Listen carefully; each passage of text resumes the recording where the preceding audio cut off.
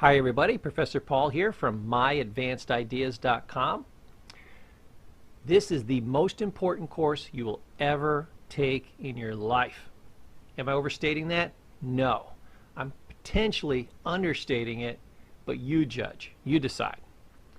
In this training, we're going to teach you why people do the things they do, and conversely, why you do the things you do. These are literally the principles, the concepts, the primary rules of how the game of life is played. Let me ask you a question. How can you win at a game when you don't even understand the rules? This should be the first course you ever took in your life. The first set of understandings you were ever given in your life. From the time you could read or understand language, this should have been put in front of you. Before you ever picked up a crayon, before you ever learned one thing in school, you should have learned the rules of life. Why people do the things they do, both yourself and others. Otherwise, you can't win at the game of life. So you've been cheated your entire life, and it's not your fault. All the issues you've had, the pains you've had, you have been cheated. Today, we're going to give that back to you. So like I said, is this the most important course you'll ever take in your life? I think before you're halfway through, you'll realize it was. Okay, a few quick goals for this training to really drive home the value. 1, increase understanding of ourselves and others and the world around us. Like I said, if you don't understand how the game is played, you cannot win. 2, to see past illusions. Most of what you believe is true is actually false. How much? In excess of 99.99%. If you believe a lie, if you buy into a lie, if you believe what you've been bought and sold, what you've been taught and told, that is a lie, your entire life will be a lie. And everything you do, everything you try to achieve, everything you try to accomplish will be based on a false premise. You're not going to win. Illusions is one of the major reasons you're not making it in life at the level you want to and can. So we're going to take that anchor off your neck. 3, understand why we are the way we are. A lot of people put too much pressure on themselves, too much blame on themselves. They don't understand why they are the way they are and what has happened to them over time. By understanding why you are the way you are and how you became that way, it'll take a tremendous amount of pressure off. It'll give you new insights, new understanding, and new freedom. That's the next thing. 4, release old pain from the past. You are not your past.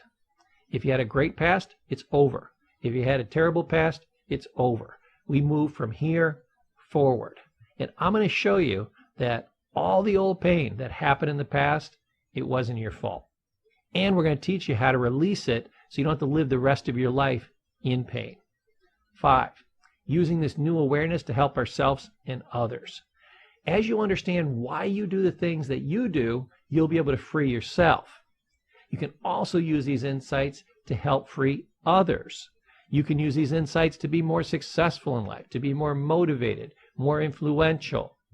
You have so much potential, and you have been held back because you didn't have these core concepts.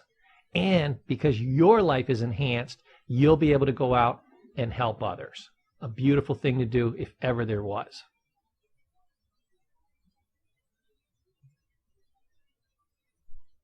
So, here's the first concept that you need to understand. People are amazingly simple. We complicate people.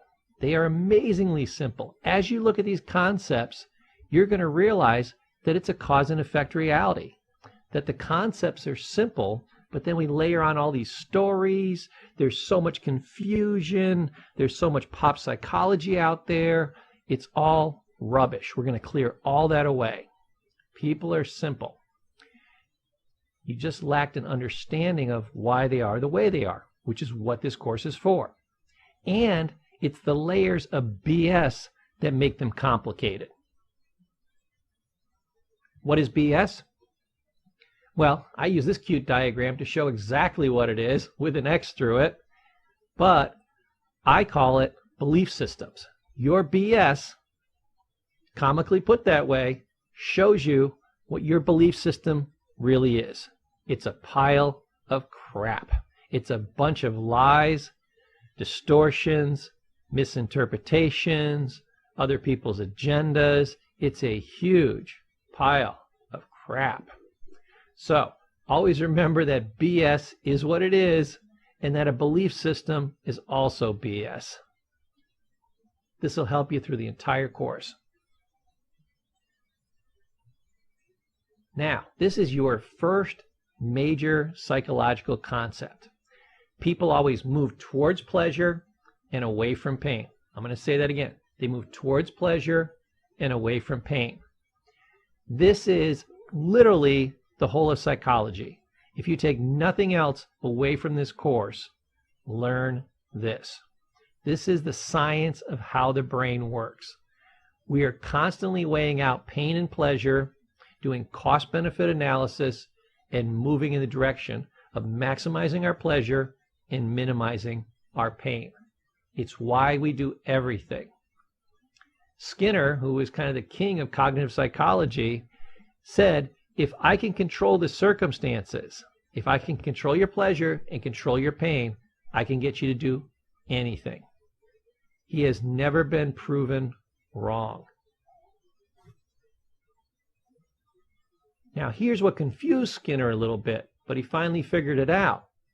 It's not just pain or pleasure, it's perceived pain and perceived pleasure. When you're a little kid, if you're bad, your mom wants to inflict pain, she spanks you. Now, there's some guys running around out there that'll pay extra for that. Why? Because they've misassociated pain with pleasure. They think getting a spanking means pleasure. It's somehow sexy. So they've confused it. You'll see people that do this all the time. You'll have two things taken as totally different. Like when I look at people in the gym and they're lifting those heavy weights and I see the strain on their face and the sweat and you can feel the pain in your muscles, I go, this is massive pain. I want to get the hell away from this. They look at it and say, no pain, no gain, baby. I'm getting tough. I'm getting strong. I'm getting buff. Chicks are going to dig me. And they keep pumping and pumping and pumping. I'm going to outdo my buddies. They see that pain as massive pleasure. They've used mental alchemy to transform pain into pleasure. So that's a good way of turning pain into pleasure, perceived pain, real pain into perceived pleasure, right? That's a good use of it. Other people have associated pain with certain things that could be pleasurable. Like for most people, one of the top 10 fears, it's usually in the top 2. People have 2 major fears in life: dying or public speaking. Now, sometimes public speaking is number 1. That's where you get the expression, I'd rather be in the box than giving the eulogy. People are so afraid of that. But I used to be afraid of public speaking, and now I do it for a living. Why? I associated pain with being up on that stage. I said, oh my God, this is terrible. People are going to judge me. I'm going to screw up. I'm going to crash. People are going to be laughing at me. I associated massive pain with it. Now I know I can use it to transform people's lives. That when I get up there on stage, people actually want me to be good. When they go to my courses, they want to have massive value. And then I'm changing lives nationally and internationally. I'm having a major impact, and I'm meeting some of the most beautiful people, the most wonderful people I ever met in my life. So that's how I transformed what was perceived pain and perceived pleasure. People will have misassociations that cause variations in pain and pleasure perception. Anthony Robbins always gives a great example. He says, well, what if you're a little baby and you're walking across a couch and you take a left or a right turn as appropriate and you fall off the couch? You're going to feel massive pain and you're going to be staring at a couch. You might start associating pain with couches and think couches start causing pain. That couches literally equal pain. And when your mom tries to put you on the couch, you might start to cry. That's a misassociation. Later, you'll make new distinctions and you realize, no, falling causes pain. And you'll correct that misassociation. But we have a lot of misassociations with what's pleasurable and what's painful that we carry through life. So I just want you to understand that. So as you're using the concept that people always move towards pain, away from pain and towards pleasure, that it's perceived pain and perceived pleasure. We'll give you many examples of this as we go through the course. So, you actually live in a place called virtual reality. You think you live in a reality, but you live in a place called virtual reality. See, we act on perceptions and misperceptions, which is correct and incorrect information the same. If we think it's real, if we think it's true, we act on it the same. Hitler's PR man was famous for saying, if you repeat a lie often enough, everybody will believe it. He wasn't wrong. They're still using it in politics, and they're still using it in advertisement to this day. They know that if you set something up to look a certain way, it's perceived a certain way, that will be taken to be true. Unless corrected, unless interrupted, unless disputed, unless shown to be wrong, a misperception, a lie, will be perceived the same as true reality. So, there is no difference between illusion and reality. In marketing, they know that the illusion is the reality.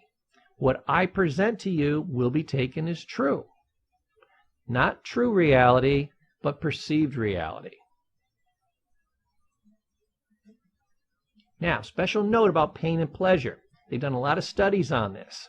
In the average study, they find that people will do 2.5 times more to avoid pain than to gain pleasure. I remember somebody gave a great example one time. They said people would do 2.5 times as much to stop somebody from stealing $10,000 from them than they would do to gain $10,000, which is what? Pleasure. So hear that again. You would do 2 times as much to stop somebody from stealing $10,000 as you would to gain it, even though they're both what? They're identical. They're both $10,000. They both have equal worth. So, as you're trying to motivate others, as you're trying to motivate yourself, realize what is more motivating. What causes people to take more action? Avoidance of pain. Absolutely. Now here's your last concept to wrap up this part. There is no such thing as an unselfish act. A lot of people will argue this, but it's absolutely, positively true. We are completely driven by self-interest. You won't take the slightest action, remember the pain-pleasure model, unless it's maximizing your pleasure and minimizing your pain. Remember, perceived pain and perceived pleasure. So sometimes it will seem the opposite. People say like, well, what about people like Mother Teresa? I guarantee if you told Mother Teresa, hey, you're going to work in a factory and you're going to twist nuts on bolts and you're going to do that for the rest of your life, and that's going to save millions of crying children, she would never have done it. Why did she do what she did? She did it because she was impacted by the people. It caused her massive pain to see them in pain, and it caused her massive pleasure to see them relieved of that pain, to see the joy, to have the benefit, to have the satisfaction of that. So she was completely driven by self-interest to do that. If she had to do it in a factory from 1,000,000 miles away, saying, well, it's nice I'm saving these people, but I really can't see it, I really can't feel it, she wouldn't have maintained the motivation over the years. She wouldn't have been able to do it. I remember there was an episode of Friends, and Joey and Phoebe were arguing back and forth about, is there such a thing as an unselfish act? And Joey said, well, here's an unselfish act. I'll give you my muffin. And Phoebe said, oh, thanks, that's very nice. And he said, see, that's an unselfish act. And Phoebe said, but Joey, did that make you feel really good that you gave me your muffin? And he goes, yeah, it kind of really did. Oh, that was your benefit. It wasn't an unselfish act. Martyrs think they're doing everything unselfishly. I give and I give and I give, and my children just don't understand, and I'm doing everything. I'm so unselfish. I unselfishly give everything. I've given my entire life to these children. No, you haven't. You perceive not being a giving parent as massive pain. You perceive giving as massive pleasure, and you get a lot of secondary benefits from this woe is me. I'm such a great person and everybody else is bad. That's a gain for you by playing the martyr. How many people actually like a martyr? Being a martyr isn't a great thing, but the person who's being the martyr, they see it the way I described it to you, and they gain massive pleasure from that. They think that is fantastic. I guarantee you, what anybody is doing, they're doing something nice, they're doing something bad, or even evil. They're doing it because they think that's the way to get ahead. They're weighing out the pain and pleasure of it in their mind, and they come out ahead. Even thieves, people that scam you and rip you off, they say, hey, wasn't that funny, pleasure, when we conned that guy? What an idiot. And they get massive pleasure from that. Then they're counting their money and they're like, damn, this is massive pleasure. And they mitigate the guilt by saying, hey, I taught them a valuable lesson. I only screwed them out of a couple of $100. That's a $60,000 education. This will keep them from getting screwed in other areas in their life. You know, idiots need to get spanked. I'm providing a public service here. Fool and his money are soon parted. It's not my fault. See how they wrap the logic around it? So they avoid pain of being this evil person. They actually act like they're doing a public service. They have massive pleasure around it. It's fun for them. They feel skillful. They think it's funny when they con people. They get the money. Win, win, win, win, win, win, win. Why wouldn't they do it? Now, an honest person perceives conning somebody as massive pain. You're a bad person. You gyp somebody. If you're religious, you're going straight to hell. You know? And they gain massive pleasure by being a good person. They find a dollar in the ground. They go, hey, is this your dollar? And somebody could be lying, but they give it to them and they're so happy. Why? Because I just proved I was a good person. I just get this surge of endorphins. Notice the quote-unquote good person and the bad person are doing the good and bad acts under the same rules, under the same laws, and to gain the same result. To avoid pain and to gain pleasure. Each is using a different system to get to the exact same place. And neither of them is being unselfish. Make sense? Great. Let's go on to the next section. Hey everybody, Professor Paul here. Welcome back. If my voice sounds significantly different from the last section, I got an upgraded microphone. I want you to know that I'm not altering my voice in any way. It's just a really great microphone, so it sounds significantly different.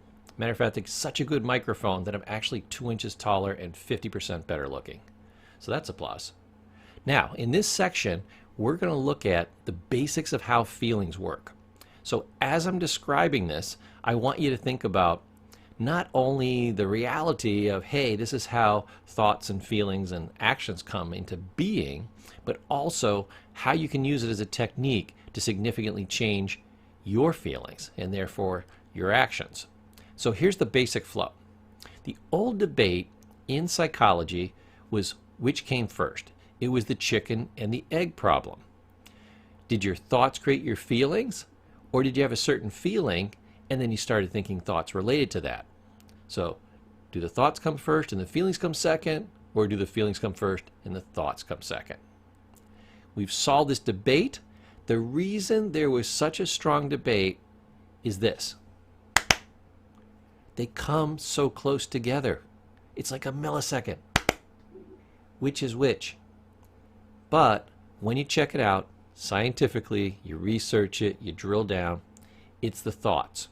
Your feelings are always based on the thoughts that precede it. Remember that quote. Your feelings are based on the thought that precedes it. So, you have a thought, that creates a certain feeling, And then based on that feeling, you take a certain action. So that's the basic flow. They teach this in REBT, which is Rational Emotive Behavioral Therapy. Now, here's what I want you to get. And watch this over and over again if you have to. It's a simple enough concept, but it's huge in psychology. Thoughts and feelings will always match. If you have angry thoughts, you have angry feelings. If you have worried thoughts, you feel worried. If you're thinking happy thoughts, you feel what? Happy. You're catching on. Absolutely. Now, when you think angry thoughts, what percentage of the time do you get angry? It's 100%. They will always, always, always match. There's no such thing as a mismatch. So people will say, oh, I need anger management help. And, I say, well, what's going on for you? And they go, blah, blah, blah, blah, blah, angry thought, angry thought, angry thought, angry thought. And they say, whew, I just can't get over these angry feelings. I'm like, here's what I want you to do. I want you to listen to your thoughts. And I want you to notice that anytime you have an angry thought, you have an angry feeling. And that anytime you're not angry, you're not thinking those angry thoughts. Now they look at me a little strange, but after a day of doing this, they realize that their thoughts and their feelings always match. And the solution to their anger is to let those angry thoughts go. Just stop them right in their tracks. How do you do that? You think about anything else. I don't care if you read a book, you read a road sign, you read soup can labels, you start singing with the radio, you start doing math in your head. Anything that isn't focusing on the angry thoughts will make them disappear. Now, your thoughts and your feelings are always going to match. Here's the other thing that's happening in the background. To feel angry, you have to be thinking an angry thought. When?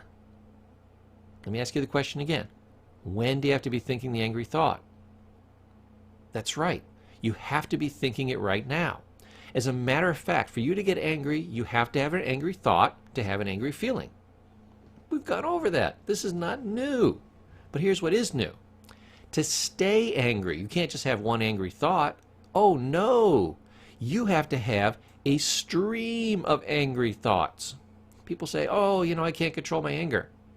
You're not controlling your thinking, which is focus management. You're not choosing what to think about. You're just letting your thoughts run away with you, and then they're creating these horrible feelings. And for some strange reason, you don't want these feelings, but you stay on these thoughts. Choose again. Control your own mind. Choose again. Choose not to think angry thoughts. Choose to have any other thought in the world. You might even want to choose a thought that matches with the way you want to feel. Why? Because thoughts and feelings always match. You are always creating your internal state and then blaming it on something external. It is the most common psychological misconception that the outside creates the feelings. No, it's the inside. It's your thinking. So, not only do angry thoughts create angry feelings, you have to keep going in a constant stream. Matter of fact, I would do this with depressed patients. They'd be telling me, oh my God, Mr. Paul, blah, blah, blah, blah, blah, and they'd tell me all their things that are so depressing in their life. And then I'd kind of interrupt them a little bit, and I'd tell them a little joke, and they'd laugh. And I say, well, tell me what you're talking about again. And they go, oh yeah, yeah, and I was blah, blah, blah, blah, blah, and they go through all their depressed thoughts and all their depressed feelings. And I interrupt them again, and I tell them a little joke or make a funny comment, and they laugh at it, they're trying to be nice to me, and of course it was a little funny. And I say, hey, stop right there. Notice what happened. How'd you go from horribly depressed to laughing at my joke and back to horribly depressed? Because I've watched you do it twice already. When I interrupt their thoughts, when I make them think about something else, even my stupid joke, even if it wasn't that funny, it's enough to distract you from your depression and stop it in its tracks. And you've got to start thinking the depressed thoughts again. So anytime, and this is what I told the patient, anytime you're not thinking a constant stream of depressed thoughts, you feel okay. Have you ever been really depressed and then you got distracted, like, you almost got hit by a car or something shocked you and you forgot about it, or the phone rang and you got into this conversation, you started focusing on somebody else, and all of a sudden your depression was gone. But then when you hung up the phone or the incident had gone by and you went back to your old patterns of doing what? Thinking a constant stream of depressive thoughts, you got depressed again. I want you to notice something. Here's a great psychology trick. We're going to find out if the problem is caused by you or all these other outside things that you blame it on. Oh, I'm so depressed because of the government and my taxes and my job and my wife and my kids and blah, blah, blah, blah, blah. I want you to get alone in a room by yourself. And I want you to notice who's in there and who's not. I want you to notice that anything from your past, anything that you're worried about, is not currently happening. And I want you to see if you're still depressed. Alone in a room by yourself, still depressed, you can figure out who is the person causing your depression. Do you get it? You're the only person there, and nothing is currently happening. You, in real time, alone in a room by yourself, are watching you cause your depression. You also cause your happiness. I'm going to blame that on you too. You cause your happiness. How? By thinking happy thoughts. You cause yourself to be worried. Why? By thinking a stream of thoughts, things that worry you, you will feel worried. They always match. I want you to feel empowered to realize that you have control over these things. So, here's the next piece. Feelings are amazingly simple. They are drop dead, stupid, simple. We've been told they're wildly complex. Oh, they're from, deep-seated unconscious forces and childhood issues and latent programming, and, the government's warping your mind, and, there's all these different layers of drama and subcontext, and everything's very unconscious. What a load of crap. I'm sure somebody sold a book based on that, or got you to take 6 years worth of therapy based on that. Absolute rubbish. We just went over how simple it is. You think a negative thought, you have a negative feeling. You think a positive thought, you have a positive feeling. Boom. So feelings are not complex. The story, this whole drama, this story about, oh, I'm so depressed, and it's based on this trauma, and then this happened, and then this other guy did this, and this other person did this, and that's when the bear attacked me and the fire broke out, and you create this whole story, this ridiculous story of layers and layers and layers of why you feel this way. That becomes wildly complicated. I'll have a guy come in and say he asked a pretty girl to the dance, and the girl said no.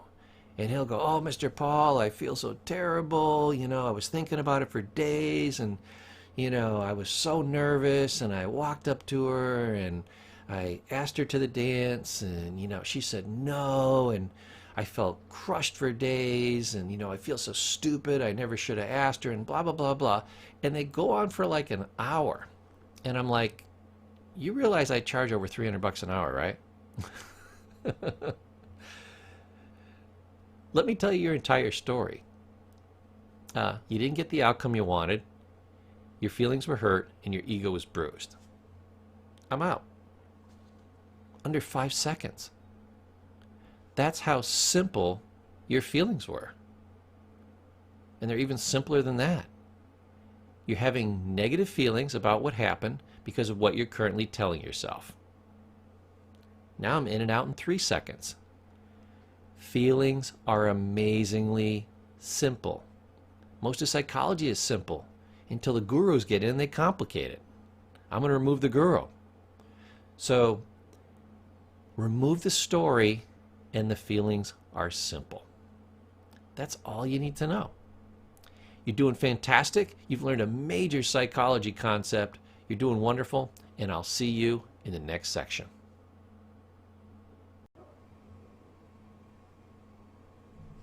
Welcome back.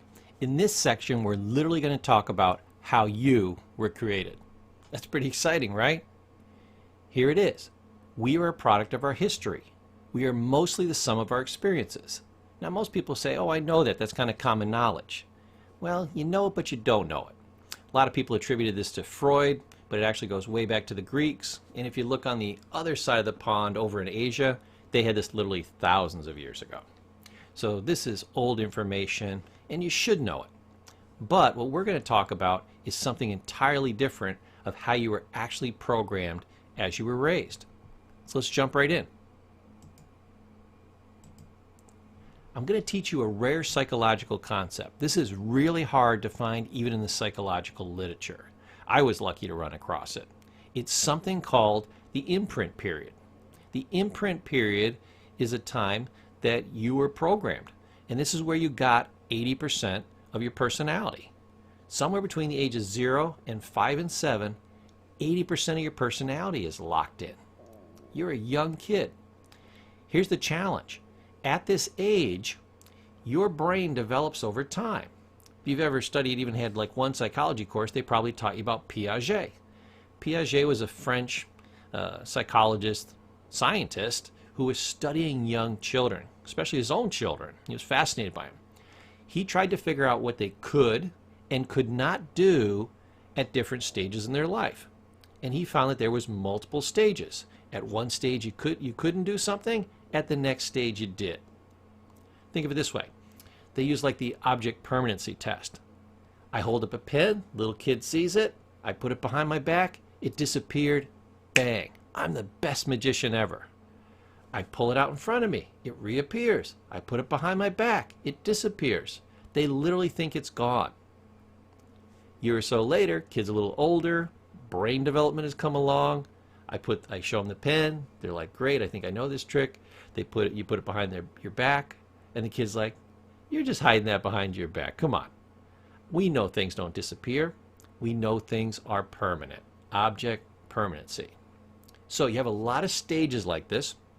And I'll teach you an interesting psychological fact. Your brain isn't fully formed until you're 21 years old. And the last thing to come in is the higher end executive functioning, which is basically critical thinking and good solid planning and decision making. So good thing they raised the drinking age to 21.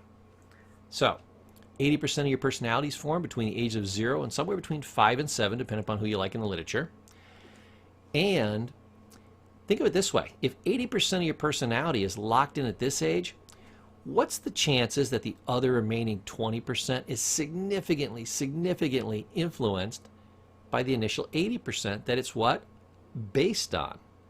So some people in the literature will say the imprint period really affects a minimum of 80%, and it's more like 90, 95, 98% of your personality is developed during this time. Some of it just has to wait a little bit longer to develop, but it's based on what? The original core personality.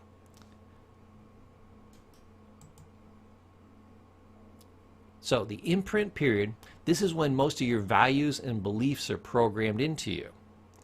This is the systems by which you're going to think and you're going to perceive the world. Here's the challenge. When you're this young, you may ask a lot of questions, as you become verbal, obviously, but you do not question the answers. Steve Martin used to have a funny joke he'd tell from the stage. He says, hey, I got a great joke for you to play on a 5-year-old. He says, here's what you do. You hold up a pen and you say to the kid, banana, banana, banana. Then a couple years later, when the kid goes to school, he's going to be shaking his pen. He'll be like, damn thing doesn't work. And he'll shout out to the class. He'll be like, anybody have an extra banana I can use? A banana? Anybody? A banana? Now that's a funny joke, but not if you're that kid. You believe everything you are told because, again, you do not discriminate. That's a later psychological function that you physically do not have in your brain yet. You are plug and play. You take commands from the outside world. Everything you see, you literally believe. Everything you hear is gospel, as if it came from me to God to you. You are simply being programmed. This is a dangerous time, and I'm going to tell you why. It's a dangerous time because here's who is influencing your child, or looking back retroactively, who influenced you. So, who impacts us during the imprint period? First and foremost, major influence, our parents. Now, I think most parents are very kind and they're loving and they want the best for their kids, but they're also experimenting on their children as they go. Most parents, and you know, I go over this in my parenting class, they do what's called nothing to it parenting, on-the-job training. They're going to learn as they go along. You know, my joke in my family, because I'm the baby, I have 4 older sisters, is that we had 4 rough drafts before the final masterpiece. Now I laugh at that, but my sisters don't. So, but that's true. Okay, my parents experimented on child number 1, child number 2, child number 3, child number 4. Guess what? If you practice something, you get what? You get good at it. So they got better and better as they went. It's a little less fortunate if you're the 1st, 2nd, 3rd, or 4th child. Best if you're the 5th. Boom. By the time you get really good at parenting, what? You're out of business. Not a great way to do it. And again, most people do nothing to it parenting. What they do is they say to themselves, I am awesome, naturally. You probably instinctively knew that about me. I'm awesome. I'm an awesome human being. That's what everybody says to themselves. But I have these little flaws. And if my parents had done these 5 things, you know, or I didn't have these traumas in my life, these things didn't happen to me. If I could just eliminate these couple of bad things and these, you know, 5 things that my parents did wrong, I'd be super duper double awesome, if that's a real thing. So let's say it is. So what do? They raise their kids exactly the way they were raised, except they alter those 5 things. And they don't realize that their parents said the same thing, and their parents before them, and their parents before them. I used to do a survey in my parenting classes. I would say, you know, or when I was doing therapy with people, I'd say, okay, let's go over your list of parenting skills just so I'm kind of up to date with what you have and what you don't have, so I won't, you know, share any information that you might already have, because that would be a waste of our time. Remember, I'm very expensive. So I would say, okay, how many people in here have a bachelor's, master's, or doctorate in parenting or family therapy? Anybody? No? No hands? Okay. So, anybody taking maybe a 7-day workshop or something like that? You had 1 class in it. A class? Anybody with class? Almost no hands go up. All right. Check in again. Anybody read a book on parenting? Virtually no hands go up. You know, this might be in a room of 300 people at a seminar. So far, 3 hands have gone up. Then I say, well, maybe listen to a cassette tape when you're driving around your car. Anybody? Anybody? Bueller? Bueller? Little or no hands going up. Well, maybe you're sitting around the podiatrist's office, you picked up a pamphlet, you flipped through a magazine, you know, something. Almost no hands going up. Think of it this way. For me to go into your home and to give you a little bit of advice about your child, I got to get a bachelor's, which is 4 years. I got to get a master's, which is another 4 years. No, now I'm 8 years in. I got to do a 2-year internship. And now I'm brandy new. I probably stink at it, but I got 10 years into this, and I can give you 1 piece of advice about your child. That's how complex it is. But parents go out and say, oh, there's nothing to it. I'm just going to, you know, do it like my parents did, and I remember exactly how they did it.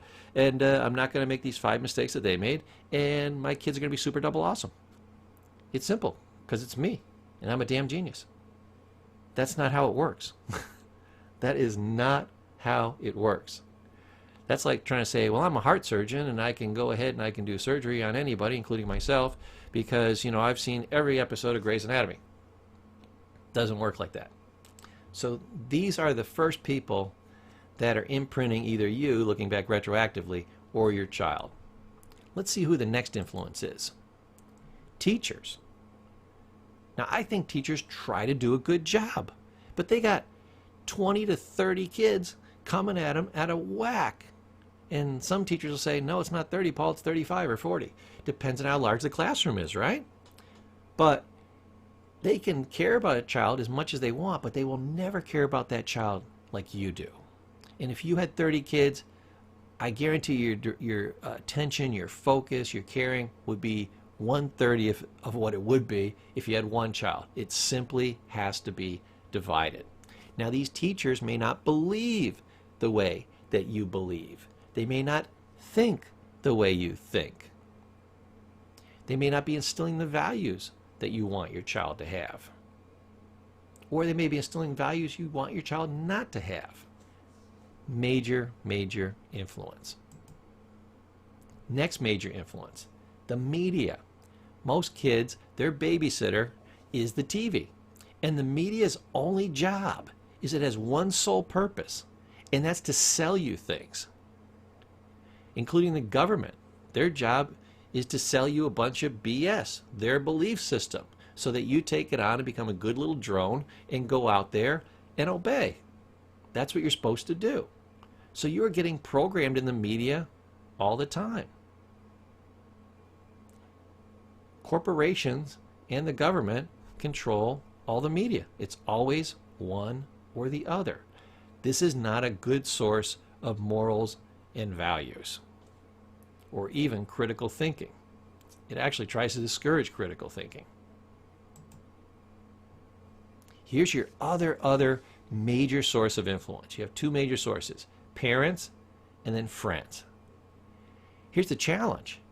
Unfortunately, these kids are between the age of 0 and somewhere between 5 and 7. They are also young and clueless. And for a good portion of the time, they're still pooping their pants. These are not the people I would go to to get good life advice. This is the blind leading the blind. This is going to go horribly, horribly wrong. And it's not their fault.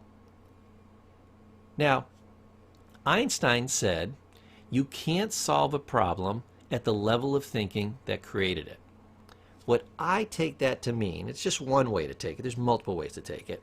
But one way that I take it, and you can take it from me, is that if I'm 5 years old and I've got a 5-year-old's bulk of experience, store of experience, and you're a 5-year-old and you got a 5-year-old store of experience, you'll have a little bit different experiences than me, so you might be able to teach me a few things. But basically, I'm at a 5-year-old level, you're at a 5-year-old level. To go higher, I really need somebody that's 6, 7, 8, 9, could be 90. But I need them to be above a 5-year-old level. Unfortunately, we tend to hang out with kids that plus or minus a year or two are our age.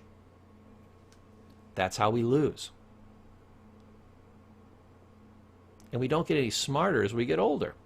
Look at your high school kids. They're all trying to figure out dating.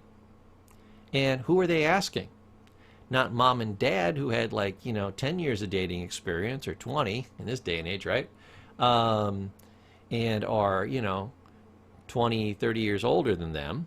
They're asking their other clueless friend that's been dating for about 6 months or 6 days or 6 minutes, or hasn't even dated yet, just lies about it, or says, hey, I'll give you some advice even though I have 0 experience. So we tend to do this throughout our lives. Rarely do we seek out experts, and rarely do we seek out our elders. Now, in this imprint period, remember, you're being programmed. You're like a computer. You have a hard drive. So I'm going to teach you a computer term. It's called GIGO. It's pronounced GIGO. G-I-G-O. Garbage in, garbage out. Data in is the data that comes out. So, whatever is put in, that's what's going to come back out. I tell people, don't read crap, don't watch crap, don't listen to crap. You know why? Because that's what's going in. And eventually, if enough crap goes in, you're going to be what? That's right, ladies and gentlemen, you're going to be full of crap.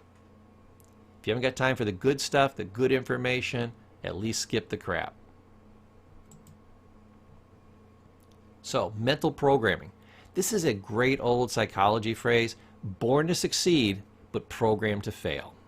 So I want to tell you something, and this isn't to let you off the hook.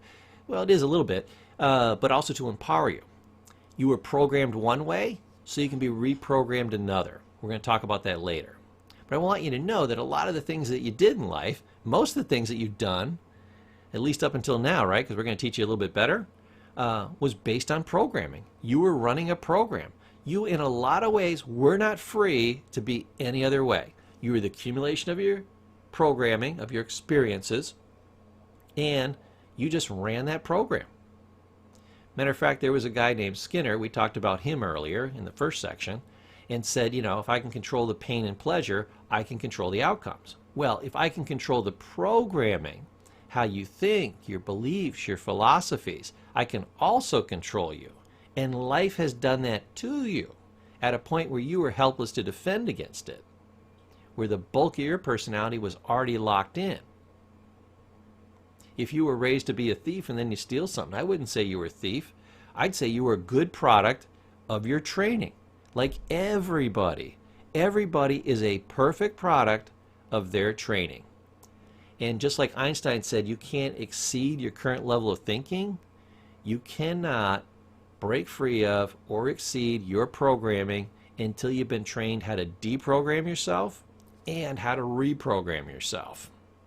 I'm going to show you how to do that later in this program. So you'll want to go all the way through this training. Don't miss that. You will miss the only thing in life that will set you free. I'm going to repeat it. If you miss that, and it's like the last section of the training, or very close to it if I remember correctly, you will be stuck and you will not be able to change. Hey everybody, you're still here. Fantastic. You're doing wonderful. Proud of you. Now, we're going to jump in and we're going to learn about values and beliefs. Here's why they're so key. Remember in the last section we said you need to learn how to deprogram yourself? One way you can do it is through self-exploration. Look at your values and beliefs. Your values and beliefs are going to determine 95% of the actions you take. Here's the question. Are they the right values and the right beliefs? You have to know. These are literally the driving forces in your life. They are driving your life. And it's like you're not even behind the wheel. Because remember, you were programmed and you didn't examine it. Now we got to go back through and re-examine it, look at it, judge it, see if it's the way we want to be, the values and beliefs that we want to hold, and then move forward. We'll keep the ones we like, and we'll get rid of the ones that we don't like. It's the only decent way to live, right? So, values and beliefs. Remember we said beliefs are a belief system. So because they're BS, they have to be rigorously examined. So, there's a lot of different areas. I just put down some key areas here that I just kind of picked at random, but there's thousands of them. But at least go through the primary ones. So what are your values, what are your beliefs around money? And everything sometimes is based on the alternative. So you want to have time to go out and get money, but you also want to have time with the next one, family. Well, I've got values and beliefs around family, I've got values and beliefs around money. If you ever want to see somebody in conflict, this is one of the major life conflicts. You'll see it in every individual, you'll see it in every TV drama, and every movie. People trying to decide between family and money, family and money. What do I do? What's the right balance? How should I do it?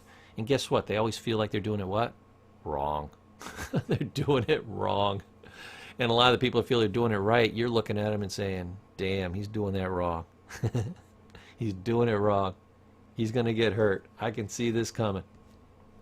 So, look at money, family, honesty, hard work, trust, your honor, the nature of man. Are people good? Are they inherently good? Are they inherently bad? Is there just a boatload of gray? You know, what is it? Look at what you deserve. Sometimes you don't think that you deserve enough. Other times you think you deserve too much. They're both errors.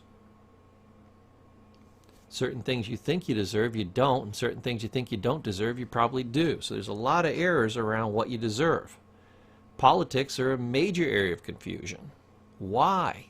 Politics is designed around lying to you. I don't care if you're Republican, Democrat, Green Party, undecided. Everybody's lying to you. Here's how you can tell. Their lips are moving. May the best liar win.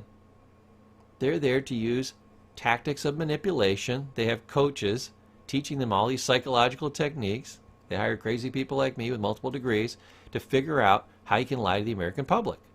Therefore, people will sit there and they'll argue back and forth with their friends over their politics, and they have no idea what they're talking about. Probably both people, as you listen to them in the room, if you're wise enough to get through the lies, will realize that both of them are wrong. Now here's the third thing that's going on in the room. You're sitting across the room, you're listening to them, you're doing exactly what I said, you're seeing the flaws in both their arguments, and there's a third flawed person in the room you didn't account for. You've been lied to in politics. I've seen so many people get excited like about a candidate, and I said, do you know this candidate? Do you know who they are? Have you ever had even lunch with them, one conversation with them? No. Then where'd you get your information on this person? Newspapers, which get paid to lie to you, TV that gets paid to lie to you, magazines that get paid to lie to you, pundits that get paid to lie to you, and then the politicians themselves that get paid to lie to you. There's nobody that's getting paid to not lie to you. So politics is a weird area where our values and beliefs are virtually all pure BS. Why? Because we're not getting any accurate information from anybody. It's about the one thing we can be sure of. Religion is very, very similar. Virtually every religion says, I have the one true God. There's something in excess of 1,000 different religions. I guarantee you, if that's true, 999 of them are going to be very upset when they find out they don't have the one true God. And religion is based on old stories. Even the Bible, the Christian Bible, was written over hundreds and hundreds of years by multiple authors. They say it's the Word of God. No, it's not. It's the Word of man. It's all from memory. It was written by the scholars that figured out a minimum of 36 people, and they keep finding new ones over hundreds and hundreds of years. The Vatican is filled with stories that fill rows and rows of bookshelves that were in the Bible at one point and have been pulled out. So the Bible as you see it isn't even the Bible, but your religion is based on it. Then say you're like a die-hard religious person. If 100 people read the Bible, you'll get 100 interpretations. All 100 of them can't be right. So this is another area. I'm not saying religion is right, wrong, indifferent, anything. I'm not talking about politics is right or wrong or anything. I just want you to see the thinking can't possibly be right. My job here is to show you how deceptive your own thinking is and infer ways in which you cannot get deceived. Like the next one, fairness. If you think politics and religion is controversial, try fairness. What is fair? Most people don't even know what fair is. I tell people fair is an event in Tampa. They have the Tampa Fair. It's great. They got a tractor pull, and you can get cotton candy and go on the Ferris wheels, and there's all kinds of fun things to do at the fair, but it's about the only fair you're going to see. Why? Because from the age of 0 to about 18, before you leave the home, we run around and we try to make everything fair, and then it never is after that. The closest thing you get to fair in life is that you can choose your own actions. Where things are unfair, you can try to make them more fair. You can work the percentages. You can try to manipulate things a little bit to make them a little more fair. But fairness disappears when you leave the home. It was an illusion that the first 18 years of your life we try to give to you, and it just doesn't exist. It's very, very rare. So fairness is confusing as hell. Truth. We'll do a little section on truth and what you think is truth versus what isn't. Truth, there's actually a philosophy, it's called Zen. It's the Asian version of science. They look at something and they drill down, they look at it from every perspective until they absolutely, positively, incontrovertibly know that something is true.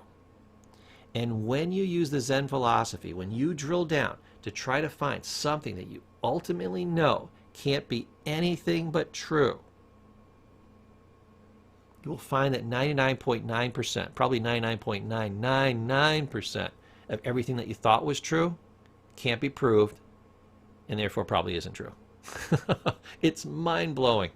To your own satisfaction, this isn't somebody else saying, oh, this is wrong, this isn't true. This is you alone in a room by yourself, drilling down and figuring it out, and you go, I can't know that that's true. Or I just discovered it isn't true. Why? Because instead of just going with my programming, I sat down and I examined it. That's why Zen is awesome.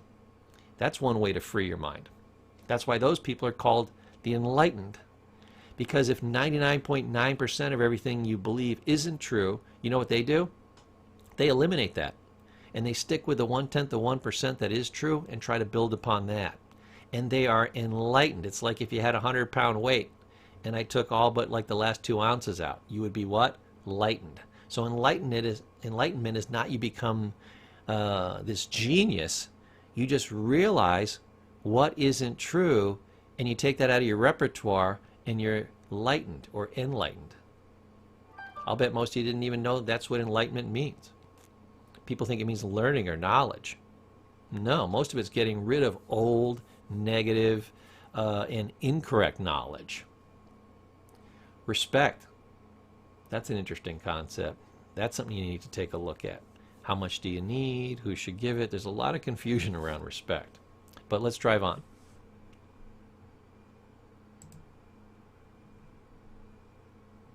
Now, people will have certain values and belief systems. Please remember, belief systems are BS. A lot of people have BS that makes their life less livable. You know, people have BS like this first example. People should never yell at me. Really? They should never yell at you?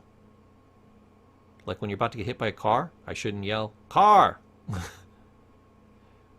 you're about to get hit in the head with something, duck! I should never yell at you? People say, well, that's not what I meant. I meant, say something mean to me. Guess what? Mean people are going to be mean. They're going to yell at you. People should yell at you. Every mean person should yell at you. Every nice person probably shouldn't. And guess what? They probably won't. Unless you really piss them off. Should is a bad word. People are going to do what they do. The only freedom we have in life is I get to do what I want to do. You get to do what you want to do, and sometimes that isn't even true. But people are never going to follow your belief systems. They are your BS, and I don't follow your BS, and you don't follow my BS. Therefore, our BS is very often going to come into conflict. This is why the divorce rate's so high. This is why people argue.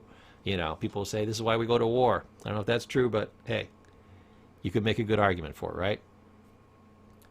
Here's another belief. If you do good things will happen to you. Who the hell told you that, and why'd you believe them? That's the most ridiculous thing I ever heard.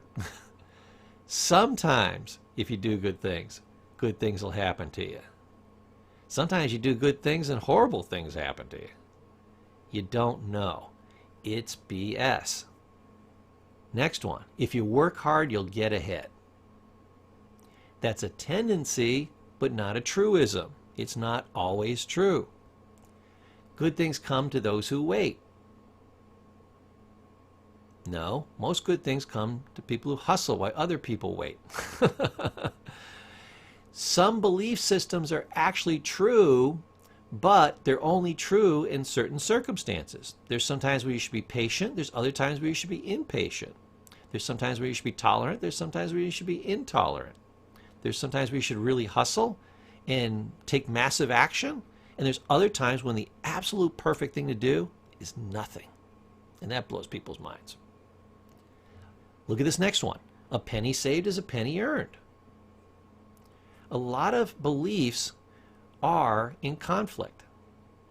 A penny saved is a penny earned. But you got to spend money to make money. Well, which one is it?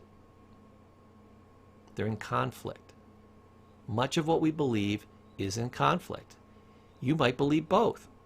So sometimes it's simply a process. You say, well, Mr. Paul, Professor Paul, it's all about, well, this is meant like this, and this is meant like this, and this is just for this circumstances, and this is in this time, and this is for this a certain case, you know, or situation, and this is for a different one, and that's how it works. But I'll tell you, if you look at them, a lot of times they're in conflict in the exact same situations. Now, we talked a little bit about the Zen, so I want to teach you an interesting piece of psychology.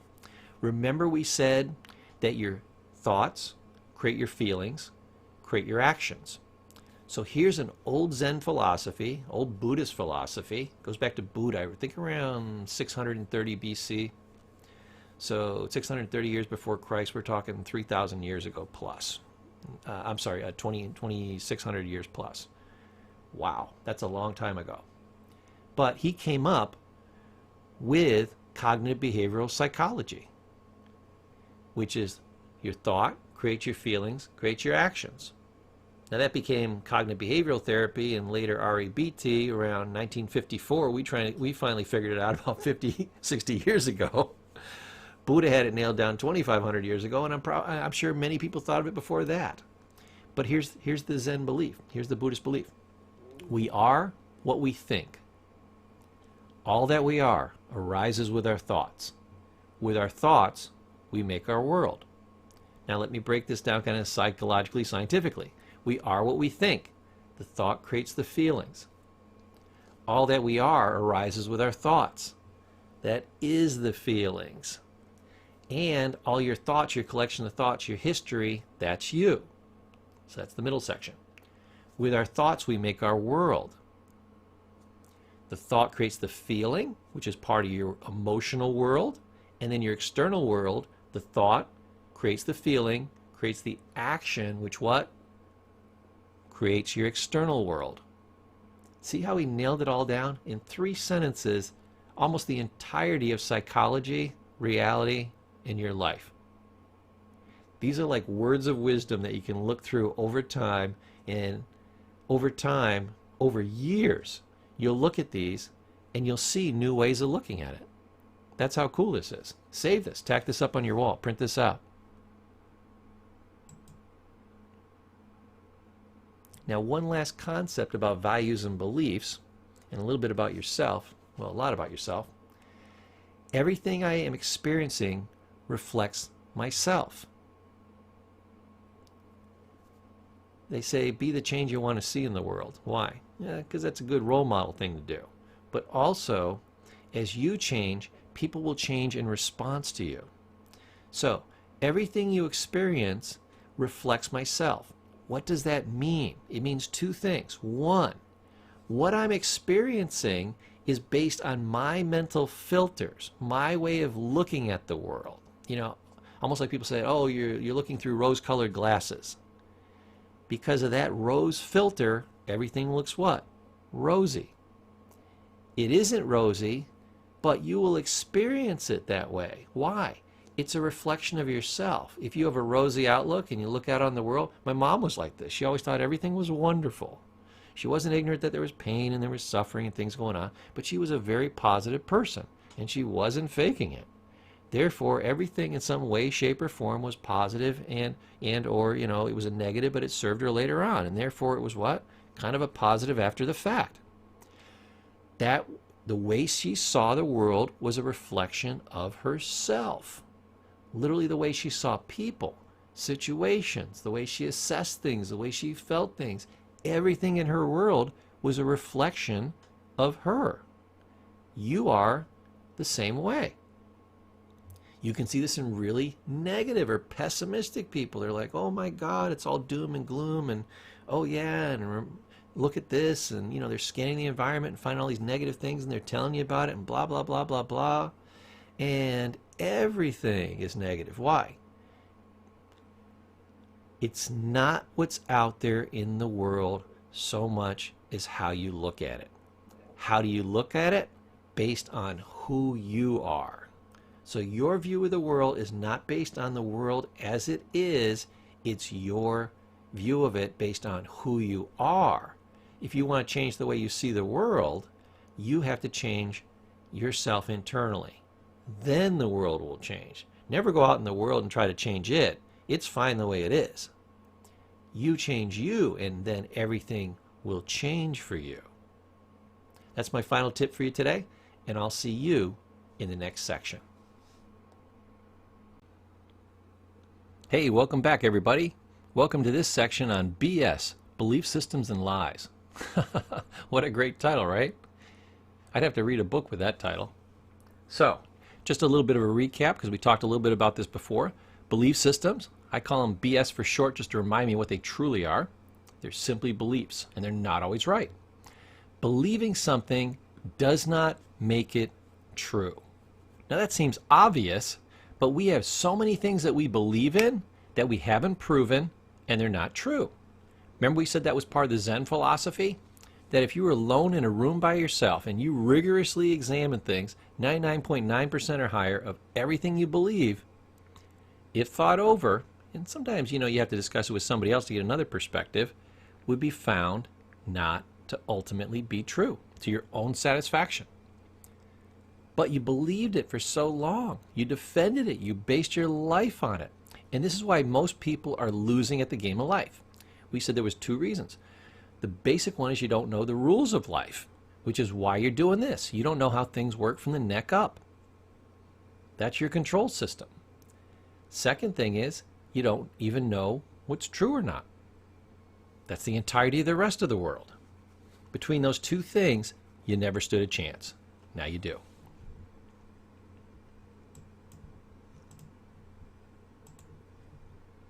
So the next concept is no matter how much you are in love with a lie, it does not make it true. And we're in love with these lies. We wrap ourselves in these lies. We make love to these lies. We hug these lies. We sleep with these lies. We're married to these lies. We are in love with our lies. We will defend them. We will give up our life for our lies. What do you think a kamikaze is? They gave their life up for something that was very likely a lie. An absolute lie. So, how do we get past this? We need to learn ways to counter our own BS, our belief system. Not questioning what you believe is called delusion. You're literally in a state of illusion. You believe something to be true, and it isn't. It's just an illusion. If something appears to be something, but it isn't, that's an illusion. I want to disillusion you, which is what? Now, a lot of people don't like that word. They say, oh, disillusion. That sounds like, you're going to crap on my beliefs, or, it's a negative word. Oh, no, no, no, no. That's the major misconception. Disillusionment is the removal of illusions. And when you remove those illusions, that fake, false information which has been holding you down and hurting you your entire life, that's the best thing a person can do for you. Your best friend is the one who disillusions you. I hope this training is the most disillusioning experience you've ever had in your life. So, primary concept, much of what we believe is actually delusion. 99.9% we said of what we believe is not true. Now, a lot of people say, how can that be? 99.9, that seems really high to me, Mr. Paul. If you said, 80% or 90, I could go 95, 98. 99.9? That's amazingly high. That's setting off my BS meter. Well, let's see. And I'll give you a very simple example. In physics, it's called the table problem. And the problem is, what the hell is a table? And you can get all the best scientists in the world studying this, and they can't agree on what a table is. So get all the most brilliant minds in the world, get them in a room, and they're not going to be able to figure out what a table is. And you're like, I can figure out what a table is. I'm looking right at it. It's wood. So unless that's a bad picture, you're trying to fool me, it's a wooden table, Mr. Paul. I want to thank you for coming. You've been a wonderful audience. Thanks for playing. We're done here. Everybody clap and let's go home. We know it's a wooden table. Well, you're not wrong. But that's not the ultimate truth. You're not completely right. Because a wooden table is so much more than wood. And wood isn't its ultimate thing that it actually is. So therefore, if that's not the final thing that it is, that's not what it's actually made out of, then that isn't what it is. Right? That makes sense, right? If it's not what it's actually made out of, that's not what it is. So at different levels of understanding, there's different levels of reality. So the first level of reality is, hey, you got one level right, but your brain stopped. You figured, oh, it's a wooden table. I'm done. But it's also other things. Wood is biological. So it's a previously alive organism, which is now a table. That's a different way of looking at it than it's wood. Now I can tap on the table, knock on wood literally, and say, oh, this is a solid. Here's the challenge. Wood is made out of molecules. Molecules are constantly moving. If it's moving and things actually pass in between the molecules, and they do, hello, they do, table's kind of a liquid. It's kind of a liquid.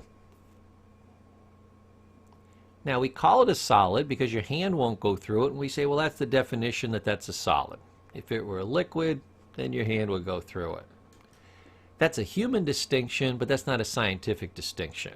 Basically, it's suspended molecules floating around. Yeah, it's a liquid. You know? Now, if I dig a little bit deeper, people will say, well, no, it's not a liquid, Paul. It's atoms. Atoms with electrons and protons and neutrons, you know, atoms. And you'll say, oh, yeah, you're right. You know, at a different level of understanding, it's atoms. So, yeah, it's atoms. And a scientist will say, you know what's interesting? It's actually made of empty space. And you're like, what? Yeah, that table is like 99.999% empty space. And you're like, yeah, no, let me bang your head against it. I'll show you it's a solid once again. And it's not mostly empty space, unlike your head. No, they're right. If you looked at the space between two atoms, it would be like 10 times the distance between the planet Earth and the moon, proportionally. Okay? Atoms are really far apart. I don't know how they ever become a solid. I can't wrap my head around it yet. I don't have that kind of wisdom. Now, if you asked another scientist, you'd say, well, the scientist would say, well, yeah, very well and good. Yeah, it's a lot of empty space. Yeah, there's some solid to it because there's atoms. Atoms are, you know, tiny particles of mass. You know, that's another solid substance, okay, quote unquote. But what is that made out of? And they'll say, oh, it's made out of light. And then they'll say, well, what is light made out of? And they'll go, well, it's, you know, it's a certain frequency. It's a vibration. So therefore the table is vibration. What? How can it be all these things? And yet it is. So depending upon how you look at it, you don't know what it is. And the best scientists in the world don't know what a table is. They don't know the ultimate reality of what a stupid table is. And you know what? The wisest of the scientists are going to say, no matter how far you drill down, that's just the best our science has.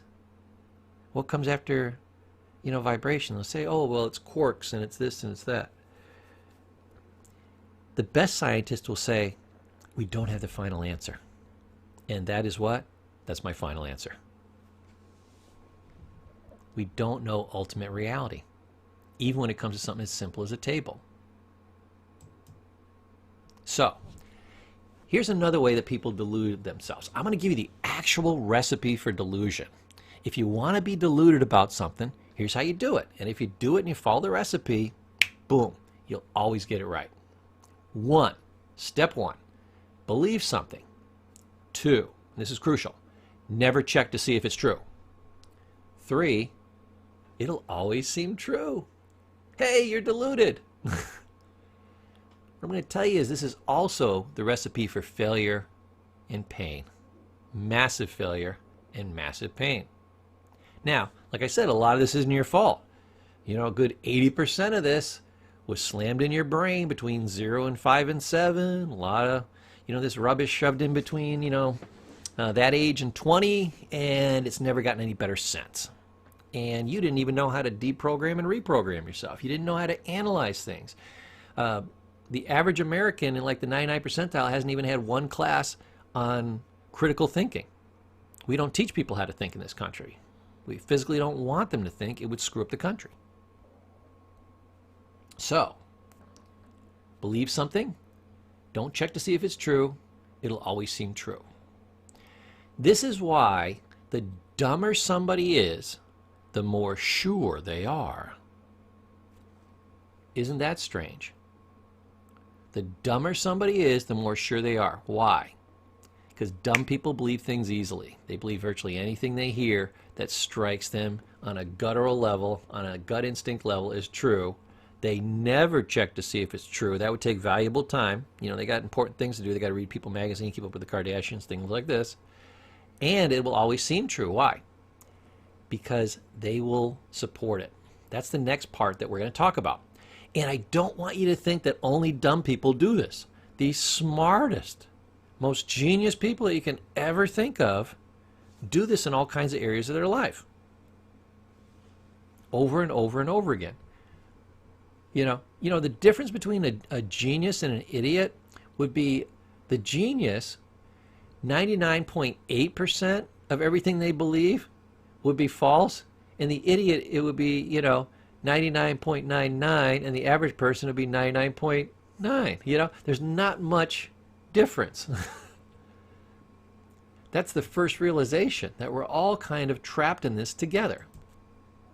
So, I'm going to teach you a brand new psychological concept. It's called confirmation bias. So, remember our recipe. Take in an idea, and then don't check to see if it's true or not. Well, we do another version of that. We scan the environment, and we go out there, and once we have a belief, we decide we want to prove it's true. So here's how we do it. We confirm it, and here's how we do it. We scan the environment, and in the environment, there's certain things that are telling us, hey, this belief is true. And there's certain things that are telling us these beliefs are false. So, instead of being intelligent and saying, what is the ultimate truth? And let's look at the things that say it's true, and let's look at the things that say it's false, and just very rationally look at it. We think we do that, but we don't. We do confirmation bias. Bias means I'm biased. Okay, I want something a certain way, and damn it, it's going to be like that if I have to shove round peg in square hole and hit it with a sledgehammer. That's what we do with confirmation bias. So when we have this wonderful belief that we're in love with, we scan the environment to find the things that support it, that say it's true, and we gather all those. Then we disregard, eliminate, or discredit everything that says they're false. And boom, we have the beautiful feeling of being right. And security and safety in our world, that we have something we can depend on. I'm telling you, man, you are living in an illusion. This ladder will not hold you up. We've got to escape this. We've got to be able to look at it, go back to what we originally talked about. Look at everything that's true, look at everything that's false, bring them together, and find ultimate truth.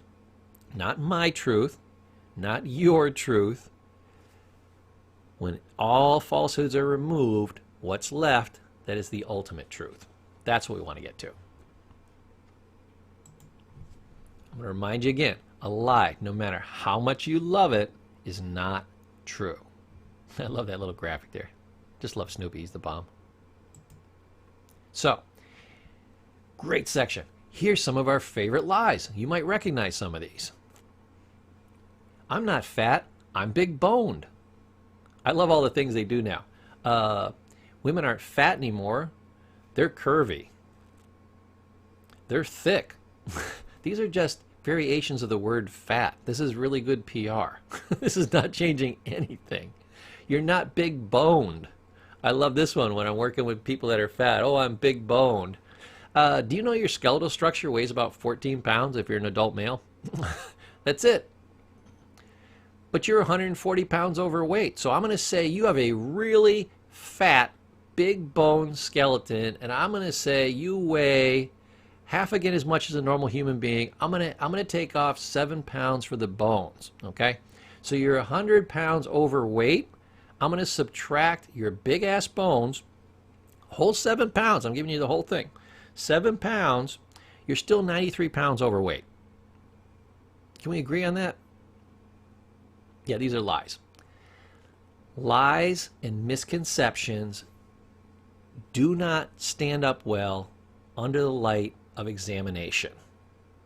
They call this reality therapy. When you bring reality in and you don't let them talk about anything that is an actual, verifiable reality, the illusions dissolve. That's all reality therapy is. That's Dr. Phil. Well, I'm having a horrible relationship with my wife because, you know, I come home and we have the same argument over and over and over again. Dr. Phil's like, did you ever consider doing it different? Oh, I tried everything. You tried everything?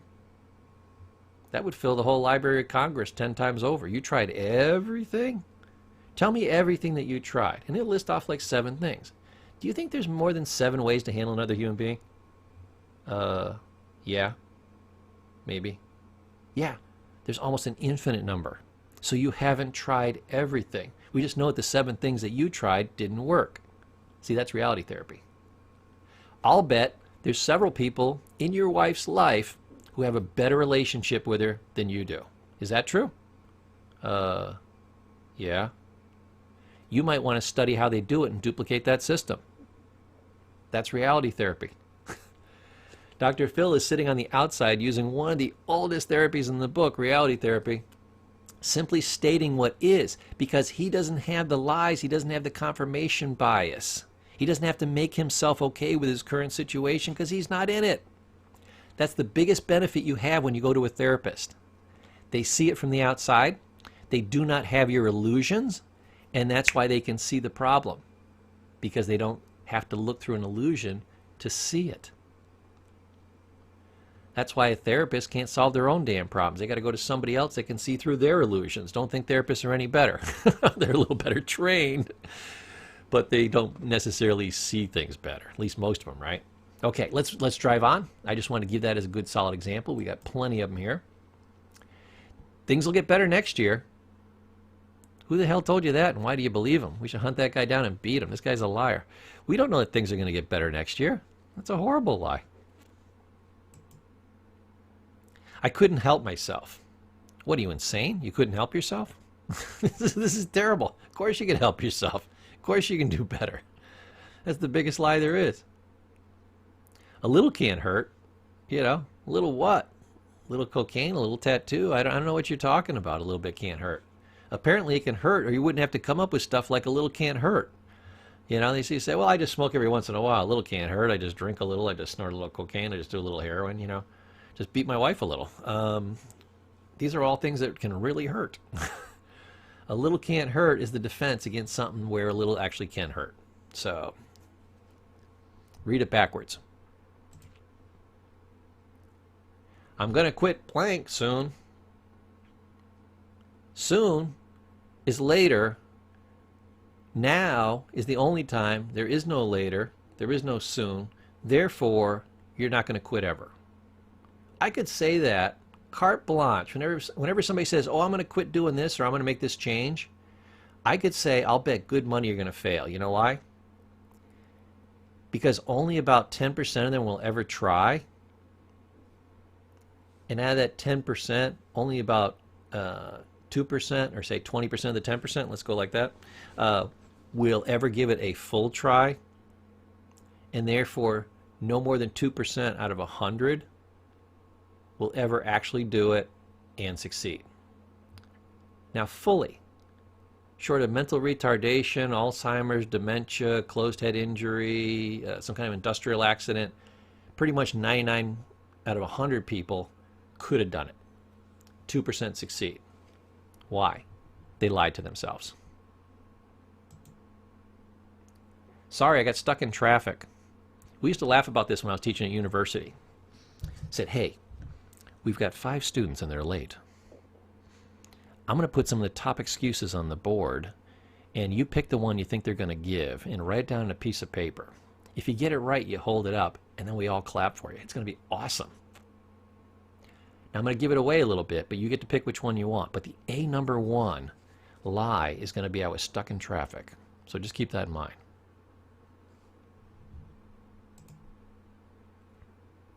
Photos can be faked, another good lie. I used to always use the joke, you know, the camera always adds like 10 pounds. I think when they took my driver's license, they had like 3 of them pointed at me. I didn't know. Why didn't you know? It's your job to know. If you didn't know, is this the first time this has happened to you, or you knew? These are all lies. They're great lies. I haven't had my coffee yet. Therefore, I get to be a complete jerk to you. I get to be mean, I get to be rude, I get to be disfocused, everything else. I haven't had my coffee yet. Coffee has nothing to do with nothing, but it's a favorite lie. People love this one. So, a little bit more about confirmation bias. Simply put, we block any information which does not match our current belief system, our current BS. When we find information which supports our current belief system, we use it to support our misconceptions and biases. And remember, we're also going to use it to block out anything that doesn't support our biases. So, confirmation bias is the leading reason, one of the leading reasons, why we do not grow. Confirmation bias literally blocks new ideas and therefore growth. If I believe in a lie and I'm blocking out the truth, I can't grow. And I can't disillusion myself. I can't lighten my load. I can't become enlightened because I believe the lie. I want you to love life. I want you to love your friends. I want you to love yourself. I want you to love the very experience of life and suck all the juice out of it. But you can't do that when you're surrounding yourself with lies. Don't let your ego get in your way and make you feel bad. We feel bad when we're wrong. I do a weird thing. I love it when I'm wrong. I want to be wrong as often as humanly possible. You know why? I don't feel that finding out I'm wrong is a bad thing. Why? Because once I find out that I'm doing something wrong or believing something wrong, I can get rid of it. I'll never pass it on. I'll feel smarter for having figured it out, you know, or being told it. I'll have new information. I know that from here forward my life will go better because I'm working on accurate information, okay? And I can now share this accurate information with other people. I'll actually feel bad not about finding out I was wrong, but defending the wrong idea for so long. That's the only thing you should feel bad about. And you don't have to feel bad about that. Why? You can't do better until you know better. So a lot of things you didn't know were lies.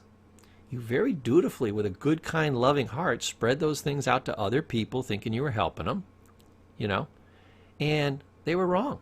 I do this as a teacher sometimes. You know, I hope I don't look back on this training 10 years from now and say, oh man, I found 5 things in there that were wrong. Darn it. 12,000 people took that training. But over my time in teaching, and I've been teaching for about a dozen years now, longer if you consider other things, but I will find every once in a while that a belief of mine that I've been talking about for years was wrong. And I got to correct myself. And I love to find those things out. So know that finding out that you're lying to yourself or something was wrong, that is freedom. That is power. That is growth. Not just new information. The most important information is not new information. It sounds strange because I'm teaching a class right now, right? It's not new information. It's getting rid of old lies. That'll make the biggest difference in your life. Not new information. We've got plenty of information. We can be very simple, very unknowledgeable people, but if we're free from our lies, we live our lives with genius. I leave you with that thought, and I'll see you in the next section. Okay, welcome back. In this section, we're going to go over the 3 major kinds of personal illusions. We've been talking a lot about illusions and how to disillusion ourselves, get rid of those illusions. So the 3 major kinds are: 1, we think we know other people; 2, we think we know ourselves; and 3, we think we understand the world. Let's go through and let's break these down one by one.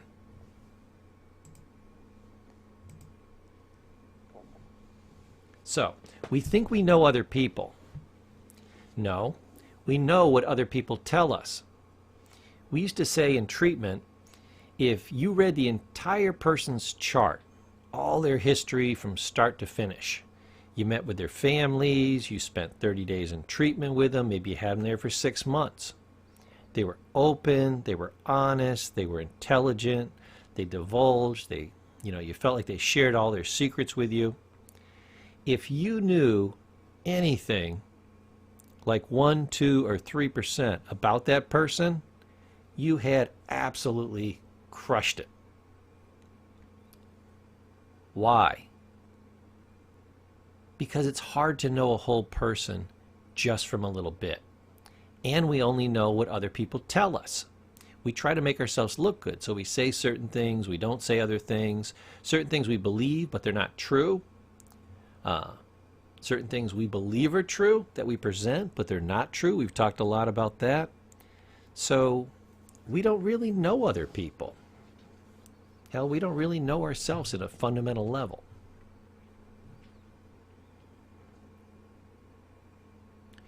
Next is we see through our biases.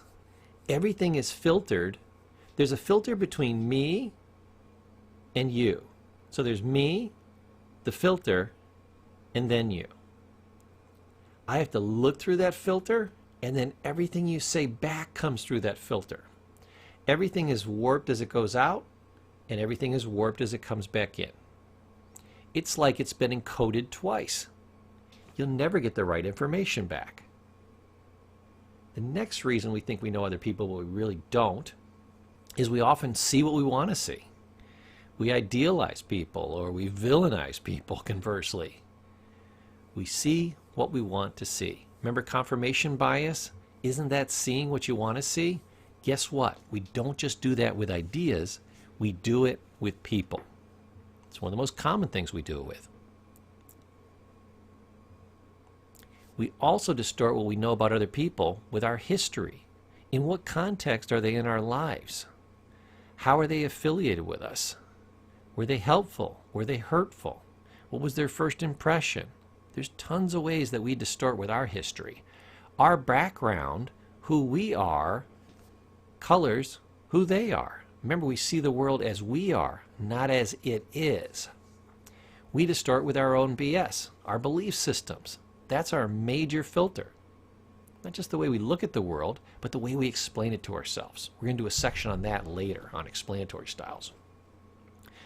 We distort with our self-esteem. Sometimes we like people better because they make us feel better about ourselves. Sometimes we like people less because they don't make us feel as good about ourselves. And sometimes we completely dislike people for no other reason than they don't make us feel good about ourselves. A lot of times it's because they're better than we are in some way, shape, or form. We take that as a personal offense. Miscommunication. One of the strangest things to understand in psychology is that it's virtually impossible for two humans to communicate and have good communication. We used to do a talking feather thing in groups, and we did it largely with couples. And these couples had been together 10, 15, 20, 25, 30, 40, sometimes even 50 years. They could literally complete each other's sentences, but they had huge miscommunications. You know what we would do? We would do an exercise called the talking feather. I would give one of the couples, say the wife, the talking feather, and say, I want you to have a conversation with your husband just talk for like 30 seconds. Give them one idea, one concept, one thing you want to communicate, and then hand him the feather. Now, he can't talk while you got the feather. You can't talk while he's got the feather. So you're going to talk uninterrupted for 30 seconds. Then you're going to, when you're done, approximately 30 seconds, then you're going to pass it over to him. And he's going to tell you what you just said. At each point where he makes an error, I want you to correct him. And then I want you to hand him back the feather. On average, they would have to go back and say the same thing and repeat it for the person and go back and forth 6, 7, 8 times on average. So say 7 times on average for the person to have got it right once. This is with people that felt they knew everything about everybody. They totally knew each other. They've been with each other. They knew each other better than any other human being outside themselves in the whole world. And horrible communication. Here's horrible communication. I have a dog. You think you understood what I said, right? Pretty simple communication. I got a dog. You're like, yeah, Mr. Paul, I understand what you said. No, you don't. What color is my dog? How much does my dog weigh? What breed is my dog? Is my dog alive or dead? Is it a good dog or a bad dog? You know nothing about my dog. You're not even picturing the right dog. So we think we communicated, but we didn't. We had more miscommunication than actual communication. There was about 5 words that I said, and we had about 37 miscommunications. So miscommunication happens over and over and over. We always layer our story upon your communication. If you tell me anything like a dog, hey, Mr. Paul, I got a dog. I go, great. What do I immediately do? I picture my dog. Or my, amalgamation of a dog, my theme of a dog, the way that I see a dog, my dog template, literally. It's a miscommunication. We do this 1,000 times with everything. Somebody says, oh, my girlfriend just broke up with me. And I said, oh, I know just what that's like. I've had several girlfriends and they left me and it was just awful. No, I have Paul's experience of a girl leaving me. You tell me about it, and I try to figure out where it's just like what I went through. And when you say something that triggers something in me, I say, oh, you felt just like me. No. It might have even been close, but it was not the same. You can even take 2 people, and you can prick them both with a pin in the exact same spot, and they don't feel the same pain. This is how hard it is to communicate in any way, shape, or form and have it be identical between 2 people. So lots of miscommunications. I think I've said enough about that. I'm going to drive on. False associations. We associate certain things with people that aren't really true. We might think somebody's really nice because we saw him hold a door for a person. Well, maybe that was his boss, and that's why he was being nice. Maybe he normally doesn't do that. Maybe he slams doors in people's faces. We don't know. So people do various behaviors, and then we kind of grade it, and then we assume they're right. And we make false associations over and over and over again. So we don't really know other people. We think we know ourselves. Not really. We have a lot of illusions. Why? Remember we talked about the imprint period? During then and beyond that, we believed a lot of what other people told us. Whether it was true or false, whether it was right or wrong, whether it was a good source or a bad source. Next, we see through our biases, and we've talked about this over and over again, so I hope that you're beginning to understand what a filter is and how many different ways that it works. All these personal illusions that we're talking about right now are various forms of filters. We often see what we want to see, which is what? It's a bias, it's a filter. I let in what I want, and I don't let in what I don't want. This is a defect of your brain, which gives you the wrong information because it's trying to protect you and make you feel better. Remember, we move towards pleasure and away from pain. Your brain does that. So when you have painful memories, it tries to move away from them. When you have pleasant memories, it tries to move towards them. When people say nice things about you, you try to absorb it. When people say negative things about you, try to move away from it. You reject it. This helps your brain to boost your self-esteem, which isn't a bad thing. But in doing so, it's giving you a massive amount of false information, and you don't even realize you're doing it. Next, we distort with our history. I remember one comedian, he said, I've had a pretty good life. Well, that's not entirely true. I have an editing process in my brain, and whenever there's something negative, I like to snip it out and I leave it on the cutting room floor. So I don't know if I had a great life, but I did some amazing things with editing. That is so funny, and that is so true. That's your positive use of your brain's editing tool. You literally do this. The comedian was saying it as if it were something funny, but it's something that's true. Matter of fact, it's so true, that's why everybody laughs. It's so true. It's what? It's funny. We distort with our belief system. I think that one's fairly obvious because most of that is a distortion in and of itself, so that's the ultimate filter. We distort with our self-esteem. Remember, we're always going to protect our self-esteem. We do it as if we were protecting ourselves, because we are. We are our self-esteem. So we'll distort things to make our self-esteem healthier and to protect it. We think it's part of us. It's actually a defect. We'll talk about that later. We can't see ourselves. So we think we know ourselves, but go ahead and do a presentation on stage. See if you know yourself. See yourself on tape. Even listen to yourself on an audio recording. You know, the first time somebody hears themselves on audio, they're usually horrified, unless they just have the most beautiful voice ever. They're horrified by the sound of their own voice. And they're like, no. You know, the tone, the cadence is the same, but that's not me. That's not my voice. That doesn't sound anything like I sound in my head, and it sounds horrible. I hope to hell I don't sound like that. And you do. And it's not horrible. It's only horrible to you. You're the only one that cares. That's the ego again. That's the self-esteem. So we can't see ourselves. We can't see how we look. You know, I used to have people come up to me and they said, Paul, you okay? You know, you look really depressed. And I'm like, I don't know. I can't see my face. What are you seeing? I thought I was relaxed. It was the one time I wasn't feeling bad all day. I wasn't nervous. I wasn't uptight. I was feeling relaxed. And you took that as horribly depressed because, you know, your face kind of sagged and your head was down and your shoulder was down. That's also known as complete relaxation. So we can't literally see ourselves. We don't know how we look to other people. We don't know how much facial expression we give off or fail to give off. We're just all guessing. We don't practice our facial expressions in the mirror. We can't see ourselves. And finally, and I think everyone will agree this is true, we both hide and distort our pain. We deflect it. What do you think muscular tension is? That's you distorting your pain. Physical, mental pain becomes locked in the muscle, and that becomes what? Physical pain. It's one of the ways you distract yourself. That's how somatic disorders start. Soma is a Greek word, just means body. Soma, somatic disorders. The pain of the brain going into the body. It's that mind-body connection. We distort our pain. We distort our pain and we tell ourselves it's worse than it is. Oh my God, this is the most horrible thing that's ever happened in the history of man. This only happens to me. Poor me. We hide pain. We talked about that.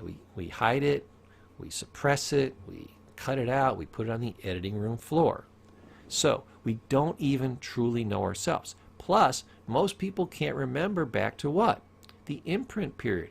You don't even know why you are the way you are because you weren't there, cognizant, watching, and remembering during the imprint period. Even if you have memories of that time, you don't remember accepting or rejecting anything. You don't remember when you learned every little thing. You know, there's only 100 people with a, what do they call that, eidetic memory?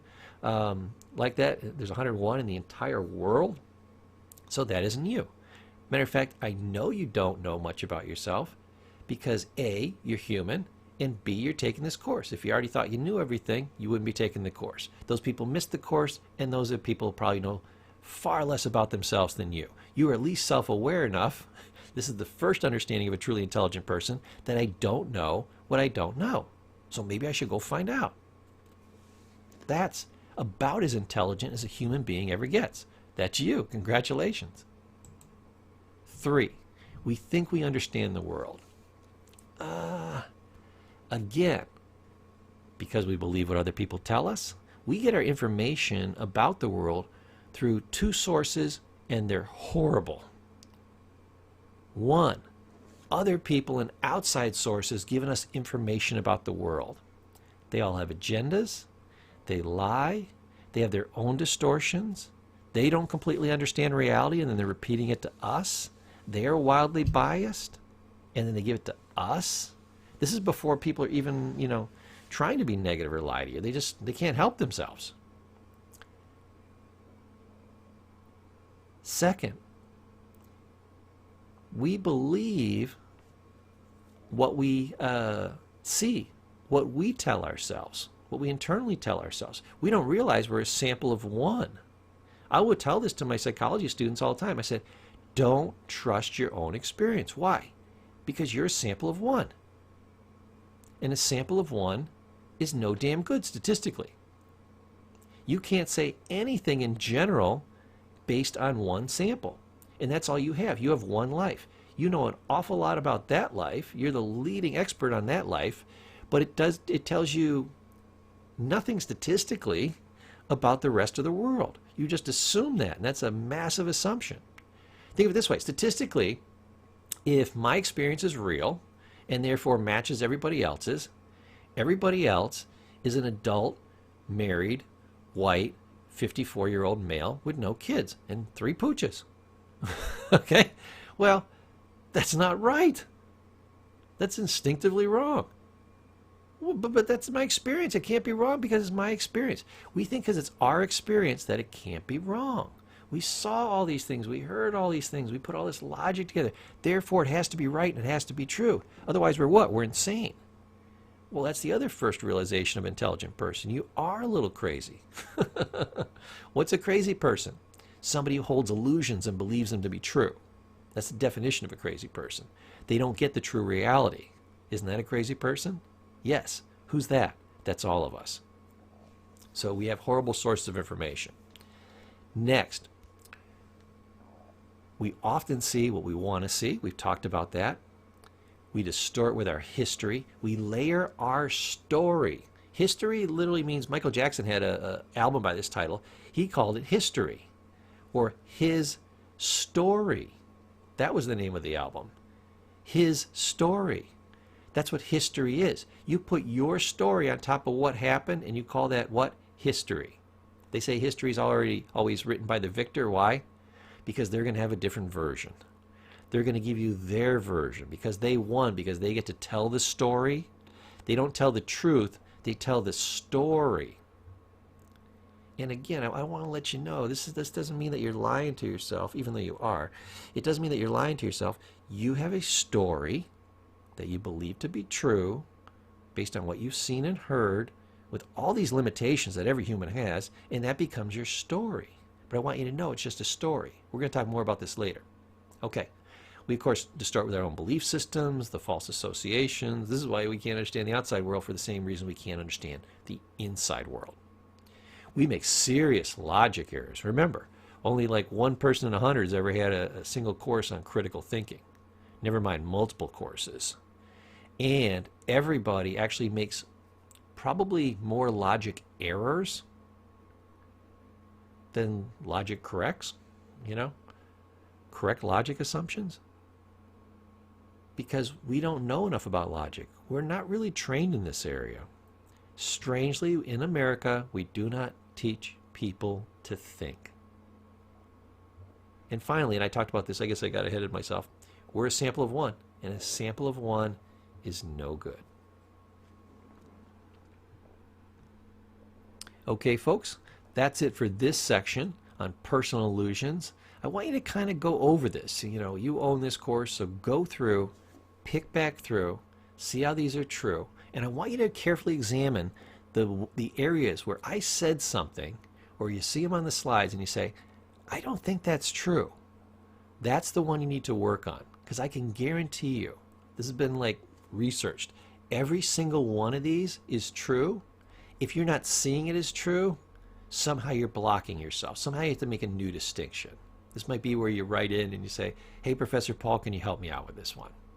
Okay, that's it for this section. and I'll see you in the next training. Hey everybody, welcome back. Now we're going to discuss what's probably one of the most confusing concepts in the whole of psychology. That's why psychology doesn't talk about it much. This is more like a Zen belief. There's something out there called ego. And it's not ego as, we classically think of it in a Western sense. Oh, you've got a huge ego, which means you're full of yourself. No, the ego just means you are yourself. Your ego is a false sense of self created by unconscious identification with the mind. What does that mean? Your mind creates an I.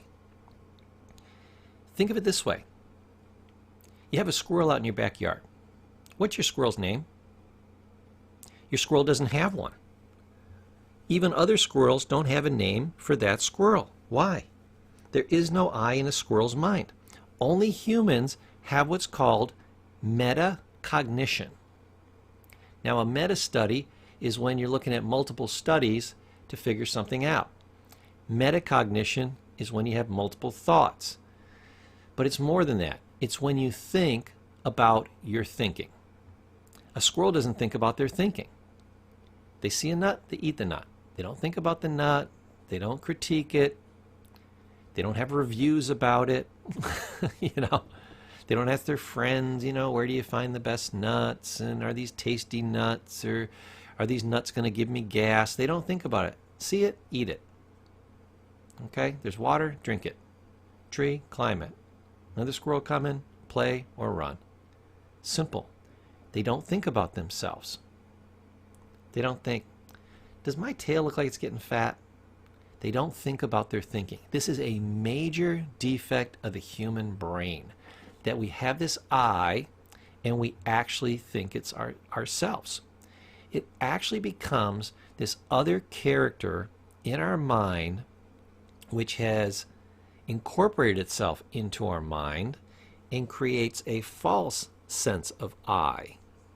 And this is what we'll talk about this in the next section, what ultimately becomes your negative inner critic. Because once this I, this ego, is created, it has this running dialogue. It never shuts up as if its life depends on it. I'm going to prove this to you because you normally don't hear your own chatter your mind. People say, oh, no, I don't talk to myself in my head unless I'm having a conversation or I'm thinking about something. Oh, no. You never, ever, ever stop talking to yourself. You cannot shut up. If anybody else talked this much, you would choke them out. You just don't hear it. You kind of ignore this background noise. But sit alone in a room by yourself for 3 to 5 minutes and try not to think. Try not to hear any voice in your head. It takes a Zen master years to learn how to think of like one thing. There was an old Zen task. It says, think only tree. And you look at the tree and you only think tree and you don't think about anything else. Then you have mastery. But to be a true master, they say, okay, now the second step, remove the tree. And you're like, well, then what? Then you think nothing. That's when you're a Zen master. When you can actually stop thinking. Now you're thinking, I know a guy used to sit next to high school. I don't think he ever thought the whole damn day. Maybe, but I doubt he was a Zen master. He was thinking about all kinds of things that were completely worthless, and he just looked like he had nothing on his mind because nothing of any value was in his mind. It's not the same thing. Your brain, they call it the chattering monkey, or the wild horse because it just can't be tamed, will just go blah, blah, blah, blah, blah, blah, blah, blah, blah, blah, blah, blah, blah, blah, running commentary on everything. You don't even know you have this problem till it's mentioned to you by somebody like me, brought to your awareness, and by bringing it to your awareness, you can now see it, you can now understand the problem, and you can begin to control it. Now, shameless plug here, I got a great course on Zen. Very inexpensive. It's worth, 1,000 times what I'm charging for it. but grab it. It's my gift to the universe to just give this away for free. I want this information out there. I do not want people suffering. I've been a therapist pretty much my whole life. My goal was not to make a fortune because I got broke doing therapy. I made all my money, doing internet marketing. Never made any money doing therapy. Went broke. I would have never retired because I want to help people. That's it. Even with the internet marketing, what's my goal with internet marketing? Make a boatload of money. Why? So I never have to worry about money again, and I can spend the rest of my life helping people, and I can just give it away for free if I want. Boom. Done. Nice. So, check out that course. Now, the ego, at the end of the day, its job is to ruin your life. So you've got to understand this, get a handle on it, figure out what it is, and learn how to control it. You'll be one of the few people that does, and this will make your life better than almost anything else. So let's drive on and learn a little bit more. So the ego exists to give us a sense of self. This is why it's created. So, we say I or me or we. These are things that we kind of point to. Now, we think there's one us. We're going to talk about this a little bit later. We actually have multiple us. I remember I was reading a little piece in between one of the comedy shows. I forget the guy's name, but he flashes it up there for about 2 seconds, and it's this little script, and they're numbered. And this guy is an absolute genius. Everything he says is like brilliant. I'll have to figure out who that is, and I'd love to get. I was thinking the other day I want to get a collection of his works, but he had one on just the other night, and it said something about, who is this I that I call me?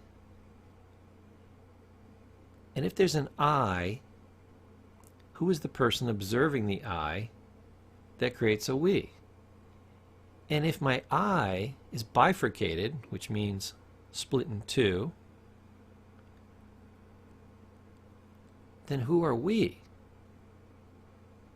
And we seem to be many, the multiplicity that I was talking about. And if we are the many, then who is the true I? And that's the question. Because you have an I, you have this ego, and then you can sit outside, like I said, sit in a room for 3 to 5 minutes and listen, observe this ego blather on. Well, now there's two people. There's the ego, which is the fake you, and then there's the observer, which is the real you, watching this fake ego for the very first time in your entire life. This is amazing. For the very first time, watching the fake you that was pretending to be you, that had purloined your entire personality. You thought this was you. And now you realize it's not. It's a fiction of the mind. It's an ego. And it's what's causing so much damage in your life. And you, the true you, get blamed for it. Matter of fact, remember I told you about the Zen master, think only tree, then remove the tree. What happens to the Zen master when he removes the tree? Or even just gets down to just tree? Serenity. All this negative chatter and self-talk and confusion and blather goes away. And when everything is removed, which is the ego, when the ego is removed and all that chatter and blathering and negativity and just rubbish is removed, what's left? You and serenity. Perfect. People keep trying to be happy and doing this and achieving happiness. And you know what creates happiness? Nothing. Happiness is your natural state when you remove all the crap. I used to do a Paul's Poopy Pile. Paul's Poopy Pile. The 3 Ps. Paul's Poopy Pile. What is it? I would draw a pile of crap, a pile of manure on the board, and I would draw a diamond underneath the manure. And I said, this is your life. This is you. Here you are thinking all this crap has happened to you. And at some point you start to think you're a pilot. You are the pile of crap. When actually you're the diamond. And there's nothing wrong with you. You were born beautiful, perfect, and innocent. There's nothing to fix. Here's what we got to do. We got a boatload of crap to get rid of. You don't need to be fixed because you aren't broken, you aren't damaged, and you're not defective. You are just filled with crap. Remember we talked about the GIGO? Garbage in, garbage out. crap coming in, coming in, coming in, coming in. Pretty soon I said you'd be what? Do you remember? You'd be full of it. That's the crap pile on top of you. Got to get rid of it. What causes that crap pile? We've talked about it. And the accumulation of all these things that we talked about culminate in this thing called the ego. So, why does the brain create an ego? Well, it helps us feel stable in the world, but at the same time, like we talked about, it causes most of our pain.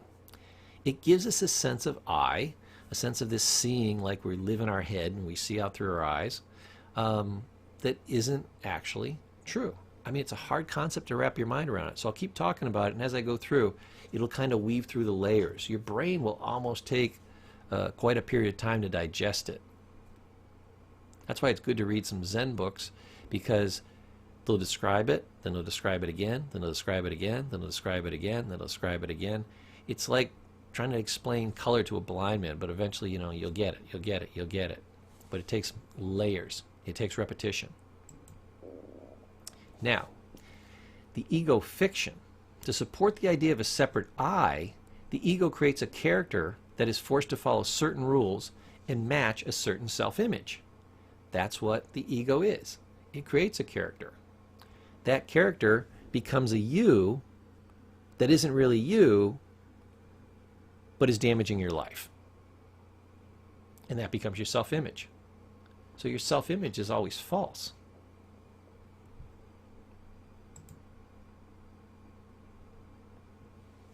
So, the false self-image, one, creates pain so it can live. The ego needs pain. If there's not pain, if there's not a problem that it has to solve, if there's not something for it to think about, and it loves to think about the negative. I used to watch CNN. Do you know what CNN stands for? It stands for constantly negative news. Now, we laugh at that, but that's accurate. That's what your false self-image is, your false ego is. It constantly cranks out negativity, negativity, negativity, like CNN, constantly negative news. They talk for half an hour about nothing but negativity, and then it cycles over and over and over again. This is exactly what your ego does. It thinks of negative things. It's highly repetitive. It almost always thinks about the exact same thing over and over and over again, and it loops and it loops and it loops and it loops and it loops. If I made you sit through the same movie every single day, all day for the rest of your life, that would be pretty much what the ego does. You don't get bored because your own pain is fascinating to this crazy ego. It loves to listen to it. Nobody else would want to listen to it, but I said, strangely, you will, because you're not really listening. It's going subliminally in the back of your head. And again, alone in a room by yourself, get all the noise, all the distractions gone. Not only will you hear it, you will not be able to avoid it. It drives people a little nuts at first when they start hearing it over and over again, because now it's like, I said, don't think about a pink elephant, and all of a sudden, that's all you're thinking about. So, next, the false image makes us feel bad about ourselves. It constantly distracts ourselves. The ego doesn't want you to focus on it, because if you focus on it, you realize how stupid it is, how negative it is, you'll want to destroy it, and you'll eventually get rid of it. So what it does is it distracts you with different things, all kinds of distractions. It puts you in pain, and then distraction is the way that you get away from the pain. You focus on something that isn't the pain. So we're constantly using distractions. Look at how people try to, quote unquote, pleasure themselves. They don't pleasure themselves by thinking happy thoughts in the room by themselves. Oh, no, no, no, no. We need something outside ourselves to make ourselves feel better about ourselves, to distract us. We distract ourselves with sex and alcohol and gambling and the number one with a bullet, TV shows, yakking with other people, talking on the phone, talking on Facebook, talking on Instagram, all these ways that we communicate about absolutely nothing. Most of what we talk about is absolutely worthless. If I said to you, hey, do you know that the average person spends an hour and a half to 3 hours every single day on the internet, on the web, on their phone? That's about 1,000 hours a year.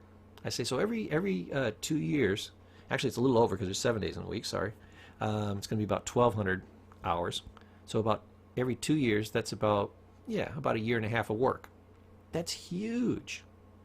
And I say, In all that talking, all that blathering, all that whatever the hell you were doing on the internet, did you learn one thing that made your life better? And they probably can't think of one.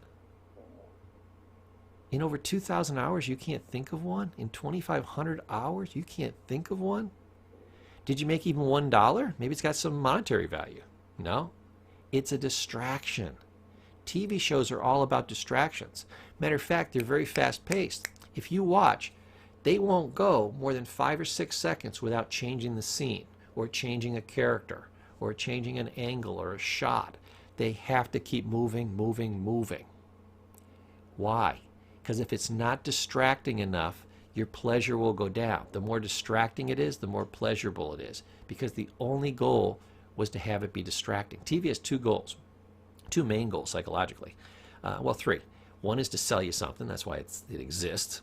But the second 2 things that I was thinking of was major distraction and for you to have things in your life that you're never going to have. You're never going to have the hottest girl or man.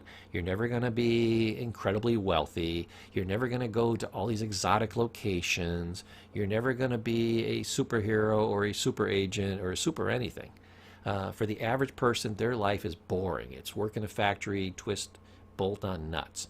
Look through the yellow pages. It's insane how boring jobs are.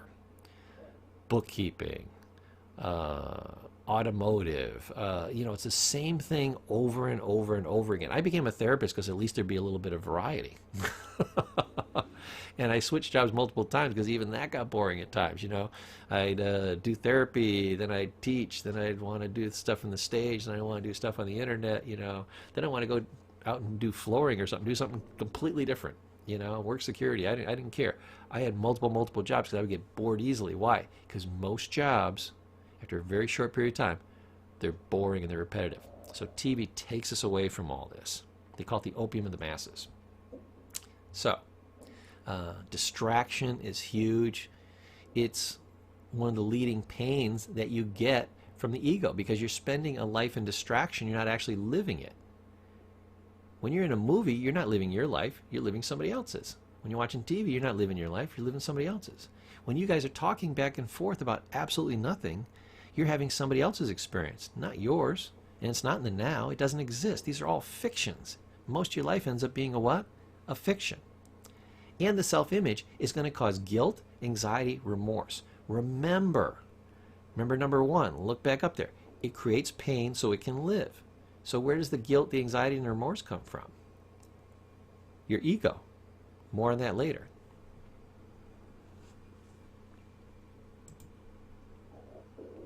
Now, the ego is actually the problem posing as the solution. I actually came up with this phrase for addiction. The addiction was the problem posing as the solution. Oh, you don't feel good? Have a drink, snort a line, take a shot, pop a pill. You'll feel better. Cops pull you over for DUI? Screw them. Let's talk crap about cops and drink our ass off until we don't care anymore. Well, isn't that how we got the DUI in the first place? Yeah, but don't worry about that. Let's get back to the solution. No, we're getting back to the problem. We're getting back to the drink or drug. So addiction is the problem posing as a solution. Oh, you got a pain in your shoulder? I got a pill for that. You can drink for that. Wife's a pain in the butt? Just drink till you don't care anymore. You're a pain in the butt. Drink until you don't care about you anymore. Can't sleep at night? Drink yourself to sleep. Take a pill for that. Snort a line. It's the problem posing as a solution. So the ego is the same thing. It makes you feel pain and then says, don't worry, I'll distract you and make you feel better. I'll come up with this great solution like drinking, drugging, sex, gambling, all these distractions to make the pain go away. So it creates the pain and then says, I'll help you solve it. And most of the time it's not even solving it. Sometimes it's just the problem posing as the problem. It puts you in the problem, then what you do, you sit in it. You sit in it like an acid and it just burns you. It's nasty. The ego is nasty. It is not your friend. That's why I say take the Zen course, because why? You really need an in-depth education on how to get away from this thing. So, we actually defend our ego. Remember, we think we are the ego. So we defend it. Like when somebody says something negative about us, we feel like we have to say something back. Why? To defend the ego. Otherwise, you yourself, in a quiet mind, the you, the observer, the real you, wouldn't care what somebody said about you. Somebody says to me, hey, Paul, you're a jerk. I don't even understand what that means. Because my ego would say, hey, you can't say that about me, and it would get all upset. But the real me says, well, I know I'm not a jerk, so obviously you're confused. Okay, we got a confused person in front of us. I can't get upset about that. I could feel pity in my heart for him, but that's about it. I can't get upset. Why? Because it's not true. I don't feel the need to defend myself because I know it's not true. When you're not sure, and your ego's never sure, it's always insecure. It's like, hey, it's got to defend itself. You can't say that to me, and I'm going to get you back, and I need revenge, and blah, blah, blah, blah. That's the ego. You yourself don't care. Or if somebody came up to me and said, hey, Paul, you're a jerk, and I thought about it for a minute, and I go, you know what? I haven't checked on that for a while. Thank you. I'm going to watch for a day, and I'm going to see when I'm a good guy and when I'm kind of a jerk. And I'm going to look at that two ways. Sometimes I'm a jerk to other people, and sometimes I'm a jerk to myself. I better live with that for a day and see if you're right or not, because you might be seeing something, you know? So you're either wrong, and I don't have to feel bad about that, or you're right, and bless your heart for telling me. It's the ego that feels bad when people say things about you. So we have all kinds of different defense mechanisms to protect this false ego. Let's take a look. Now, some of these are helpful, most of these are hurtful, but these are your basic defense mechanisms. Now there's more, but remember, this is the course on why people do what they do. So a lot of why they do what they do is them acting out these defense mechanisms. So I'm going to spend a little bit of time with them. Not too much time, but some. The first defense mechanism is acceptance. Hey, they said something about me, you know, that's going to happen X number of times in life. I best, you know, just let it go. You know, if it doesn't apply, let it fly, you know, and have some acceptance. That's a good defense mechanism. Now, sometimes it's a bad defense mechanism if you're in an abusive relationship and somebody says you're a jerk and you go, oh my God, yeah, he's right. I'm not always nice, and I had his dinner late, and da-da-da-da, and, you know, you start accepting that, hey, I am a jerk. Maybe I should apologize, you know. How can I do better? I got to turn this around. I don't want to feel like a jerk my whole life. That's the wrong kind of acceptance, okay? But it's common, isn't it? Acting out. Hey, you can't talk to me that way, and blah, blah, blah, blah, or, you know, I act out a different way, you know. I go home and, you know, kick the dog or something, you know, or I'm, you know, grumpy with my wife or whatever. That's another kind of acting out. Avoidance. I just start avoiding, you know, people, places, and things that cause me pain.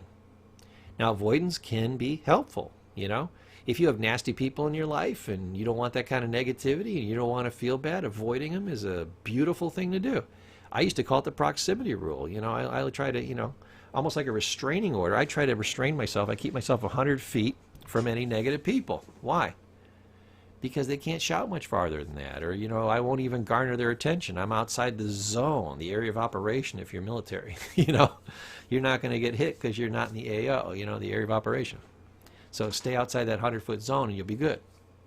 Now, if you're avoiding things like problems or dealing things, obviously not good. But avoidance is one of the major defense mechanisms that people use to just survive, and strangely enough, I'm going to state it exactly this way, their own attack on themselves.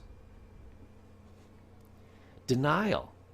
Denial can be me denying it to you even though I know it's true, or I partially deny it to myself. I go, that's not really true, but I'm kind of, you know, I'm taking a little bite of the apple. Or I completely deny it. That's not true because I'm just simply ignorant of it. Or there's the kind of denial where I heard it, it was true, but I suppressed it, I let it go, I blew it off, I gave an excuse why it wasn't true, and later I just plain forgot about it, and it becomes unconscious denial. Humor. I deflect, I laugh it off. Sometimes humor is a good defense mechanism used too often, or, if it's one of your only tools, not very good. Humility. I think that's almost always a good defense mechanism, okay? Unless you're just being humble all the time because you're just insecure, you don't want anybody to think you're too great, and therefore, you never try to let your star shine. You never say anything. You never take credit for anything. You become, mamby-pamby, kind of wishy-washy. That's not good either. So, again, some are helpful, some are hurtful, and it depends upon how you use it. Intellectualization, big fancy word, means you figure out new and exciting ways that this doesn't pertain to you. No, I can have 6 glasses of wine a day because it's essentially grape juice and is full of, riboflavins and flavonoids, and, my doctor told me, a couple of drinks a day is good for your heart. Well, remember he said a couple, not 6. A couple is 2. 1, 2. Oh, look at that lovely couple. There's not 6 of them. Little reality therapy there, right? Okay, that's intellectualization. I used to think in recovery, because I did a lot of addiction recovery work with people, that the smartest people I'd be able to teach them faster because they were smarter. I could teach them higher level things, and they'd be excited about learning. This was absolutely positively wrong. The smarter somebody was as an addict, the more new and exciting ways their brain could come up with, the new intellectual ways their brain could come up with, why everything I said did not pertain to them, and why they were fine to keep going the way they were going. They were great at defending themselves against logic with their pseudo-logic, their intellectualizations. Give me a good mentally retarded, closed head injury, borderline intellectual functioning, salt of the earth moron, and they'd be like, okay, Mr. Paul, and they listen to stuff and they couldn't figure out why it wasn't true, so they would just believe it. And of course it was true, so that was very helpful. They would follow directions because they wouldn't figure out why they didn't have to do it that way, and they were special, so they didn't have to do it, that they were unique. We used to call it terminal uniqueness. You thought you were unique, you were special, and it was going to be terminal. You were special, so you didn't have to have sponsors and go to meetings and stay away from you using friends. No. You're one of the special ones that, because of all these intellectual reasons, you can still do those things. Intellectualization is a mental defect. Rationalizations are similar to intellectualizations. That's why I put them together. They're almost the same thing. You figure out a reason why it's okay to do something that's actually not okay. So intellectualization you can use towards anything. Rationalizations are, I'm going to do it. I still got to be able to live with myself, and I got to be able to explain it to other people. It's like buyer's remorse. I bought this fancy sports car. I paid too much. It's really a lemon, but I got to justify it. So I go home and I tell my wife, I don't tell her I spent $40,000, $60,000 on this car. I say, no, they gave me a good deal, and there's a 100,000-mile warranty, and, sweetheart, you're going to look great in this, and look, there's safety features for the baby and a place for the seat, and da-da-da-da, and, they gave me free oil changes for a year, and that's why I bought it. And you're like, no, I thought I looked hot in this car, I love the turbo, it just stimulated me, I love the surround sound, I wanted one of these since I was a little kid, this is on my bucket list. But I'm going to rationalize it and say it's totally worth it, and it's not. Projection, top of the next list, is that's not me, that's you. I'm not annoying, you're annoying. That's why you're so annoyed when I'm around. Not because I'm annoying, but you're annoying. I annoy annoying people, but I'm not annoying. Does that make sense? Sure, why not? Repression. This is called emotional stuffing. Just push down the pain, push down the pain. We used to say people like this were emotionally constipated and they need to take a big emotional dump. That made me laugh my ass off when I was a young therapist. I'm like on the first day on the job and they're talking about emotional constipation. I'm like, I must have been like 23 years old at the time, and I'm like, still in my early 20s, which is like late adolescence, and I'm giggling, because it was like somebody told a fart joke. They said constipated. Funniest thing I ever heard. But that's exactly what you are. You've been stuffing all this crap, and eventually you're full of it, and you've been repressing, and you literally do need to take a big mental dump and get rid of it. So they weren't wrong. Self-serving bias, we talked about this a couple of course chapters before. We shape things through our biases to make ourselves okay with things, to protect our ego, and to defend ourselves. So it's also a defense mechanism. It's not just something that warps reality. It warps reality to defend us.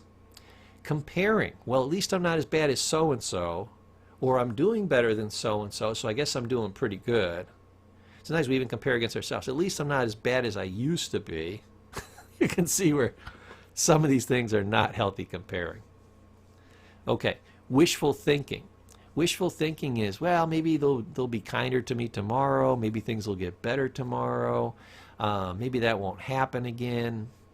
I remember my mom, she used to do wishful thinking. She heard a sound in the car, and then eventually, you know, her brakes seized up. She could have died. She said, well, you know, I heard there was a noise in the car, but I thought maybe after a while it'd kind of go away when it get better. And I said, Mom, you don't know a lot about cars. I don't know a lot about cars, but I'm going to tell you one thing I know about cars. Now wait for it. They don't heal. She was using wishful thinking. She thought magically, this is also known as magical thinking, wishful thinking, magical thinking, they're interchangeable, that the car might heal over time, because that was the only way her logic could have been right. Oh, I mean, I thought maybe it would go away. The car would have to heal. It would have to heal. I said, Mom, this isn't going to happen. That's what wishful thinking is. Blaming. Oh, I've got all these problems because of blah, blah, blah, blah, blah. And they go down their excuse list of blaming everybody and their brother. It's always anything except me. Now, there's sometimes when you blame stuff, and it's true. Why were you late? It was just snowing outrageously, and you're not lying. It was. That's blaming. You're blaming it on the snow. But you know what? The snow did it. So that's not blaming in the therapy sense or this kind of sense. So we blame everything. Rarely is it actually that thing, like the snow or the traffic that we laughed about in an earlier section. But we do it over and over and over again. And you got to really catch yourself. Say, is it really this? You say, well, I would hear people all the time, they say, well, I can't get ahead because my boss is a jerk, or, you know, the company's keeping me down. No. You can't get ahead at your job because your boss doesn't work for you. Why? He's been there longer, he's got better qualification, he must be smarter than you. Or you don't have to be at this job. There's 100 companies that do what you're doing. This is a large company, this is a large country, and this is an even larger world. You don't have to be here. If you're right and your blaming is correct and the boss is really keeping you down, he's not keeping you down. He's being himself, and you are letting him block you. So is it his fault for holding you down? Yes. Is it equally and even greater your fault for taking it and staying there? Yes. The correct answer is yes. So I can tell you that people that have moved on from bad bosses when it really was the bad boss, and now they are the boss and the boss's boss, they no longer blame the bad bosses. Matter of fact, they thank them. They taught the person how not to be that bad boss and how to move on. Okay, passive. Passive just means you take all these insults, you take all these things, you just let it go. Passive aggressive means you're passive, you act like you're blowing it off, but then you have the little dig. You know, you're always doing little tiny things. They say what is not worked out will be acted out. Okay? You and your wife argue about the paint color for a room. She says, fine, we'll take this one. But you know she's not really happy. You can tell by the expression, the tonality. Later that night, you want to have some playtimes with the wife. Okay? All of a sudden, that ain't happening. She's got a headache. She's not feeling good. She got to get up in the morning. Boom. Passive aggressiveness. Next day you're getting leftovers instead of, you know, fresh cooked food. All of a sudden your clothes aren't clean. All kinds of things. She's ignoring you. On and on and on. This is all passive aggressiveness. Boom. Okay, that's it for this section. I'll see you in the next section. We're going to go over some more secrets of psychology. See you then. Welcome back. In the last section, we were talking about the ego, and the major feature of the ego is this negative inner critic. It absolutely loves to keep score. So it's always keeping a scorecard on you, and you always end up with a terrible score. It always says that you are never good enough. Imagine how painful that is. You are always good enough. Remember, you're like that diamond under the pile of manure. You're born beautiful, perfect, and innocent. There's nothing wrong with you. We just have to do what? Get rid of all the crap. And what is the crap? The inner critic is the crap. Again, the problem posing is the solution. The inner critic makes you feel bad about yourself, and then it's the one that's supposedly going to make you feel better. But that's like beating yourself over the head with a hammer, and the hammer tells you, don't worry, I'll fix this. Never going to happen. So here's a strange concept. All mental pain is an internal conflict. It's you hurting and fighting you. There's a muscle building program. Used to be Charles Atlas, and you'd send in your 10 cents, which was a lot of money at the time. You'd send in your 10 cents, and you would get this kit, and it was basically a series of guides, and you would strengthen yourself, and people would never kick sand in your face again. That's old school. So that's back from the 70s and 80s and 60s even. But what was dynamic tension? You would say clasp your hands together and pull one muscle against the other, push one hand against the other, you know. It was one muscle against the other to strengthen both muscles. That's an internal conflict. You pushing against you.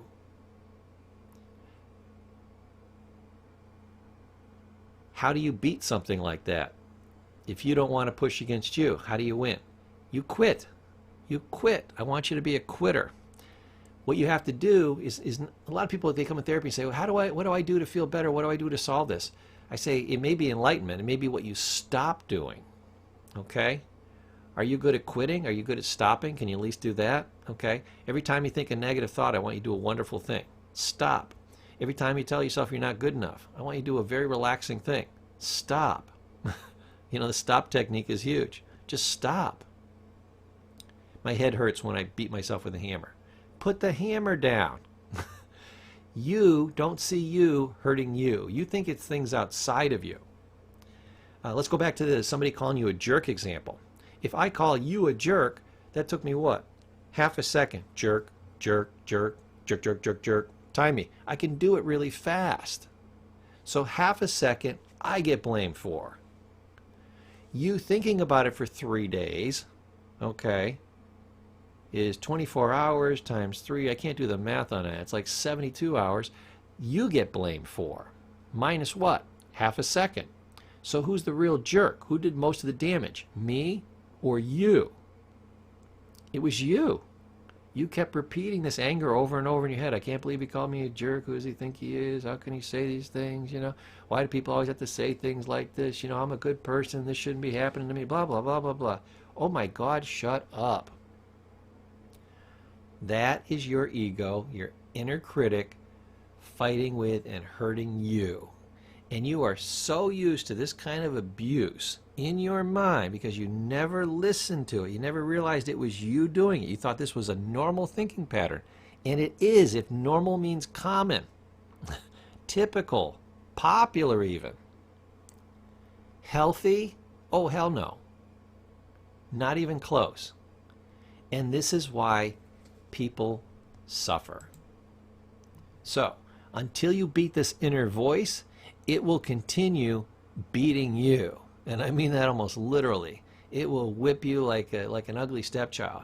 It will just tear you down, okay? It'll hit you over and over and over. It has no lack of bile and venom. It will come after you again and again and again. That's why I'm saying, take the Zen course, learn how to shut this thing down. You literally can't live your life until you get control of this. Now, I'm going to show you something, and it's going to be kind of a paradoxical, kind of works both ways. This is a pretty sick mind. It's got fear and doubt and guilt and neurosis and resentment, and it's worrying about the past, and feels bad about the past and sweating the future, and it's envious and it worries all the time, and it's got remorse and it's petty and blah blah blah blah blah. This is one sick mind. That's the first thing I'm going to tell you. Second thing I'm going to tell you is this is extremely normal, and this is everybody. Everybody has all these things going on like all the time. This is how sick the human mind is. Why? That defect, that metacognition, that phenomenon of ego and that inner critic is causing all of this stuff. You shouldn't have to be fearing things. You shouldn't have to be doubting things. You shouldn't be feeling bad about things. You shouldn't be worried about what other people think. You shouldn't have resentments. The past should be just a pleasant memory. The future should be a joyous approach. The envy shouldn't even exist. That's true ego. The worry shouldn't exist. What's going to happen will happen. The remorse shouldn't be there. It's over. The pettiness, why be petty anyways? That doesn't even make any sense. Only to a sick mind does that make sense. Guess what? Everybody has a sick mind. You have to heal yourself. You have to shut this down. So, we're going to come back to this concept periodically. It's one of the major reasons why people do the things they do, and especially why they feel the way they feel. So I want you to know that this is not abnormal. You are very normal. Only when it's wildly excessive is it abnormal. If it is, get therapy. This is not a therapy session. Seek help. Even if you don't have a lot of challenges. One of my mottos when I was a therapist was you don't have to be sick to get better. So I had regular therapy and I had basically personal coaching, depending upon what level of dysfunction you had. We're all dysfunctional. I, as your therapist, have dysfunctions, okay? I'm just more functional than you, so I try to take you at least halfway between where I am and you are. Doesn't mean I'm 100% functional, okay? I just have a lot of good information, right? So if you need the extra help, be sure and go out and get it. Okay, that's it for this section. I hope you learned some good concepts here. This was a little bit shorter because the last one was a little bit longer. And we're going to move into the next section, and you're going to learn even more. You will be amazed. Take care, and I'll see you soon. Okay, so we've talked about the ego, and we've talked about the inner critic. But what I want to tell you is all these defects of character or flaws that it's trying to bring forward to you are also a fiction. Now, you can act mindlessly based on a story you tell yourself about who you are, or you can move on and you can decide that you want to write the story. See, this drama, this story of you is a piece of fiction created by the ego. It's trying to tell you who you are, who you have to be, and how you have to act.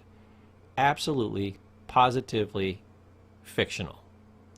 Don't let it dictate what you'll do and what you won't do. Break free.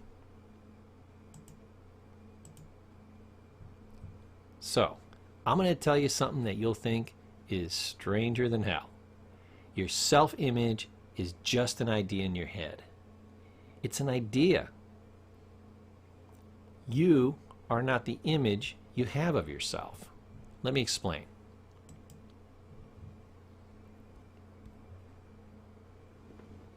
We have a story that we tell ourselves about ourselves, but it's just a story, okay? We are creating it, and we can change it. Like any good actor, we have a script that we follow, we play it out, we rehearse it, we perfect it, and when the time comes, like muscle memory, we can perform it effortlessly. But our responses aren't a reaction to reality. Most of what we do are pre-programmed responses to our BS, our belief system. Most of what we do is we run on autopilot, acting as if we are this character in this story. But remember, it's just a story. We can be the authors of our own story. Decide who we want to be. Decide how our life is going to be. But we have to take our power back. We have to say that we're not going to listen to our negative inner critic. We're not going to listen to our ego. We're not going to be held back by the programming of our past. We are going to rewrite the story. I remember there used to be a bumper sticker that showed you how fast, simple, and easy it can be to rewrite your story. It was just a cute little bumper sticker, and it said, "What would Jesus do?" Now, I don't know if you believe in that type of thing or not. That's up to you. But anyway, I think everybody's got an image of what Jesus is, and supposedly he's this good guy, and he's out there, and he's never going to do anything wrong because, hell, he's Jesus. Okay? So you simply say, "What would Jesus do?" And then don't do anything that doesn't look like that. I don't know if you'll end up being Jesus, but you'll be several steps closer. Remember I said my job as a therapist was not to be perfect, but I was to bring you a little closer to where I was, my level of skill, by sharing my skills with you. Another way you can do that is picture somebody in your mind, a role model, and say, what would they do? Then that becomes part of your story. You are changing the script. You are no longer following your script, you're following their script, and that's why that technique actually works. Because given the fact that you're making this stuff up, you might as well give yourself a more idealized character to follow. And that will be as good or better a guide than what you've been doing. It'll certainly be different, right? We're just making this stuff up. Your self-image is just an idea in your head. Think of the words self-image. It's your image of yourself. It's how you picture yourself. That's just an idea in your head. You can make it up. Most people's self-image, their picture of themselves, okay, is wrong. I'll have people come in and say, "Oh, Mr. Paul, I'm so depressed and my life is horrible and I'm no damn good and I'm not a good person and I do these bad things and blah, blah, blah, blah." I go, I don't really know what the hell you're talking about. I know you. I've spent time with you. You're an awesome person with me, unless you're secretly a butthead off to the side, okay? I think you're a good person. You think you're not. One of us is wrong. You better pray to hell it's you. Oh, and by the way, I'm a therapist. I get paid to be right. I'm not wrong. I'm making a good assessment. You are a good person. You're wrong about you being a bad person. That's it. That'll be $300. And we have a laugh about it. But I go back to it. I'm not wrong. You're a good person. Matter of fact, most of what you consider bad about you is you crapping on you because you think you're not good enough. Now, most people would think if they could get to your level, they'd be awesome. But you think it's not good enough, and therefore it's crap, and therefore you're crap, and therefore your life is crap, and everything's going to crap. Did I say crap enough? This is the craziness that goes on in people's minds because of their self-image. And I'll tell you, you never match up to your self-image. You're always trying to better yourself, so you always make your self-image higher than you can probably accomplish based on all these phobias that are already programmed in. So it's kind of a, pre-programmed failure. And you go out and, of course, you fail, where you don't meet your own false standards. And then you feel bad. And everybody else is looking at you like, what's he talking about? He's fine. He does this and he does that and does the other thing. I kind of admire that he does this stuff over here. There's nothing wrong with this person. Everybody likes you but you. Why? Negative self-esteem based on a fictional self, bad old programming, maybe a bad history as well too. I won't discount that. Life is rough. We're going to talk about that later. Don't think we'll miss that. But it's wrong. And you can move past it. So I want to give you that hope. Matter of fact, it's not even hope, it's a certainty. If you choose to move past it, you will. And we're going to teach you a little bit about how to do it here. So, why do we protect our self-image so desperately? One, we judge ourselves based on what others think. Remember that metacognition?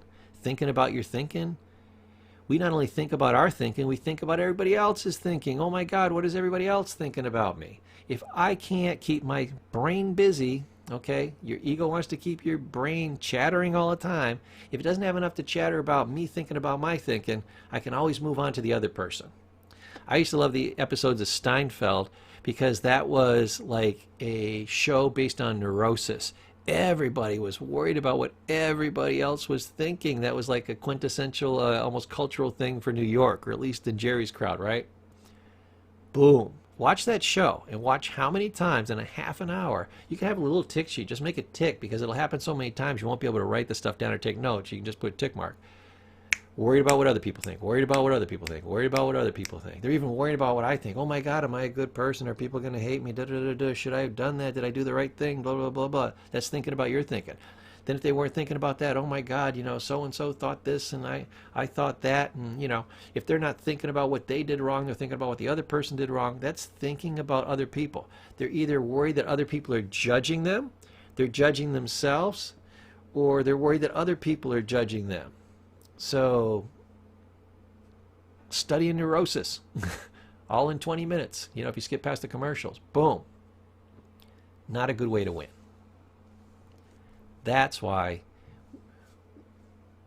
the ego does this, so it can create a problem and then defend itself and look like a hero. Problem posing is a solution. Now, you actually have multiple minds.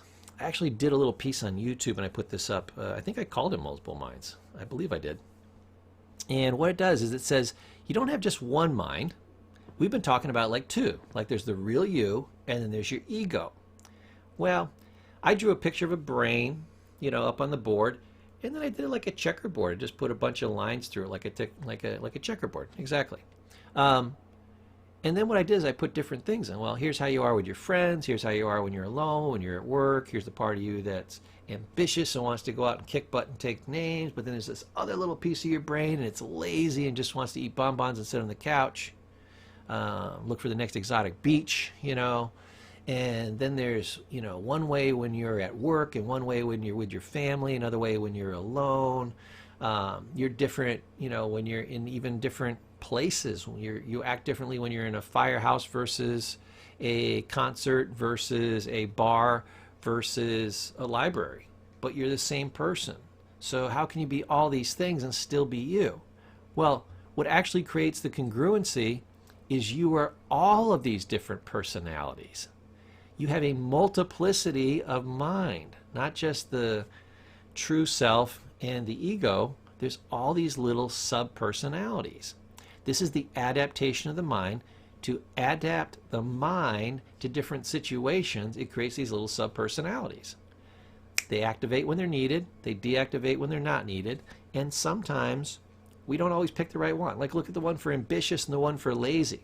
Here's what's interesting.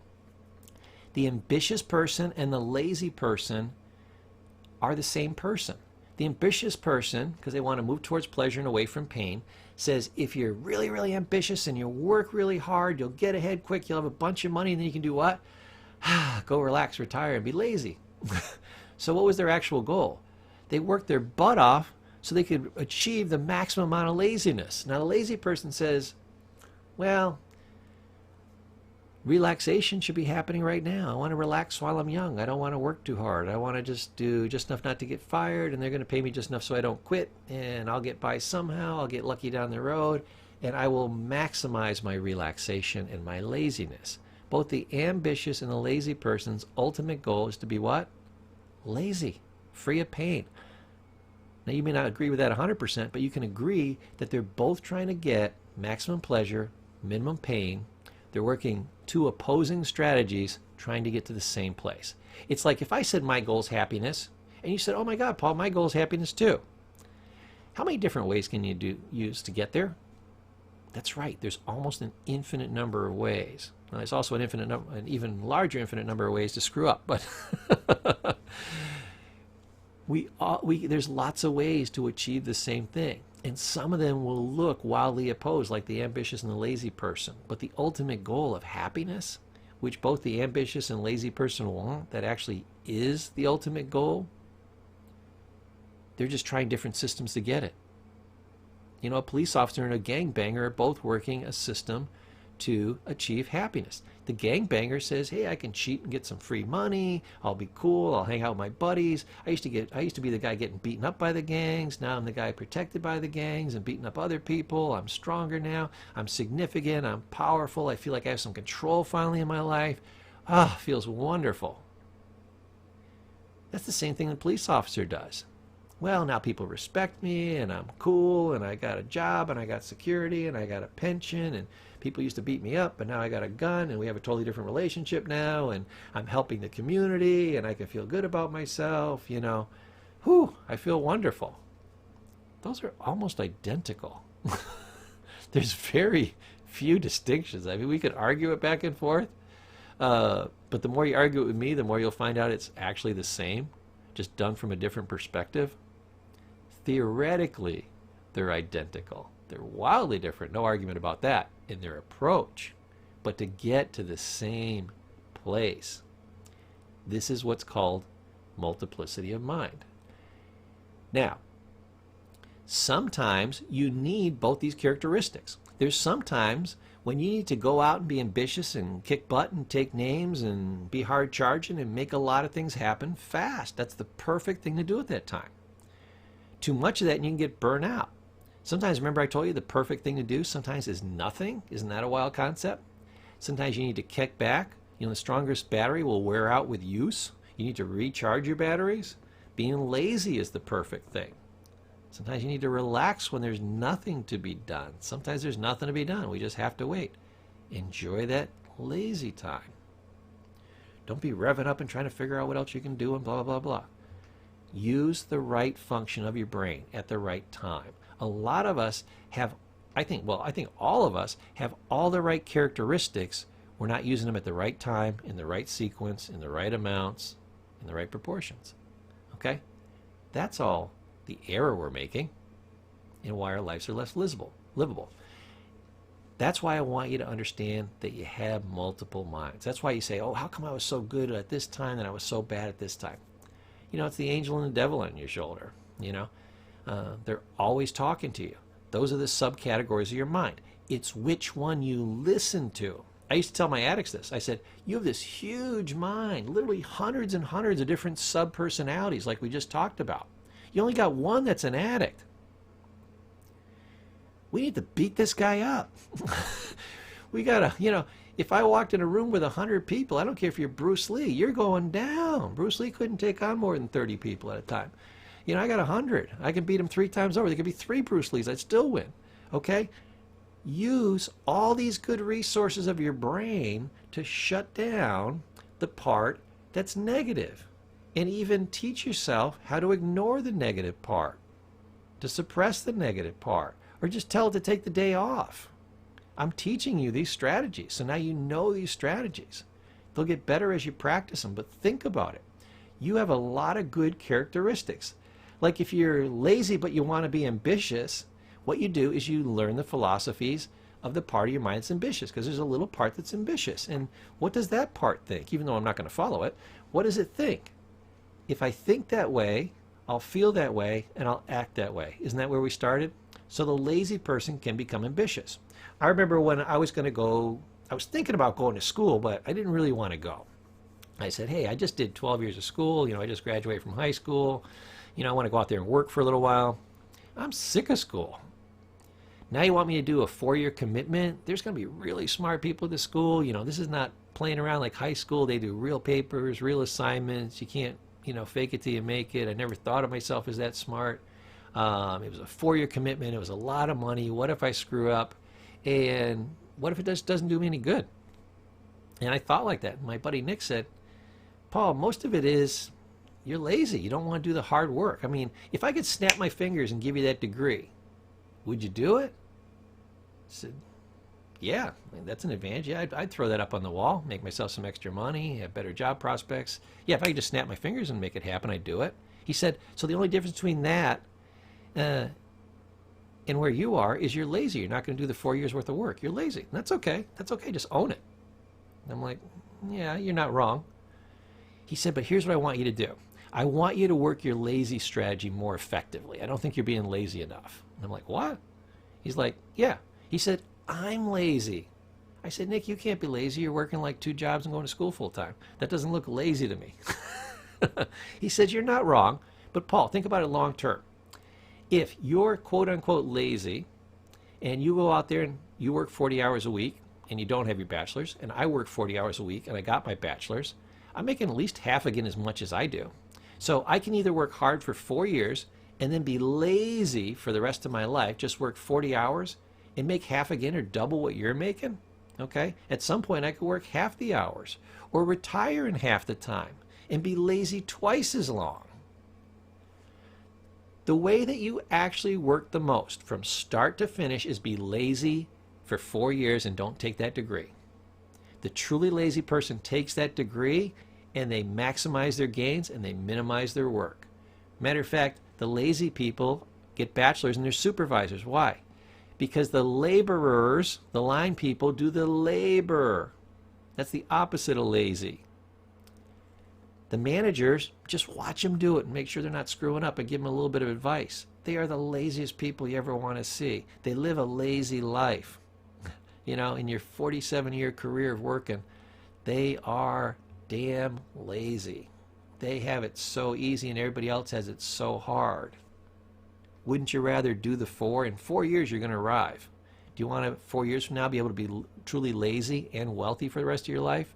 Or do you want to be overworked, underappreciated, and underpaid? That doesn't sound lazy to me. It sounds like a hardworking guy who's not getting the benefits of his work. I said, damn, that makes a lot of sense. My lazy ass became ambitious so fast. I jumped into school so fast. I said, I'm going to do it while Nick's there. Okay? And I jumped in. And he was right. He was absolutely, positively right. So, how did he convince me? He didn't try to turn a lazy person into an ambitious person. He tried to show me how I could use the strategy that I was currently using, because apparently I wasn't going to let it go, of being lazy, and turn this part of my mind to my advantage. So whether I was using the ambitious part or the lazy part, they were still going to see the goal as the same and move me aggressively in that direction, which was getting the degree. It was damn genius. So that's a great strategy that you can use.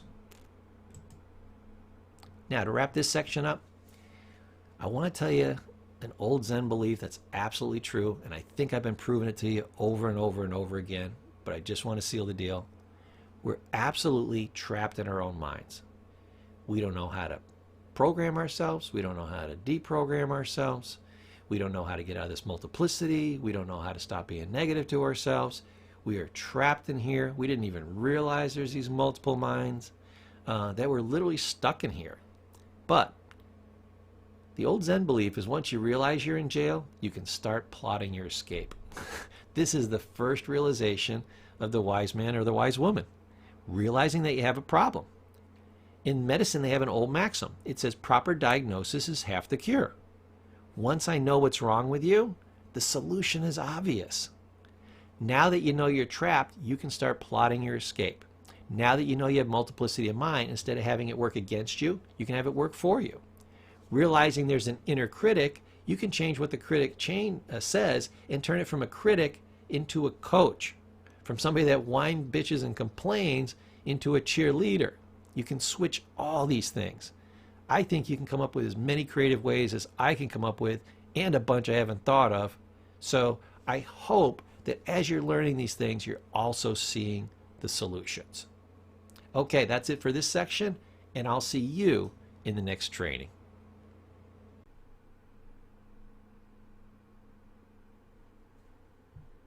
Hey everybody, welcome back. You're doing absolutely fantastic.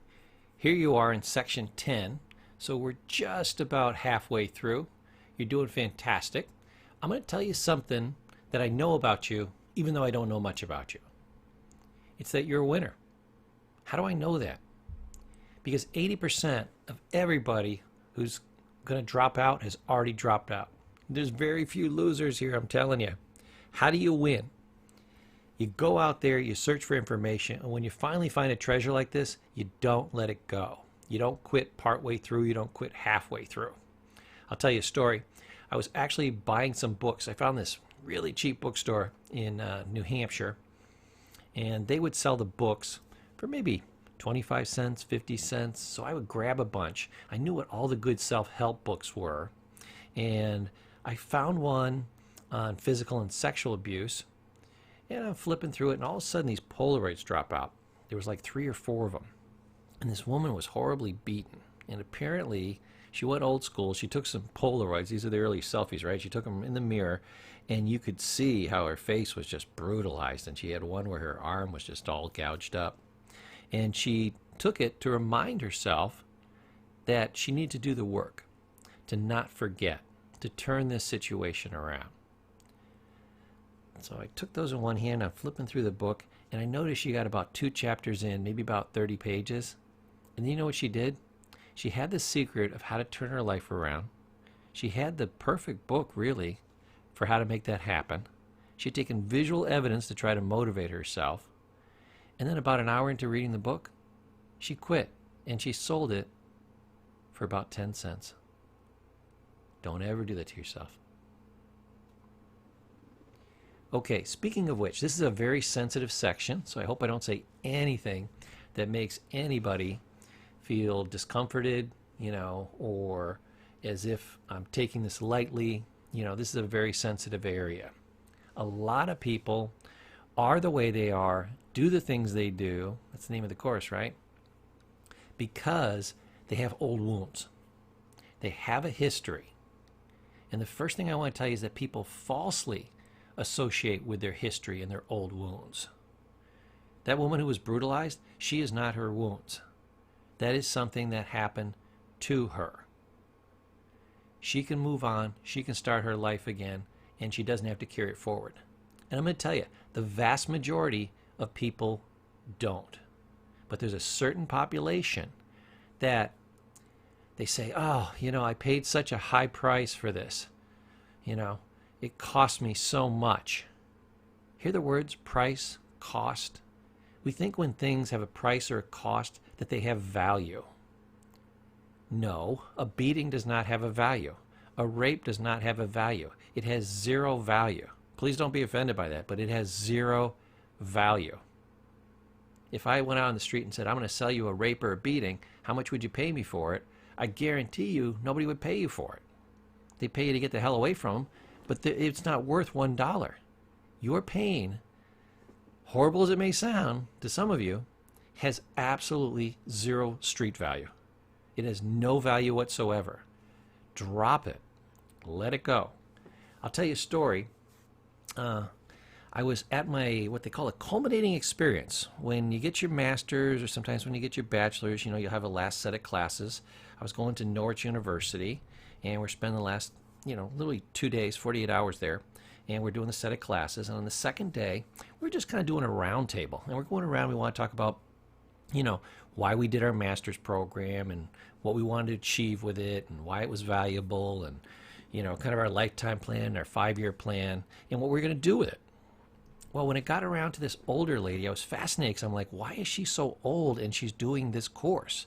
She was like 60, 62, but let's call it 60. I'm like, she's only got, 3 to 5 years to use this, unless she's going to go into her retirement years. She's never going to get her money back for it. Maybe she just did it because she's fascinated by the subject. I don't know. So I'm perking my ears up. And she tells this, horrible story of, I had a bad childhood, and, my parents weren't very responsive to me, and I was sexually abused a couple of times between the age of like 6 and 9, and, she just never, ever got over it.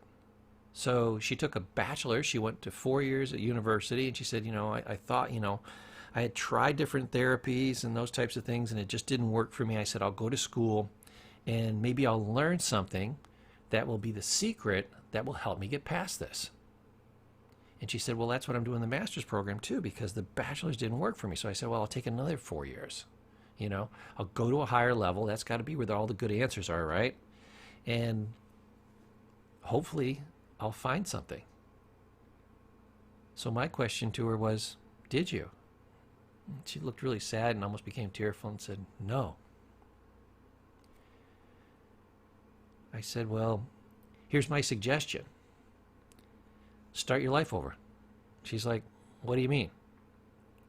Well, you're at this point in your life.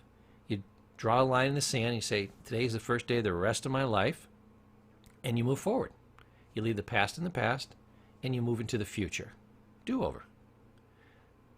I said, Bill Cosby used to have a little joke that he used to tell, and it was about, just playing stickball with the kids. But I always remember this one little phrase. He said, do-over. He said, sometimes you're playing stickball with the kids, you're playing baseball, and the ball, you'll hit it right down the line. Nobody can decide, is it in, is it out? And the kids just can all agree on one thing. Do-over. Okay. And you play it over again. He said, I think a lot of people in life deserve a do-over. I think you deserve one. So you got to say to yourself, do over and start your life fresh. There was the first half, this is the second half, and here we go. She's like, oh, you can't do that. I said, no, you don't understand. It's absolutely doable. She's like, absolutely not, you can't do that. I'm like, no, sweetheart, you don't understand. It's absolutely doable. I'm not asking if a person can do it. Millions of people have done it. I've done it. I'm not asking you if it's doable. I'm asking you to join us. I'm asking you if you'll do it. Oh, you can't do that. Well, I didn't make the sale that day, but hopefully I planted a seed, and later she'll realize that is actually at the core of everybody who gets better. I don't care what therapy style you use, you have to start over. I'm going to tell you a phrase that a patient gave to me. I said, what's the best thing that you ever learned when you were in the intensive outpatient program with me? He said, I think you said it, but it might have been somebody else, Mr. Paul. But somebody said it. And they said, the past isn't getting any better. Because I thought I was going to come here, and somehow I was going to hear something, learn something, you were going to say something, and my past was going to be healed. But I didn't realize the most fundamental truth of all. Yesterday's not getting any better. The past never changes. Matter of fact, I read a phrase that said, the past is the perfect preservative. It never changes. There was even a little biblical quote. This power is denied even unto God, the ability to change the past. You can't change it. That's not my law. That's life's law. So all you can do is move on. And every successful person has moved on. Nobody has healed their past. That's a bunch of pop culture BS. That's all it is. It's rubbish. So, what am I trying to tell you here? That a lot of people get locked into this mold. They falsely associate with their history and their old wounds. But the past is the past. You are not your wounds. Your wounds were done to you. You did not cause these things. I never saw anybody that came into my office and said, Paul, I have a horrible history of physical abuse.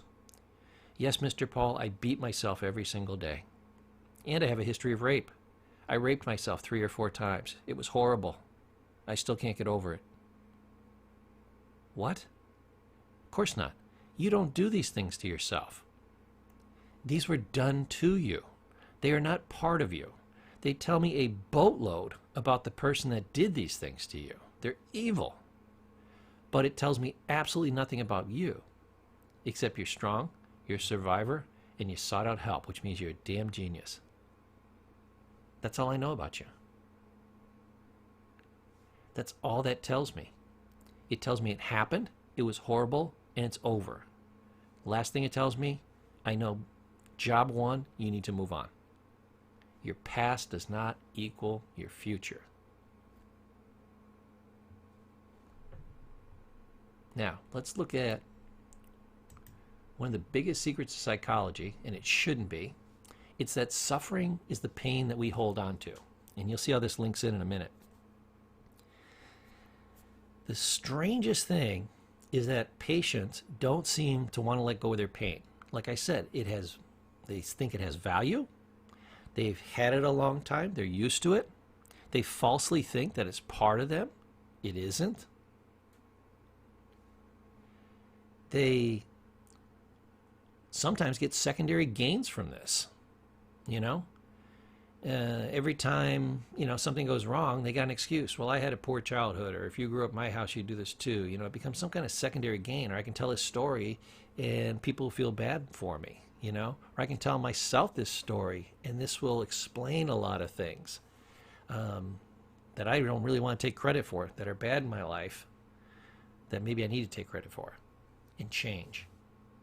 So there's a lot of little secondary gains. There's a million of them. I don't know what it is for you or the person that you're thinking of. Because I'm not necessarily, of course, in this course, talking about you. You know, we're trying to figure out why do people do the things they do. Could be you, could be somebody else. So suffering is the pain that we hold on to. So I told a patient, I said, suffering is like a hot potato. If I throw a hot potato to you and you catch it, what causes the suffering? He said, well, potato's really hot. No. What causes the long-term suffering when I toss you the hot potato? If you wanted to cause long-term suffering with a hot potato in your hand, what would you do? He said, that's easy, Mr. Paul. Just hold on to it. Yeah. Matter of fact, even after a while, it would cool off, wouldn't it? Yeah. So you'd have to reheat the potato, right? If you wanted real long-term suffering, make it last year after year after year. Yeah. So what would you do? So I don't know, Mr. Paul. I guess I'd microwave it and put it back in my hand. Yeah, you'd recharge it, literally. How do we recharge a painful memory? By thinking about it over and over and over again. By rehearsing it in our mind. By playing the tapes over and over in our head. By making it big and bold and bright and emotionally intense. Otherwise, these things fade over time.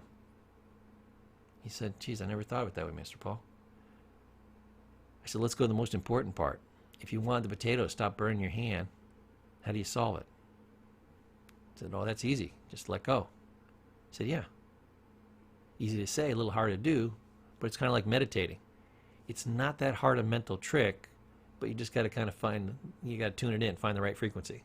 So it's not hard. It might take you a few days or a couple of weeks, but you'll tune it in, you'll figure out how to let it go, and that'll be the end of it.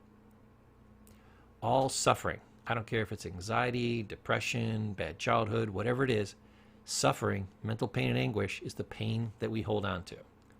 Solution, let it go. Now, here's a good technique for kind of understanding this at a little deeper level and also how to let it go. There are two times that don't exist. The first one is the past.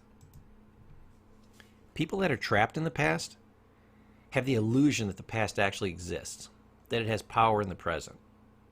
It doesn't. It's the past. If I said, show me one thing from your past, you couldn't. Because everything that's now exists in the now. You could even go grab me an antique and say, oh, here's something from the past. I said, no. In the past, it would have been brand new. Why are you showing me this old piece of crap? In the past, it was brand new. So to show me the past in the present, you'd have to show me this brand new piece. You can't show me an antique. That's an old piece of crap in the present. That's not a piece of the past. It went through the past, but it's not in the past. It's not the past. Get it? Your memories started in the past. You've refreshed them, recharged them, you reheated them in the microwave, but they're from the past. And the past is an illusion. It's a story in your head about something that happened. And it doesn't exist. It existed at the time. It does not exist now, except as a memory, as a story in your head. Goal, let it go. Here's the other way people torture themselves. With another time that doesn't exist. It's called the future. They worry about things. They predict things being the same. They worry that things are never going to get better. You know, they do all these things. The past and the future don't exist. We need to let them go. And let me show you why. Let me show you what exists in the past and the future that's causing you pain in the present. Now again, these are illusions, but it's a pretty good illusion because you're creating it. So you can dig into your past, find old pain, and just pour it out around you and roll around in it. You can do the same thing with guilt, regret, failure, anything from your history, all your old disappointments, and just feel god-awful. You can choose to do that. It's a mental skill you have, and you can choose to do. You can take images from the future. Imaginings is what they are. They don't even exist. And you can pour those scenarios those fake stories all over yourself and have worry, anxiety, fear, failure, disappointment, all kinds of sense of loss. You know, people even worry about aging, all these types of things, and ruin your now. So mentally, you're grabbing things from the past and imagine things from the future, pouring them on your now, and just destroying your life. Your brain can actually do this because it has a mental mechanism. You're supposed to use it for good. This is using it for evil. You're supposed to be able to look into the past, find wonderful times that could make you feel good just thinking about them in the now, and enjoy them again. Wonderful. You can also remember times when you didn't do things so well in the past, remember how to do them better, and make your now and your future better by using these skills and being proactive. So that's great. You can also remember all your talents and use them in the now to make your now and your future better. You can use your ability to look into the future to see a brighter future, feel more optimistic about it, see things working out, so you have comfort and security in your now. You can also think about potential problems. Be proactive, solve them, and then feel good now that you can solve them and not have to have them now and not have to have them in your future. That's how you're supposed to use it. The brain is a tool. It's a dumb animal. You tell it to use it the wrong way, it says, yes, sir, yes, ma'am, I'll get right on that. And it very dutifully does that. And you get the problems that you see here in this slide. If you say, no, I want to use it the second way Mr. Paul was talking about, it says, yes, sir, yes, ma'am, I'll get right on that. And it helps you, helps you, helps you. And your now and your future gets so much better. You have to decide how you want to use your tools, your gifts. Remember, the brain is a simple tool. It's like a hammer. It doesn't care if you take that hammer. The hammer does not care if you grab it and use it to beat yourself over the head and destroy your life, up to and including killing yourself. The hammer will never bitch, whine, or complain, or object. It just does what it does. Or you can take that hammer and you can build the home of your dreams. The hammer doesn't care. Your brain doesn't care. Be very careful what you ask your brain to do. That's your lesson for today, and I'll see you in the next section.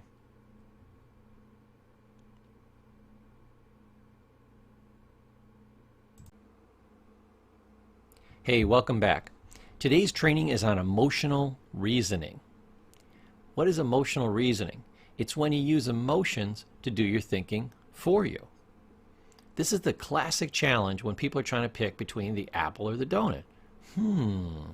Which one should it be? Well, logically, we pretty much know it should be the apple and not the donut. So why do we pick the donut so often? It has to do with emotional reasoning.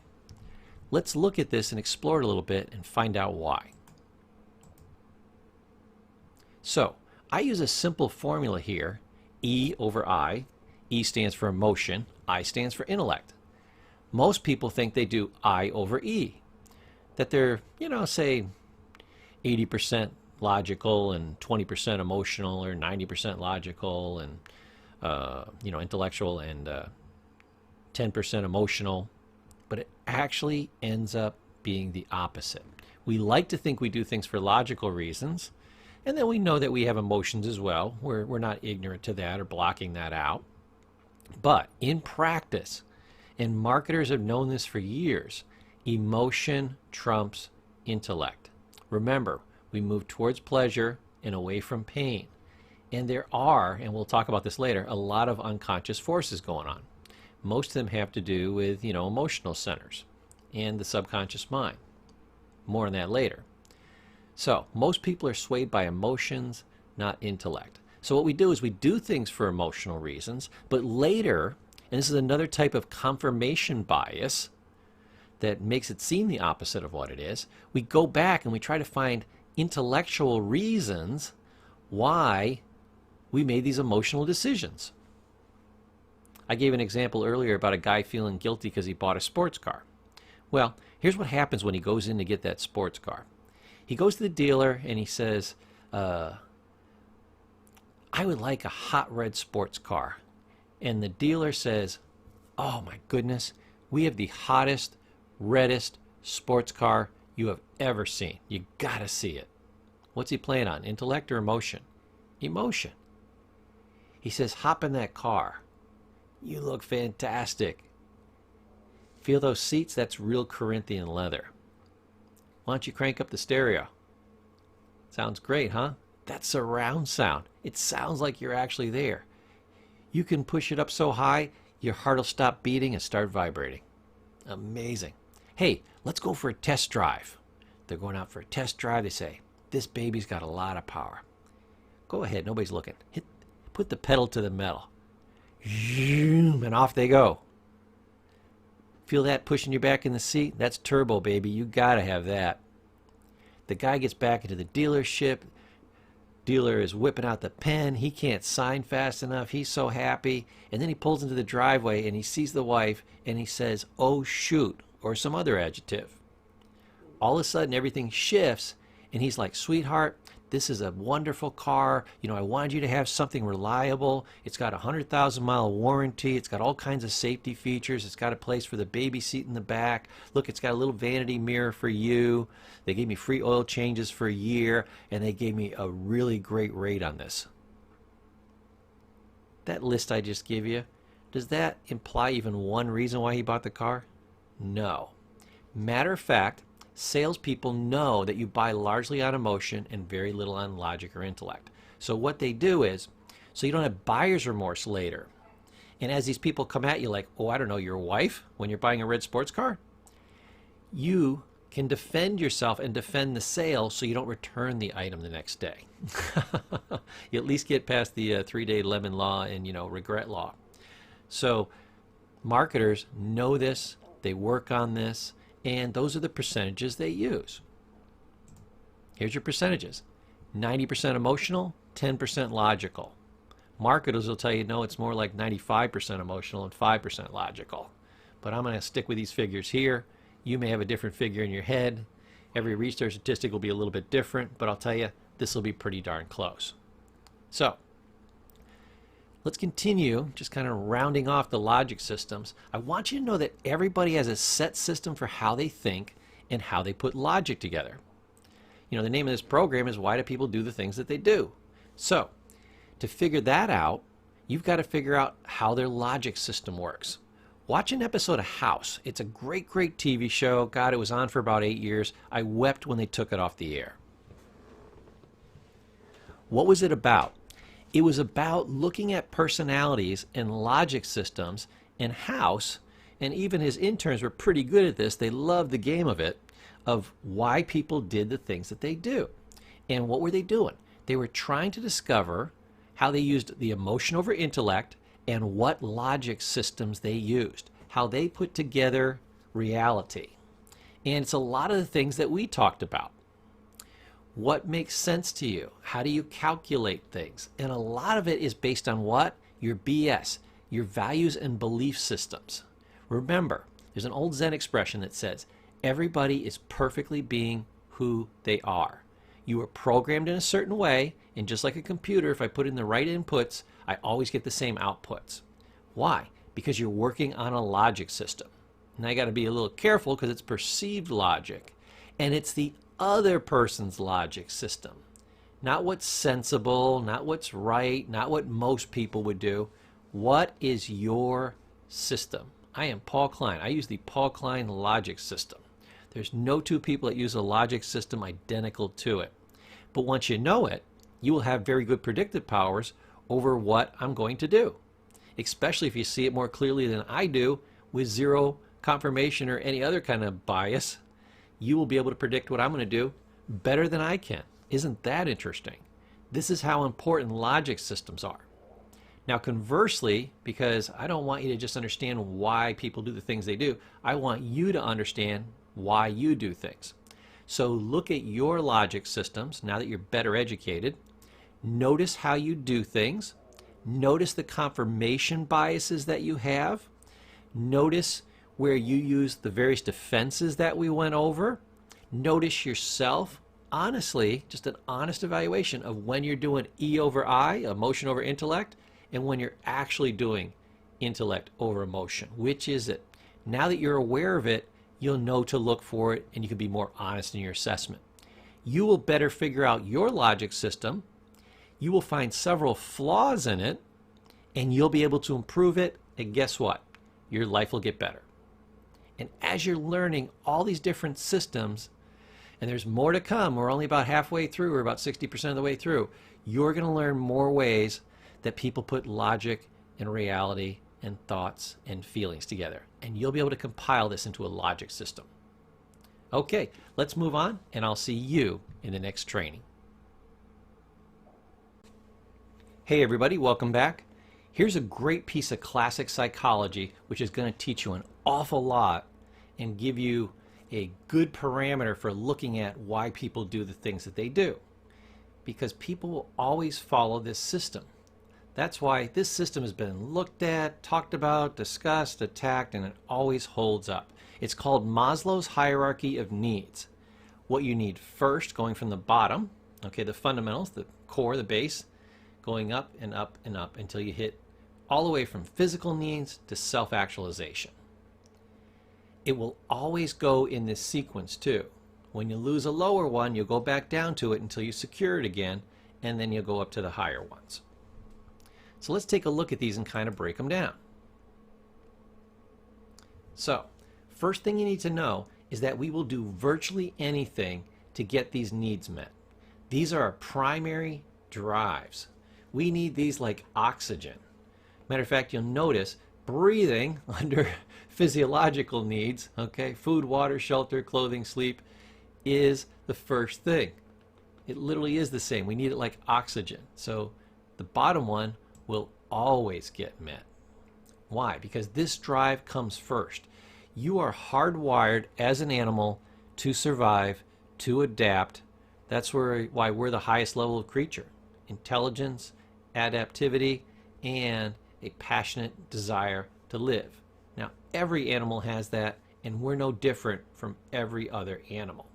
So, I want you to know that until you get your physical needs met, you won't worry about anything else.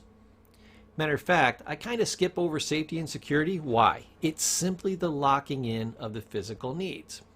We don't need to do a separate training on that. So the first thing you want to do is survive, and then make sure you continue to survive. I consider it kind of a continuation. Now, this creates a myriad, I've been trying to work myriad into a sentence for quite a while, a myriad of problems and stressors. One, when we're working on physical needs and safety and security, we forget everything else. We are focused like a laser. Like I had stuck your head underwater, and the only thing you were concerned about, you're not doing taxes in your head or worrying about what the government's doing or are my kids okay? You know, you're worried, am I going to get that next breath? You're not doing your taxes in your head. Boom, you forget everything else. We will do things we don't want to do.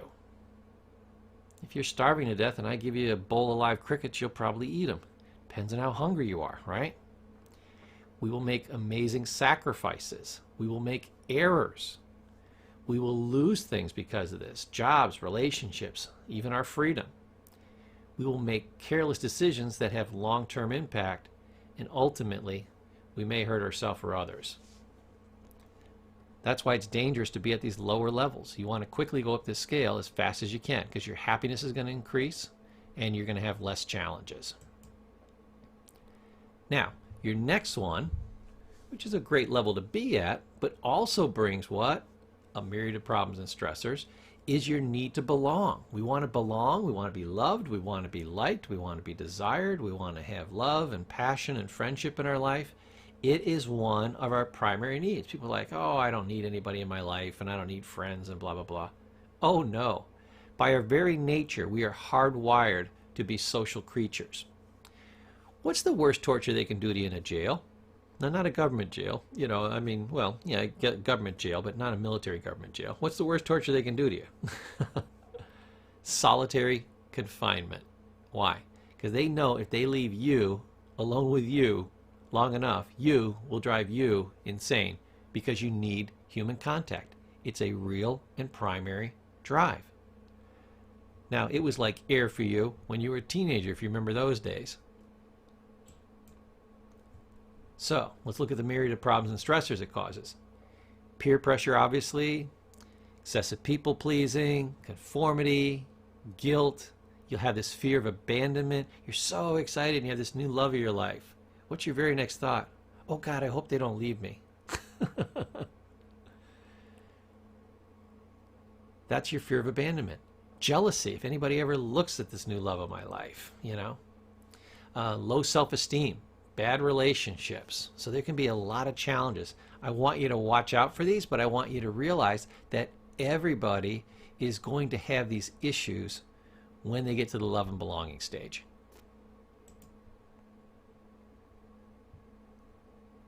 Now, let's look at self-esteem. Remember, we said we will always match our self-image. Every man, every woman is perfectly being who they are. That's the old Zen philosophy. It's never been proven wrong. So your self-esteem and your self-image, think of those two words. Self-esteem is the way in which you esteem yourself, and self-image is your image of yourself. I use these things interchangeably because there's very little variation. So think of both, even though Maslow only put in one. So when you try to build up your self-esteem and feel better about yourself, now that you got a little friendship, a little love, a little belonging, your self-esteem still isn't where you want it to be, so you start working on that. When you're doing that, you get a myriad of problems and stressors. Feeling we aren't good enough, feeling like, you know, you're noticing all your limitations. You notice that you have a lot of programmed responses that aren't always positive. Again, the fear of abandonment and jealousy. Low self-esteem is obviously the issue. Even the fear of low self-esteem. I wonder if my esteem's high enough. Well, people who wonder that's high enough probably feel that it isn't, right? Self-doubt, self-hate. You getting on you. Remember, your ego loves to do that to you. It'll make you try to doubt yourself. And it'll make you hate yourself. Oh, you could have worked harder on that. Everybody else is loving you because you did a great job on it. Oh, but you didn't give it 100%. Could you have done more? Yup. Then you should feel bad about the percentage that you didn't do. Your inner critic is brutal. Brutal.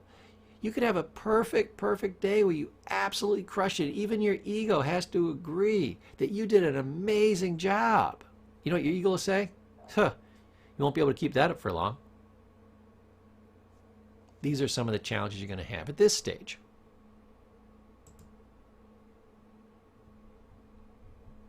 Now, just to reiterate, most of what we do day in and day out is to get our needs met. Remember, we talked in the last section about logic systems and the E over I. This is another piece of the logic system when you're trying to figure out why people do what they do. Go back to this triangle, go back to this hierarchy of needs, and say, where is this person? They're going to try to maintain where they are, and they're going to try to excel to the next level. This will determine, in a lot of different ways, what they do and will become part of their logic system. So make sure you're incorporating it in. Look at where you are on the scale. And in this section here, I want to talk about that purple section up top, self-actualization. They estimate that no more than anywhere, you know, it depends on who you like in the literature, somewhere between maybe 10% and 1% of people will ever become self-actualized. The reason it's hard to get a hard number on that is agreeing what self-actualization is and when you've hit that. I have achieved greatness. How do you measure that? When do you know when you hit it? So based on the criteria you got, even if we're all measuring it accurately, when the criteria changes, the numbers will change. Does that make sense? Good. So in broad strokes, and let's go back to Maslow, the way he defined it, self-actualization is when you've reached an area where you're worried about morality, creativity, spontaneity. You now have acceptance in your life. You understand how life works. You have experience and purpose and meaning, and you're simply working on, you've got everything else nailed down. Physiological needs, not a problem. Safety and security, locked in. Loved and feeling belonged, perfect. Good self-esteem, check, check, check, check, check. Now you go to the higher levels. You may be one of the people in the higher levels, because people that are lower levels, okay, that are trying to get safety and security and physiological needs, they wouldn't be taking a course like this. You're probably in the loving or belonging stage, which means you have some intimacy, you have some friends. but you would like to build your self-esteem and jump to that level and lock that in and feel like you have really good self-esteem.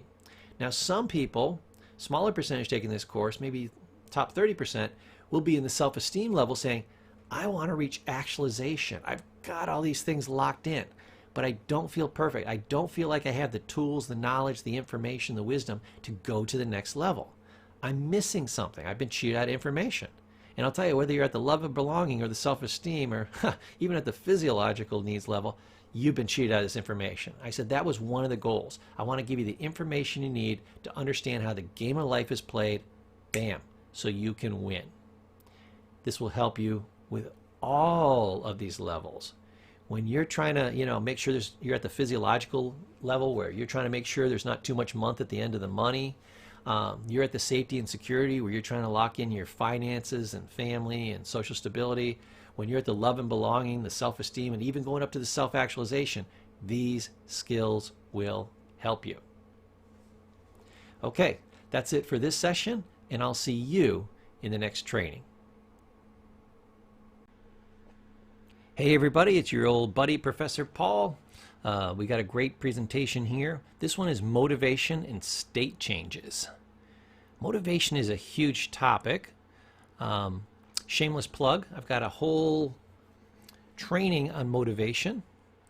You'll want to check that out because this could go on for hours just talking about motivation. But motivation is kind of the key skill to have in life. You got to have motivation. You can't do the slightest thing. I once used the example that you wouldn't even reach around to scratch your butt until you were properly motivated. But think about it.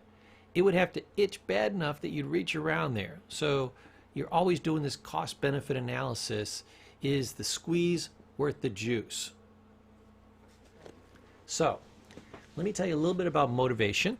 It basically comes from the root word motive, if you look at it. And what is motive? It's the why. Remember, this training is on why people do the things they do, and conversely, why you do the things you do. So the motive is the why. Think about that. Why would I want something? Why would I take the action?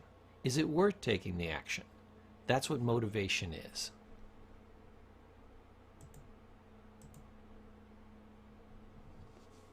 So, motivation is this powerful why, this dynamic sense of purpose where you feel it's worth it to take the action. Much like you would purchase anything. If I buy something for $1, I want to get at least $1 worth of value.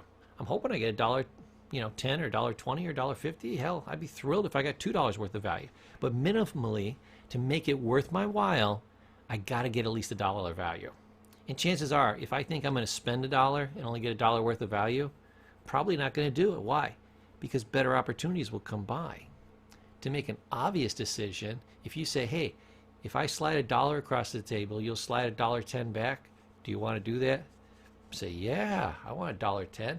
I'll make 10% of my money in a minute. Boom. How many times do you want to do that? I want to do it over and over and over again. And I wish I was getting 20 or 30%, but 10 ain't bad. It's obvious to take the action. So, motivation is what gets you to take the action. Now you got to be careful though, because your motivation will also control you.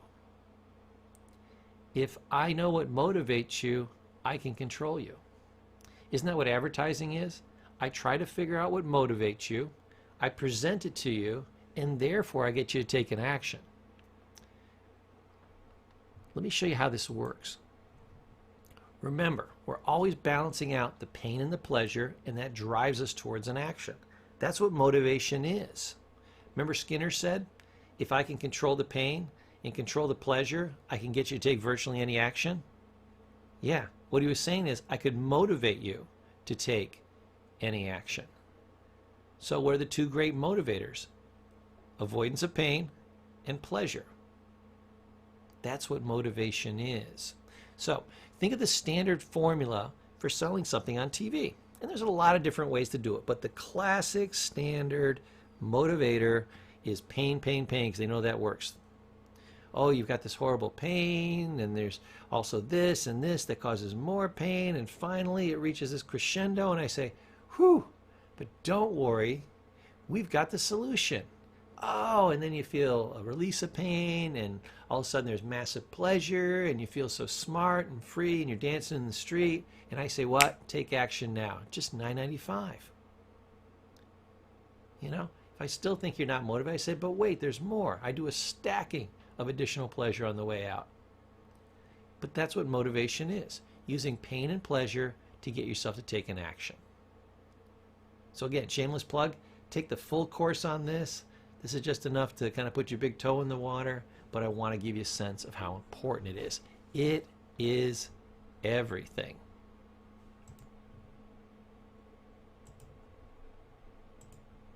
So let's look at one of your primary motivators. One of our most powerful human drives is to change our emotional state. We don't like to stay the same. Anthony Robbins had a great piece on that, and basically he talks about what I want to tell you. That say you're totally relaxed. What a great feeling. Until you feel it for too long. If you're relaxed for a long time, what's your next emotional state? That's right. It's boredom. So now what do you want? Oh, I want a bunch of excitement. You know, I want to do the skydiving. I want to go on roller coasters. I want to watch an action movie, see the superheroes, whatever. Boom. But if you have excitement, what's your next emotional state? Well, I'm torn between burnout and anxiety, but pretty much you're going to get sick of it. We get sick of every emotional state. That's the concept I wanted to give you. We get sick of every emotional state when we're in it too long.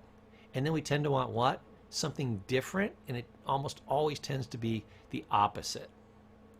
So after a bunch of excitement, you know, maybe you went out, you're on vacation, you did a lot of fun things, you had a lot of excitement, and you're all tired out. What do you want to do at the end of the day? You want to switch states, and you want to relax. Then you relax, and finally say, this is so good. And then you get bored, and you want more excitement, you know, or you want something in the middle.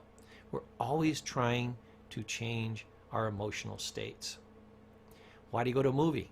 Because it'll change your emotional state. Why do you take a drink or a drug? Because it'll change your emotional state. Why do you get into a relationship? Because it'll change your emotional state. Why do you go to the gym? Because you think it'll change your emotional state. Virtually everything, because we live based on pain and pleasure. Another way to say that is emotional states. We're always seeking out different emotional states. It's one of the main reasons why we do things. Now, here's the challenge. Because we try to avoid pain and gain pleasure, we want to feel good all the time. Here's the challenge with that. That's not possible. One, life won't let you. Okay? Life will not let you. Second, your brain won't let you. You actually have so many feel-good chemicals, you know, basically endorphins and other neurotransmitters that will allow you to feel pleasure. Over, say, a given day or a week, you've got X amount of those chemicals. When you run out, I don't care what they do to you. You're having the best sex of your life. You just won the Publishers Clearinghouse. You know, you got $10 million. You know, your dead dog came back from the dead. I don't care what happens, okay? The most wonderful thing in the whole world, you physically, neurologically do not have the chemicals to feel it, okay? Now, you can have a lot of fun between here and there. This is actually what causes a challenge for, say, like cocaine users. They take a bunch of cocaine. Does the cocaine make you high? No. The cocaine causes you to release a bunch of neurotransmitters that make you feel fantastic. Here's the challenge. You blow through about 5 or 6 days worth in about 20 minutes. And then aside from taking another hit of cocaine and forcing the system to squeak out the last little bit, you can't feel any better. And each hit is less and less and less pleasure. And then guess what? Because you've used up those neurochemicals, oh, you feel like death, like the deepest, darkest depression you ever had, until those neurochemicals can build back up to make you feel what? Normal. And then you do it again. So that's why I'm against drugs. You know, if they had a drug that made you feel good and there was no consequences, I would be selling it. It always takes more than it gives. So it gives you 5 units of pleasure, but it costs you 6, 7, 8, 9, 10 units of pain. That's the problem.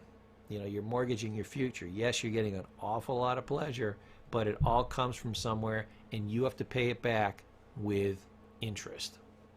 Okay, now, the fact that we want to feel good all the time is a leading source of problems.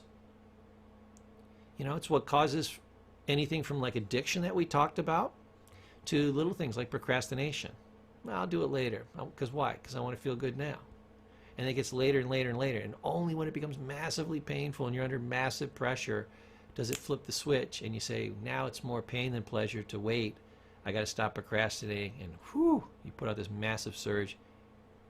And hopefully you still get the, the project, the assignment, whatever, done in time. So, wanting to feel good all the time can be a major cause of pain. Say you want to feel absolutely fantastic. Here's a great way to do it. Go out and cheat on your wife. Okay? You'll have great sex. It'll be absolutely fantastic. You'll have a wonderful time. It'll be the best half hour to hour of your life. Wonderful. Now here's what you got to do. You got to go through your wife crying, your children crying, massive divorce, lose half your assets or more and make payments on the rest. Boom. But there's something called the proximity rule. We like the pleasure now. The pleasure now seems larger than the pain later. Much like something close to you now looks bigger, the closer it is, than when you look at an object that's farther away. So that's the proximity rule. So a lot of times, because we're weighing out pain and pleasure, and we see this pleasure in front of us, like this gorgeous woman or whatever, and we will fall for that because of the proximity rule. And because of our denial system, our defense mechanisms, we're like, oh, I can get away with this, nobody will find out, blah, blah, blah, blah. I'm here to tell you hardly ever get away with anything. You always get caught. You always get caught. It's like trying to get away with the perfect murder. Don't try to get away with anything in life. Be honest and sincere. Because, there's like 1,000 ways you can get caught, and if you can think of 350 of them, you're a damn genius, So they still got, another, 650 ways they can catch you. So don't do it. Now the next thing is the desire to feel good all the time is what causes addictions. I was an addiction counselor for years, man. I can tell you that's the straight up truth. Here's the other thing that I'm going to tell you. Addictions, we used to call them the great unifier. You know why? We all want something, watch this, we all want something outside of ourselves to make us feel better. And we all want to feel good all the time. What is an addiction? I take something outside of myself and I use it to make me feel better. Now for an addict, it's a drink or a drug.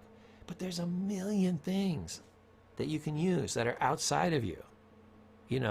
Not you just sitting there meditating and blissing out in your mind, that we use to make ourselves feel better. And we are horrible. We've never been trained to make ourselves feel better in our own minds. Did anybody ever sit down and do a training on that with you? Did you have like a 6-day training on that? I must have missed that class. No, nobody ever teach you how to feel good alone in a room by yourself, okay? Within your own mind, without using something from the outside. So what do? Oh, like a squirrel trying to get the last nut on earth, we run around trying to find thing after thing after thing to make us feel good all the time. So we buy toys and clothes. We do retail therapy, right? We try to eat because eating will release endorphins. They made that massively pleasurable. That's why people do it.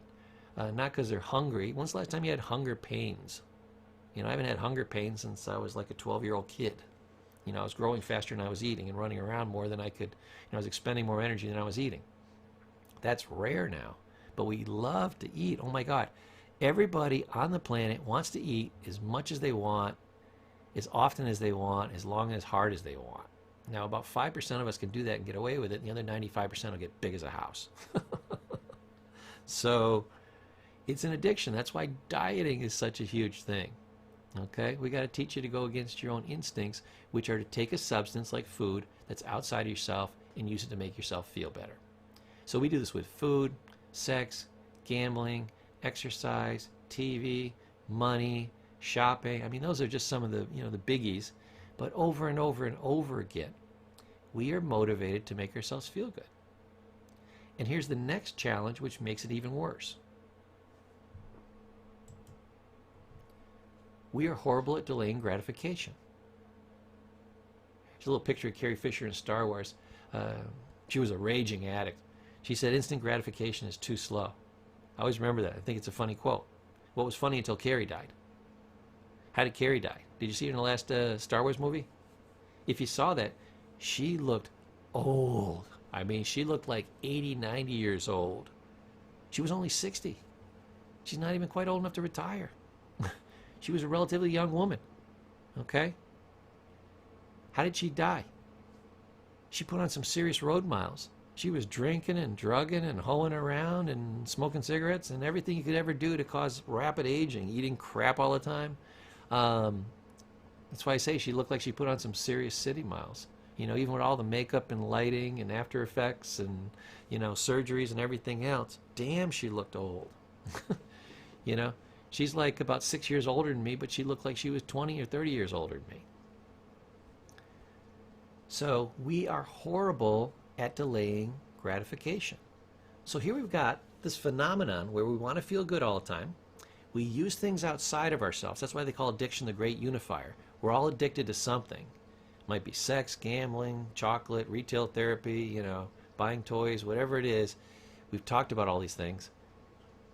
And we all stink at delaying gratification. So say your addiction is food. Then you eat too damn much. Why? Because you can't delay gratification. You shop too much. And you keep doing it over and over again. You're like, oh, I should stop. I'm so much smarter than this. But you're going to do it again tomorrow. Because you're terrible at delaying gratification.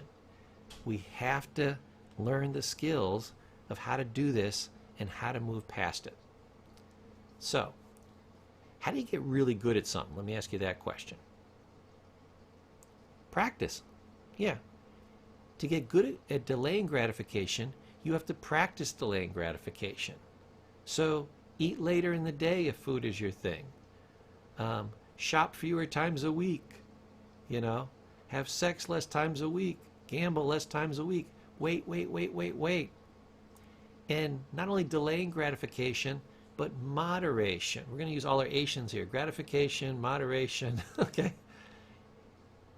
Eat a little less. Gamble a little less.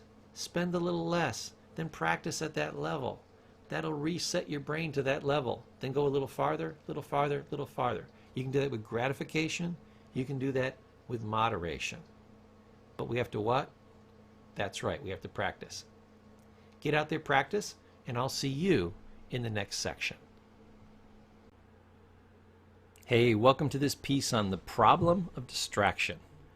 Distractions are fascinating. They rarely ever talk about them in psychology, but they're absolutely fascinating, and they have a huge impact on why we do the things that we do. We are constantly in a stream of consciousness looking for distractions, moment by moment, second to second. Remember when we talked about the ego and we said there's this little chattering monkey, woo, always talking, never shuts up, blah, blah, blah, blah, blah, a stream of consciousness. It is always looking for distraction. If it keeps you distracted, it will keep you off balance. You'll never what? Notice it. And you will need it because you need so much stimulation, because like we talked in the last section, you want to feel good all the time. Most of these distractions are about what? Making you feel good. But we'll go for almost any distraction. Let me show you some of the most popular distractions. Food, television, movies, sex, computers, and phones and selfies. We're very narcissistic, this generation. Not that we weren't always, we just didn't have the right technology, right? So, we're always trying to find something, and notice that these are things that are outside of us, like we talked about in the last section, that are making us feel good, and they kind of work some of our physical urges. Eating is a physical urge. Sex is a physical urge. Or they take us out of our environment, like TV and computers and movies. These are all fantasy areas, things we couldn't see, things we couldn't experience, that we crave but we're not going to have in our life. It's pitiful, but it's true. So, still more distractions. What are some other fun things that people like to distract themselves with? Shopping. Big one. Retail therapy. Other people's problems. I've got a sister, she loves to go through other people's problems. When she hasn't got enough problems in her life, she starts on somebody else's, or she goes and deals with her kids, or she'll create problems. Problems, problems, problems. She loves them. Most people hate problems. She loves them. Great distraction. While she's focusing on somebody else's life, she doesn't have to focus on her crappy life. See how that works? The news. CNN, constantly negative news. All these different kinds of dramatized, negative rubbish that they just pour out. But it's fascinating. Why? We are instinctually drawn. Remember, we will do 2 times as much, 2.5 times as much to avoid pain as to gain pleasure. As an instinct, our brain is drawn to the negative. The news people know this. That's why you see rarely any positive stories. Matter of fact, the only time they'll do a positive story once in a while is like a big-time wrestler will lift you over his head. Why is he doing that? Because the very next thing he's going to do is slam you down. That's the only reason the news will ever do anything uplifting, is because they want to slam you down next. Politics is endlessly fascinating. There's so many different philosophies and issues and arguments, and it brings in all this emotional stuff. It will keep you completely wrapped up. Problems in politics, I think, and news are some of the greatest distractions that are out there. Gossip is another good one. Work is endlessly distracting. There's always one more thing you could be thinking about or doing at work or worrying about. Creating drama, I told you about my sister that will create the drama if there isn't any. Kids will give you at least 20 years, per of drama. Matter of fact, when they actually get out of the house, you think the drama's over. Oh, they never stop needing their parents. You will die before your kids stop needing you or creating drama in your life. Hobbies are actually more of a positive distraction. Neurosis is a major one. There's an endless number of things to worry about. If you can't find enough, please see CNN. They'll help you out with that, or any news channel. Gambling is another one. Drugs, again, things outside ourselves that both distract us and what? Make us feel better. Yeah. Relationships are a great source of distraction. Resentments. Daydreaming. You got nothing to think about? Think about any old thing, whatever runs across your mind.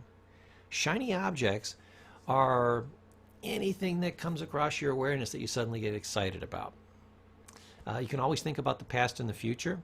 Matter of fact, the average human being will spend about 60% of their time thinking about the past, about 39% of their time thinking about or worrying about the future, and only about 1% of the time actually focused on what they're doing, which means you only live about 1% of your life. It's one of the major challenges in life. Shameless plug, I would hit my training on Zen. It tells you how to break out of that. People want to live longer. They've got all these anti-aging products and things like that, and systems that they use, and diets and regimens and things like that. The question isn't, is their life after death? The question is their life before death. Are you staying present in the now, sucking all the juice and pleasure out of your life, or are you barely living it because you're trapped in the past and the future? For the average person, they're trapped in the past and the future. Their life gets 99% wasted and 1% used. We got to have better figures than that. That's what the training's for on Zen. So, guilt and regrets, another huge one, and much, much more. So why are we distracting ourselves? Again, this will go back to the ego. It's another great reason why people do the things they do. Why do they do all these distractions? Well, we try to distract ourselves from the horrible pain of living. Remember, the ego's job is to make you feel bad.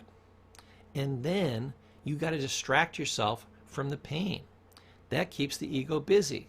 So now it's Employee of the Year. You couldn't survive without it. It becomes indispensable by causing you pain, causing you problems, and then saying, don't worry, I'm your buddy, I'm your pal. I'll help you out. I'll make you feel better. Hey, let's go to a movie. Let's drink. Let's eat a bunch of chocolate. Let's go have some crazy sex. Let's buy an expensive sports car.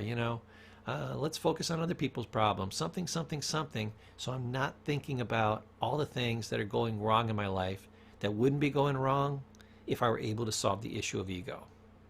That's the other thing about the Zen therapy, because it will teach you how to defeat the ego. That's what most of the training is about. So we spend an awful lot of time in distraction, trying to get away from the horrible pain of living. But there is a way out. I would recommend the Zen therapy. I'm not aware of another therapy that will actually work for that. There's some great books out there. There's one called, appropriately enough, Zen Therapy. There's another one by Eckhart Tolle. It's called The Power of Now. Another great one. I would recommend that. But learn how to get away from this nonstop stream of distractions and get back into the present and back into enjoying these things. There's nothing wrong with going to a movie as long as you're enjoying it. It's not so you can forget about your stinking life. Okay? And the sad thing is we're trying to distract ourselves from quote unquote this horrible pain of living, not because our life is so horrible, but because the ego is making it bad. And without the ego, your life would be great. So those are my recommendations. Short training for this time, and I'll see you in the next one. Hey, welcome back. This section is called How You Screw You. Interesting title if ever there was one, right? The dirty secret of psychology, number one with a bullet, is that we are the source and the solution to our problems. We create the problems, and inherent in creating it, because we're the experts, we also have the solution to our problems. Think of it this way. You see this girl here and she's eating too much chocolate. What's the solution? Don't eat so much. It's reality therapy. If you smoke too much, what's the solution to that? Stop smoking. If you drink too much, stop drinking. If you eat too much, stop eating. You get in too many arguments, stop arguing with people. Simple. We cause the problem and we can stop the problem. We're the only one that can stop it. Matter of fact, I never really did quote unquote therapy with anybody. I did an educational process. I taught people how they were creating their problems, and then together we were able to come up with the obvious solutions. And through an educational process of them understanding how their mind works, they were able to make the changes on their own and do it intelligently, not just mindlessly follow something that a therapist said for some reason they didn't know. So education is basically self-help. I would teach them how to help themselves. It didn't take me much longer to train you how to do the therapy with yourself than it did to do it myself. You know, I could do the therapy with you like an hour, or I could train you how to do it yourself in like an hour and 15 minutes. So I would spend the hour and 15 minutes with somebody and teach them how to do it themselves, so that they could do it over and over and over again with understanding, with a therapist that they'll actually listen to themselves. So I usually tell people, you know, the good news that there's good news and bad news in terms of therapy. The bad news is you're the problem. The good news is you're the problem. Thank goodness you're the problem. If it really was the government and your friends and your boss and society and everything else in your bad childhood, you'd be screwed, because guess what? Those things aren't going to get any better. And if they were to get any better, you have to go to them on bended knee and beg them to make it better. And guess what? They probably wouldn't care. They probably wouldn't help you. So the good news is you cause the problem, you maintain the problem, and you can eliminate the problem. So you're powerful, not powerless. When we externalize things, when we say we're not the source and we're not the solution to our problems, then we're powerless. If I didn't cause it, I can't solve it. If I don't have any solutions, then I can't solve anything. We used to use a unique technique. It was called sentence stem completion. It would show clients that basically, even when they thought there was nothing they could do to solve their own problems, they actually kind of knew the answer even before I told them. I would simply propose a sentence and they would fill in the blank. So here's an example. They say, I don't know how I'm going to fix this relationship with my wife, with my brother, sister, whatever, husband, friend, coworker. I would say, okay, so you can't think of anything you can do? No, I thought of like 5 things and that's all I can think of. I say, okay, let's do a sentence stem completion. One thing I could do today to make the relationship better would be, and fill in the blank. And they would actually be able to think about it for a minute and they'd be able to fill in the blank. Then I give them the exact same one again. One thing I could do to make my relationship with so-and-so better would be to fill in the blank. And they would be able to do another one. See, the brain, when posed with a problem, gets overwhelmed and doesn't know what to do. When broken down to a sentence and you just got to fill in the last piece, it's focused, and the brain is awesome at doing two things: asking questions, answering questions. So the sentence stem completion was almost always in the form of a question, because your brain is an answering machine, and you know more than you know you know. Does that make sense? When you try to think of something like, how am I going to solve this problem? That's too big a question, and your brain can't answer it because it would have to flesh it out in the whole. It'd be like if you say, how am I going to write a song about a girl who left me? You will never write that song. If you say, what is one phrase that's catchy about a girl who left me? That you could come up with. String a bunch of those together and you have a song. Especially because 3/4 of the song just repeats the verse. Okay? You just need a couple conjoiners, I think 2 to maybe 3 of them, and you got you a song. So come up with a catchy phrase, then the next catchy phrase, then the next catchy phrase. That's how all songwriting is done. Very few people, like wake up from a dream and write it down whole hog. Boom, in one sitting. So remember that you're both the source and the solution to your problems, and you can solve them. And try that technique of sentence stem completion. One thing I could do to be healthier is. One thing I could do to make more money is. One way I could have a better relationship would be to. One way I could feel happier about my life is to. All kinds of different things. You got to get creative. You got to match to your situation. Have a lot of fun with it. Just remember, write that down. Sentence stem completion.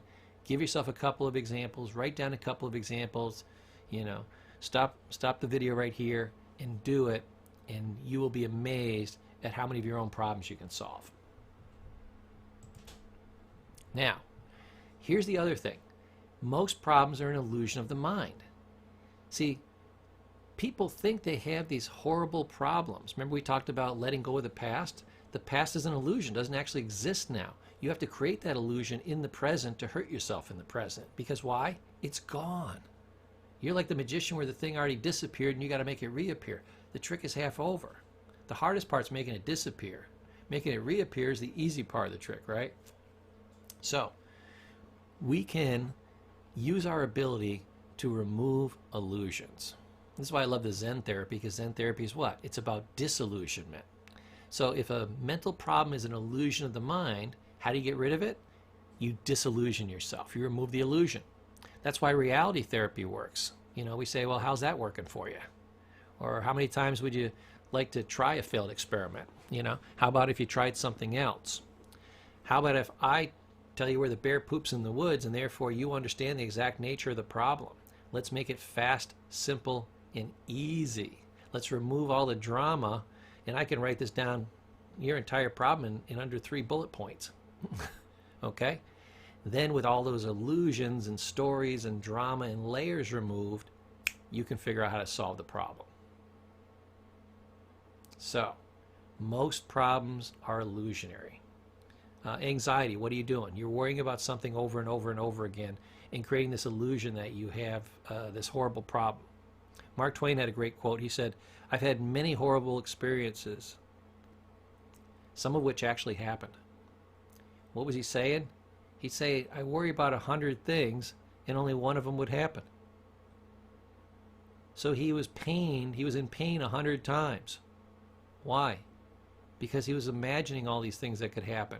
And how many times out of 100 did they actually happen? 1. Did he even have to imagine that one? No, because it would have been the same amount of pain whether he imagined it or not when it happened. It wasn't protective. So, problems are an illusion of the mind. And people are under many, many illusions because they believe a lot of falsehoods. We talked about this early on with the programming and even misconceptions. Somebody was trying to tell you this and you heard that and it's a misconception, but it gets locked in. Boom. That's another kind of illusion. I think the biggest illusion of all is that people believe in their problems. I choose to believe in people. You know, people coming up to me and say, oh, I'm no good, blah, blah, blah, blah, blah, blah. And it's like, see, you believe in your problem. You believe in your anxiety. You believe in your depression. I believe in you. I've never seen anybody that couldn't beat their anxiety and depression if they believed in themselves. So what I do is I start out by believing in them. They believe in me, and pretty soon they see that I'm right. And they will choose to believe in themselves as well, especially if I'm doing really good therapy where they're moving along and they're seeing progress. Before, they never saw any progress. And I blame all the progress on who? Them, the person that created it. I can give people education, but I cannot create the change. You know, it's like working out in the gym. I can show you where the weight bench is. I can show you how to work the weights, but you got to work them yourself. Always give the person you're doing therapy with the credit, because they really did it. You're like the instructor, like this magician here. He had an instructor, and the instructor showed him how to do the trick. So the easiest thing is to show somebody how to do the trick. It takes weeks and months of practice to get it down really good, but then they can always do it. How many times out of 100? Pretty much 100 out of 100. Just takes a little bit of practice. Now they believe they can do it. Why? Because they've already done it. So you got to help people to believe in themselves, and then they can make the change. If you're having a hard time making a change, I can almost guarantee you that in some way, shape, or form, you believe your problems are very powerful, and you believe you're very weak. You choose to believe in your problem, and you're not believing in yourself. That brings me to the next thing, and I'll kind of wrap this section up with this, is that people do a weird thing. They argue for their problems and their weaknesses. Oh, no, I can't do that. No, no, this thing always beats me. No, every time I try this, it doesn't work. You don't understand how bad my problems are, Mr. Paul. No, you don't understand that your problems are actually pretty simple. You are powerful in your life. You're creating them. Getting rid of most problems is simply the stop technique. Stop thinking about it. And the rest just takes a little bit of education. And each time you beat your problem, you'll see yourself as stronger and stronger, and you'll see the problem as weaker and weaker. Most people are stuck in their problems because they have that tremendous faith in the problem and very little faith in themselves. Therefore, they will do what? They will argue for their problems, and they defend their weaknesses and believe in their weaknesses. Say, oh, I'm just not as strong as you, Mr. Paul. You know how Arnold Schwarzenegger got strong? He'd sit down at a weight bench and he'd lift what he could lift.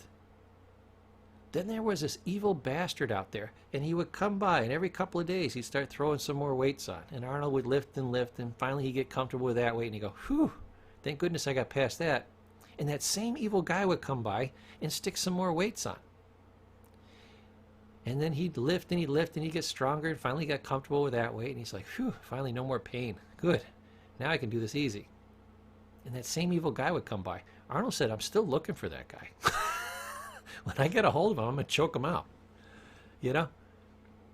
Don't argue for your weaknesses. Argue for your strengths.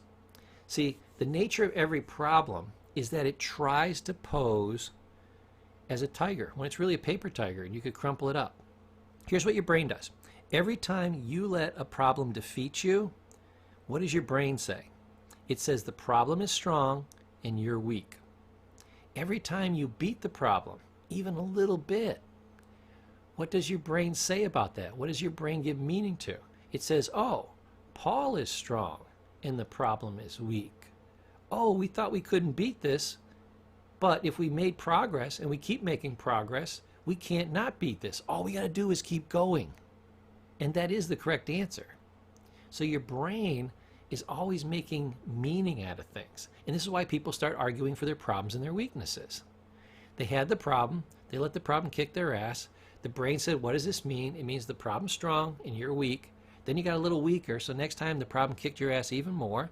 And then you got even weaker. And then it kicked your ass some more and it got even weaker. And the brain's saying, yep, Paul's going down, down, down. And this problem is getting bigger and stronger. It's a bear. He'll never be able to beat this thing.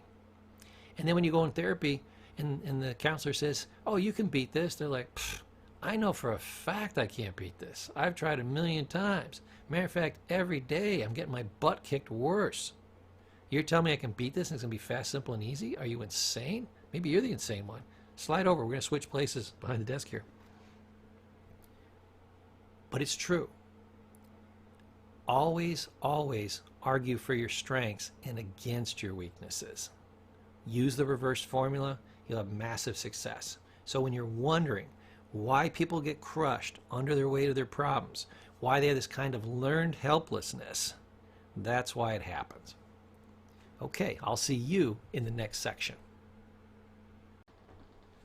Hey everybody, welcome back. In this section, we're going to look at very targeted concepts for why people do the things they do. And this is a great one. Virtually all action is goal-oriented. What does that mean? Almost everything we do has a purpose. Very few things are random. Remember we were talking about motive? And we said motivation comes from the root word motive, which means why.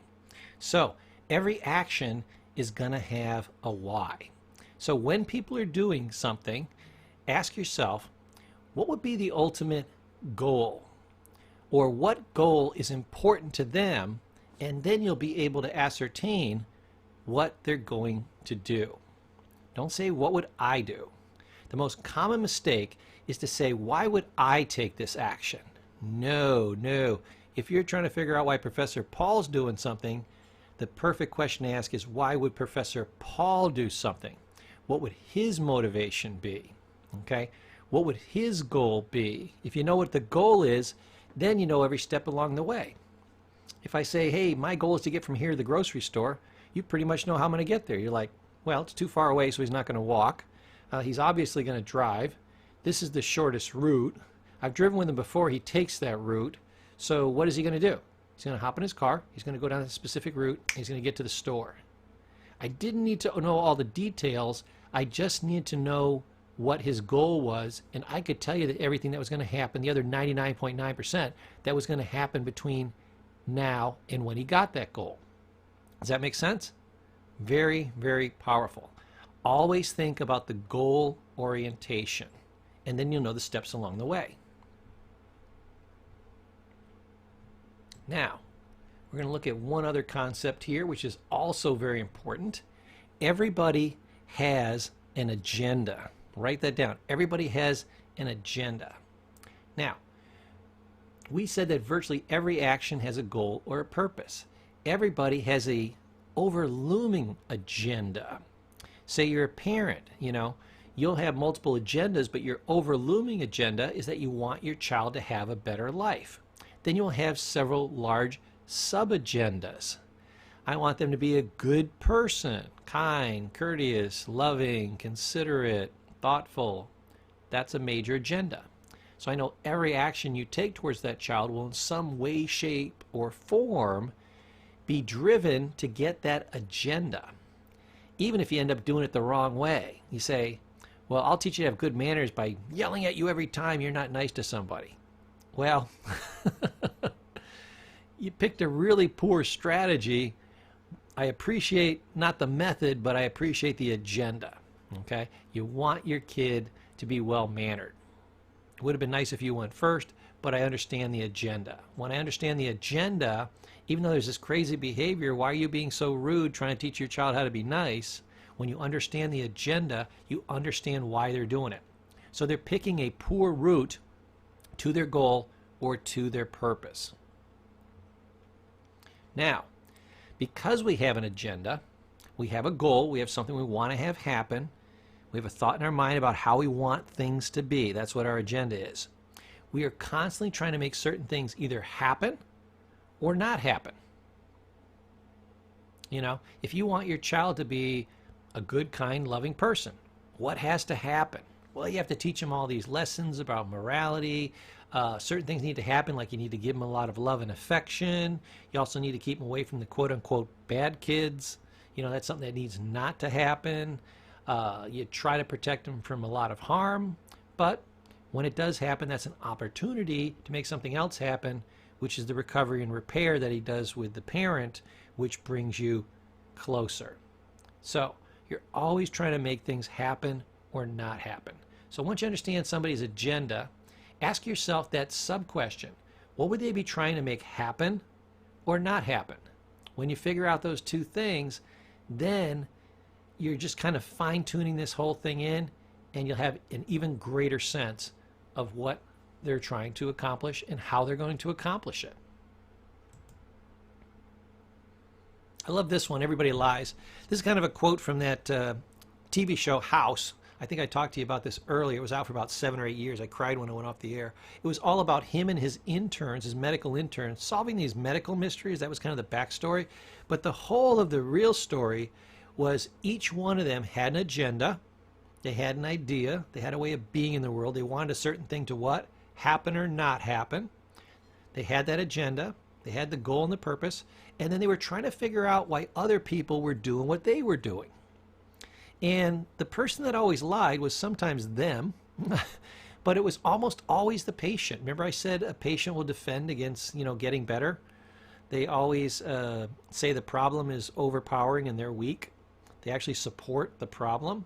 One of the ways they do that is they lie. Oh, I'm not having this problem. They lie by omission, or they state it's not that bad, or they tell you it's really something else, for a myriad of reasons. Might be embarrassing, might be a lot of different things. But you got to remember that every conversation has a goal and a purpose. The best salespeople, the best leaders, the best speakers, they have a goal. They say, what is the outcome I want at the end of this conversation? And they totally go for it. They say, hey, I want a raise. I want people to eat healthier. I want people to eat less. I want to get my budget approved. Whatever it is, once you know what the goal is, make sure every step you take is in that direction and you will win. So, remember too that the other person, whether they're being this purposeful in the conversation, is that every conversation has a purpose or a goal. Very rarely will people talk much to do about nothing. Sometimes they'll do that when they're gossiping, but even then, every little piece of that conversation has a purpose. I wanted to say this about this person so you would think less than them. I wanted to say this about that because then you would think I was smarter. I'm saying this about that because this is a little passive-aggressive jab towards you. Or I'm saying this because this is an analogy I'm sneaking in that is going on for your life. Or I'm trying to very subtly tell you that I'm sad and I want you to make me feel better. So every conversation will have a goal or a purpose. It's a sub-goal. It's almost like subtext. I said something, but there was a meaning underneath it. So here's the other thing that you have to realize as you're going through these conversations. We all lie either consciously or unconsciously. So consciously is the easiest one to detect. The unconscious ones are the hardest to detect. As a therapist, I was always looking for two things. How you were lying consciously, which means there was something you were trying to avoid on purpose, and then how you were lying unconsciously because that was the thing that was hidden from you. That if it wasn't hidden from you, you could address it and you could solve it. And I wasn't looking at you lying as if you were bad. No, we do this as a defense mechanism. Your problem is bad. The patient's never bad. The person isn't bad. Even a lie, which we normally think of as a bad thing, isn't necessarily bad. Why do we lie consciously? Well, it's usually a protective mechanism. It's usually a defense mechanism. We don't want to look bad. We don't want to make somebody else feel bad.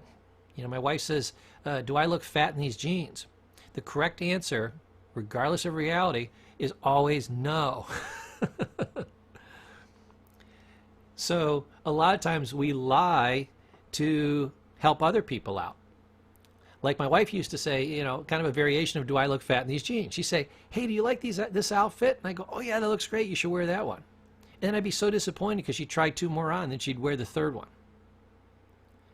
But after a while I learned she does things in 3s, especially when it comes to dressing. I mean, she will sneeze in 3s. So when she would come out later, when I was wiser, older and wiser, I'd seen this pattern a few times, recognized the pattern, and said, okay, it's always going to be the third outfit. So she would come out with this first outfit, and I say, oh, that's really cute. That looks nice on you, but I don't know if it's quite there, Bernadette. And she'd go, geez, I think you're right. Okay. And she'd come out and she'd try another one. And I'd say, wow, that's really nice. But I'm thinking, man, I got a gorgeous wife. I'm betting there's one more dress. You know, this would be a good choice, don't get me wrong. But I'm betting you there's one more dress out there somewhere in the universe that would be a little bit better. Do you think that might be true? And she'd go, well, you know what? Let me take a look, because I was thinking about this other one. And she would bring out the third one. I would say, Bernadette, stop right there. Oh my God, that is the most gorgeous thing I've ever seen. You got to wear that dress. That's the one. That's the pick of the day, sweetie. And she'd go, yeah, I think so too. Notice people's patterns. Know that A, everybody lies. B, they do it consciously and unconsciously. And as they're doing this within the conversation, you want to think about two things. Conscious and unconscious lies, and what is the goal or the purpose? Why did these words come out of this person's mouth? A lot of times you'll just think, oh, they're just talking. No. Everything, every word, every tone, every expression, every flick of the hand has a meaning or a purpose. Usually conscious, very often unconscious as well. Watch for both, and you'll do great in what? Understanding why people are the way they are and why they do the things they do. I'll see you in the next section. Hey, welcome back. Now we've got kind of an odd concept here. We kind of glossed over this a little bit earlier, but people will do negative acts for positive reasons. I think the example I gave you was like a gangbanger. They're trying to get a positive outcome. Now you can do that in positive ways. You can do that in negative ways. Their goal was to feel significant, to have friendship and belonging. Remember that from Maslow's need hierarchy? To survive, that was definitely on Maslow's need hierarchy. And to have financial security, again, on Maslow's need hierarchy. So these aren't things that people want. It's things that they need, that they have to have.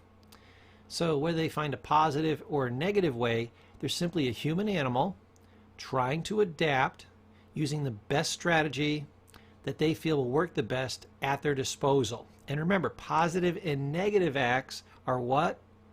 Those are moral distinctions. That's kind of a human distinction. You know, in nature, they don't know about good and evil. The rain comes down and it waters the flower. The rain comes down and it washes it away. It's a force of nature. It doesn't know about good and evil. Nature does not know about good and evil. It doesn't care if it helps you or hurts you.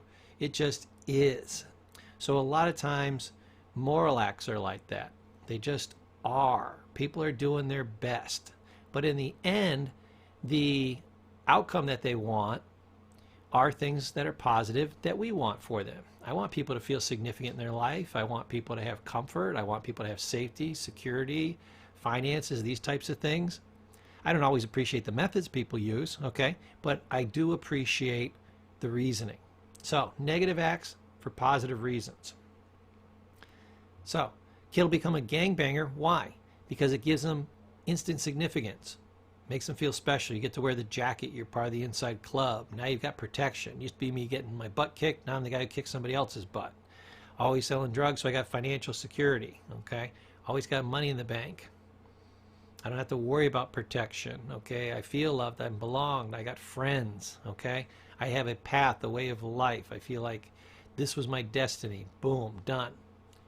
We said earlier, a police officer does the exact same thing. Hey, I'm protecting people, I'm being a good guy, I'm gonna have a pension, you know, people used to kick my butt, now I got 3 different weapons on my hip, okay?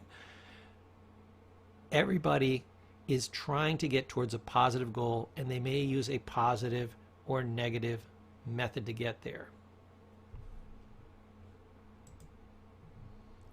Why do we do this? Remember, humans are designed to adjust and adapt to reach goals and to get ahead. Look at those 3 things. We're always going to adjust and adapt. We're always going to get in and reach our goal, and we're always trying to do a little bit better. We're trying to move up through that need hierarchy, right? Everybody's trying to get ahead. So, how do they do it? They pick a way to get ahead. that brings us to a very interesting part. It's the title of this section, Gambits. Gambit is just kind of a fancy word for games. It's games people play to get their way. That's about all the rapping I can do. Games people play to get their way. I remember I was working with a mom, and normally I go in the home and I work with the child, and I work with the mom or the dad or both of them. You know, I work with the parents and I work with the children. So that's how we do family therapy. Well, the child absolutely, positively refused to have anything to do with therapy. Here's why. She was screwing over the mother. The mother didn't know how to defeat her psychologically. She would play all these games. She had all these different gambits, and the mother was defenseless because she didn't even know what was going on, for one thing. Almost like why you took this course. You didn't know the rules of life. So when you didn't know the rules, you couldn't win. The mother didn't know the game she was playing, so she couldn't win at the game. So what we did was, if the child was around, they would usually play some kind of game. Like she would, you know, I would say, hey, we're going to start our therapy session. We'd love to have you join us. She's like, screw you, I'm not doing that. So what I would do is I would walk over to my whiteboard and I'd write down, hey, Mom, she just played a couple of different gambits. It was great. Did you catch it? Mom's like, no, she just looked really upset to me. What game was she playing? There's no game there. She's mad and she wants her way and she's going to have it. No, she played some games. She said, screw you.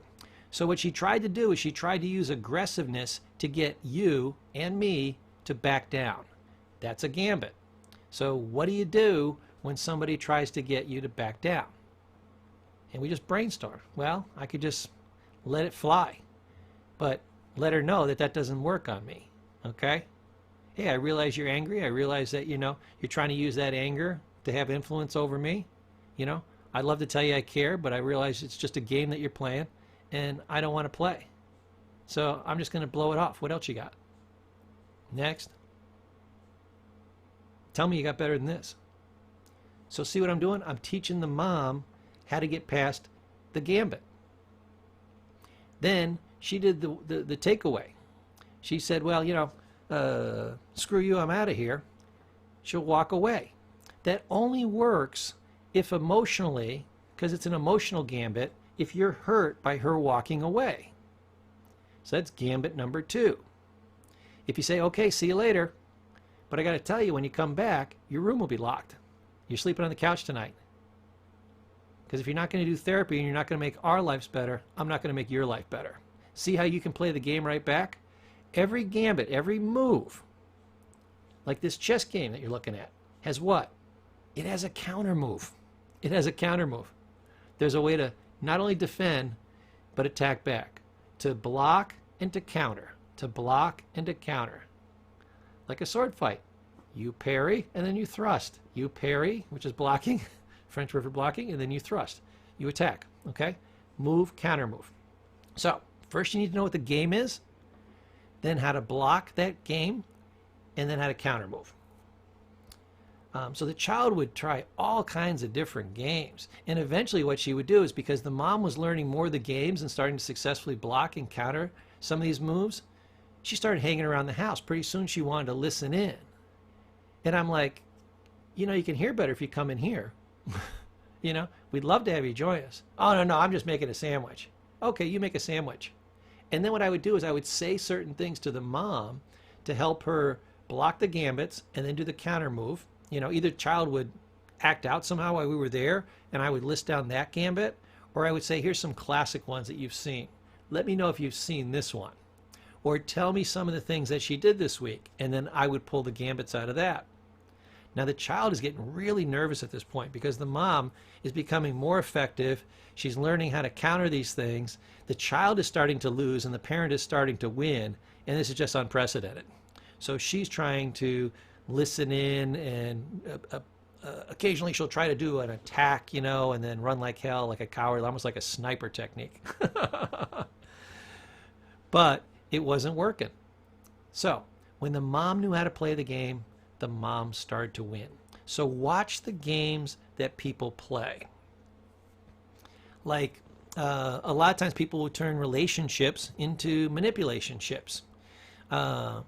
A relationship is when my wife comes up and she gives me a hug and a kiss and say, oh, it's so good to see you today. That's a nice relationship. I do the same back to her.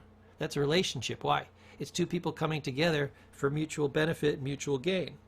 It becomes a manipulationship when she says, hey, can you rub my back? And I'm like, sweetie, let me just finish this project. And she's like, can you do it now? And I'm like, just give me a couple of minutes.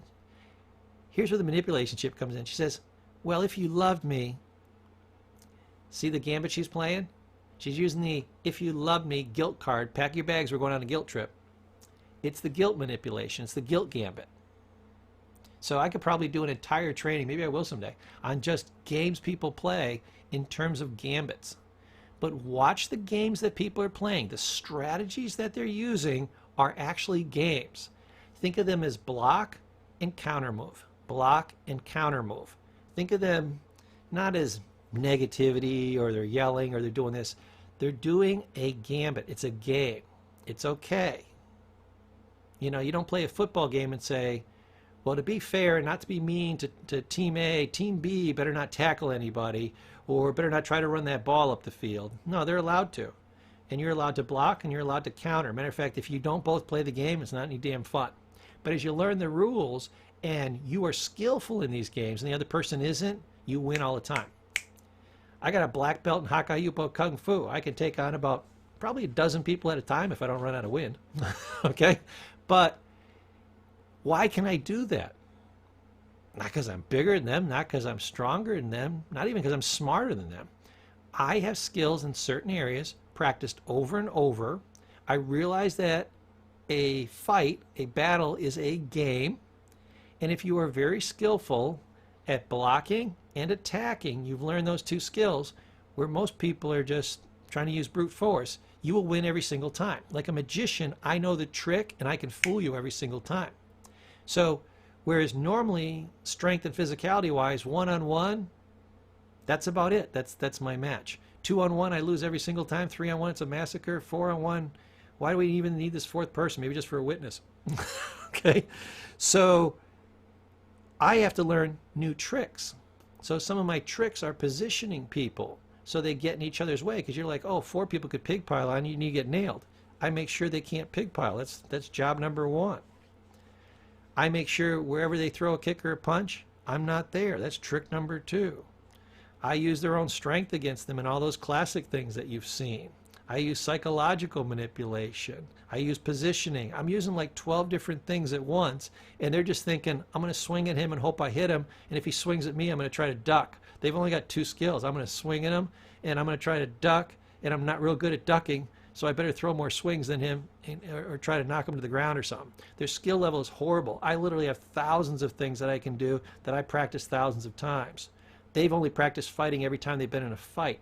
Okay, I practice more in a week than they practice in their entire life, and there's 52 weeks in a year. You're going to win if you get really good at the game. You know how the game is played. You practice it. You have your techniques, and you know what their techniques are going to be. When people would throw one technique, I knew what the follow-up technique was. So almost like a chess game, they could only think one move at a time. I could think 1, 2, 3, sometimes 4 moves at a time. That's why I would always win. Higher level of skill. Jim Rohn always says, you know, don't wish life would get better, wish you had more skill. Martial artists know this. The most skillful person, not the strongest person, not the biggest person, always wins. That's it for this section on Gambits, and I'll see you in the next section. Hey everybody, welcome back. You're doing absolutely fantastic. You're probably about 2/3 of the way through the course. Very proud of you. This one I just called Interesting Ideas. Why? Because I want to get these pieces in. They are key to why people do the things they do, but they're little bits and tidbits. They're key concepts, but you know, there was no great master plan as to where to put them in. So the first one is, and this is an old Zen belief, is the problem of attachment. And they believe that the problem with attachment is that whatever you attach to will cause you pain. Say a friend comes over your house and they're playing with a bowl of yours and they drop the bowl and they break it. Now if it's a bowl you're not attached to, you're like, oh no biggie, I just got that at Walmart. You feel bad because maybe it cost you $2, but that's your level of attachment to it, $2. If that was a family heirloom, you'll be crushed. You'll be hiding it, as best you can that you're crushed by this. It'll cause you anguish for days after. And this thing was meant to do what? Cause you pleasure. But because you became attached, let's at least say over-attached, it's going to cause you pain. Why is it painful when somebody leaves us in a relationship? We're already ahead of the game. We weren't having any fun. Then we had a bunch of fun with them, and then they're gone. We didn't really lose anything. We're still ahead. It's like if I had no money, and then I made 10 bucks, and then the money stopped coming in. Most people would say, you're ahead of the game. You're ahead 10 bucks. But a lot of people will grieve. Oh, I thought I was going to get 10 bucks next week, and next week, and next week. I thought they were going to love me forever. See how the attachment, this false attachment, who told you the 10 bucks was going to come in forever? And if you let that attachment go, say, you know what? Sometimes money comes, sometimes it goes. Sometimes people come, sometimes people go. The pain goes away. It's only when you get attached to something that it causes you pain. I remember listening to a guy in a therapy session. It was with I'm trying to think of her name, Byron Kelly. I always think her last name is her first name because it's Byron. Okay, that always struck me as a last name. But Byron Katie, she does something called The Work. Great therapy system. If you can ever get some information on that, pick it up. You'll find her stuff on YouTube. It's called The Work. Period. Boom. Great stuff. She did it for love offerings back when I met her. Now she charges like $5,000 to get you certified in a 3-day period. So much for the love offerings. But she was working with a guy, and the guy had a lot of misconceptions about money, and they were all about attachments. And he said, well, people should respect my money. And she's like, hopeless. They're never going to respect it. Well, money should never leave me. Hopeless. It's going to leave you. Money comes, money goes. Money is a flow. Money should never leave me. What fairy tale book did you hear that in? It's going to leave you. Okay? So when we get attached to something, it causes us pain. So we want to be very loose in our attachments. I have friends I love, I care about, but if they come or go, I'm very philosophical about it. You tell yourself when one door closes, another one opens. I don't know if that's true, but makes me feel better at the time. Let things go. Sometimes we hold on to things so tight, that's what causes the pain.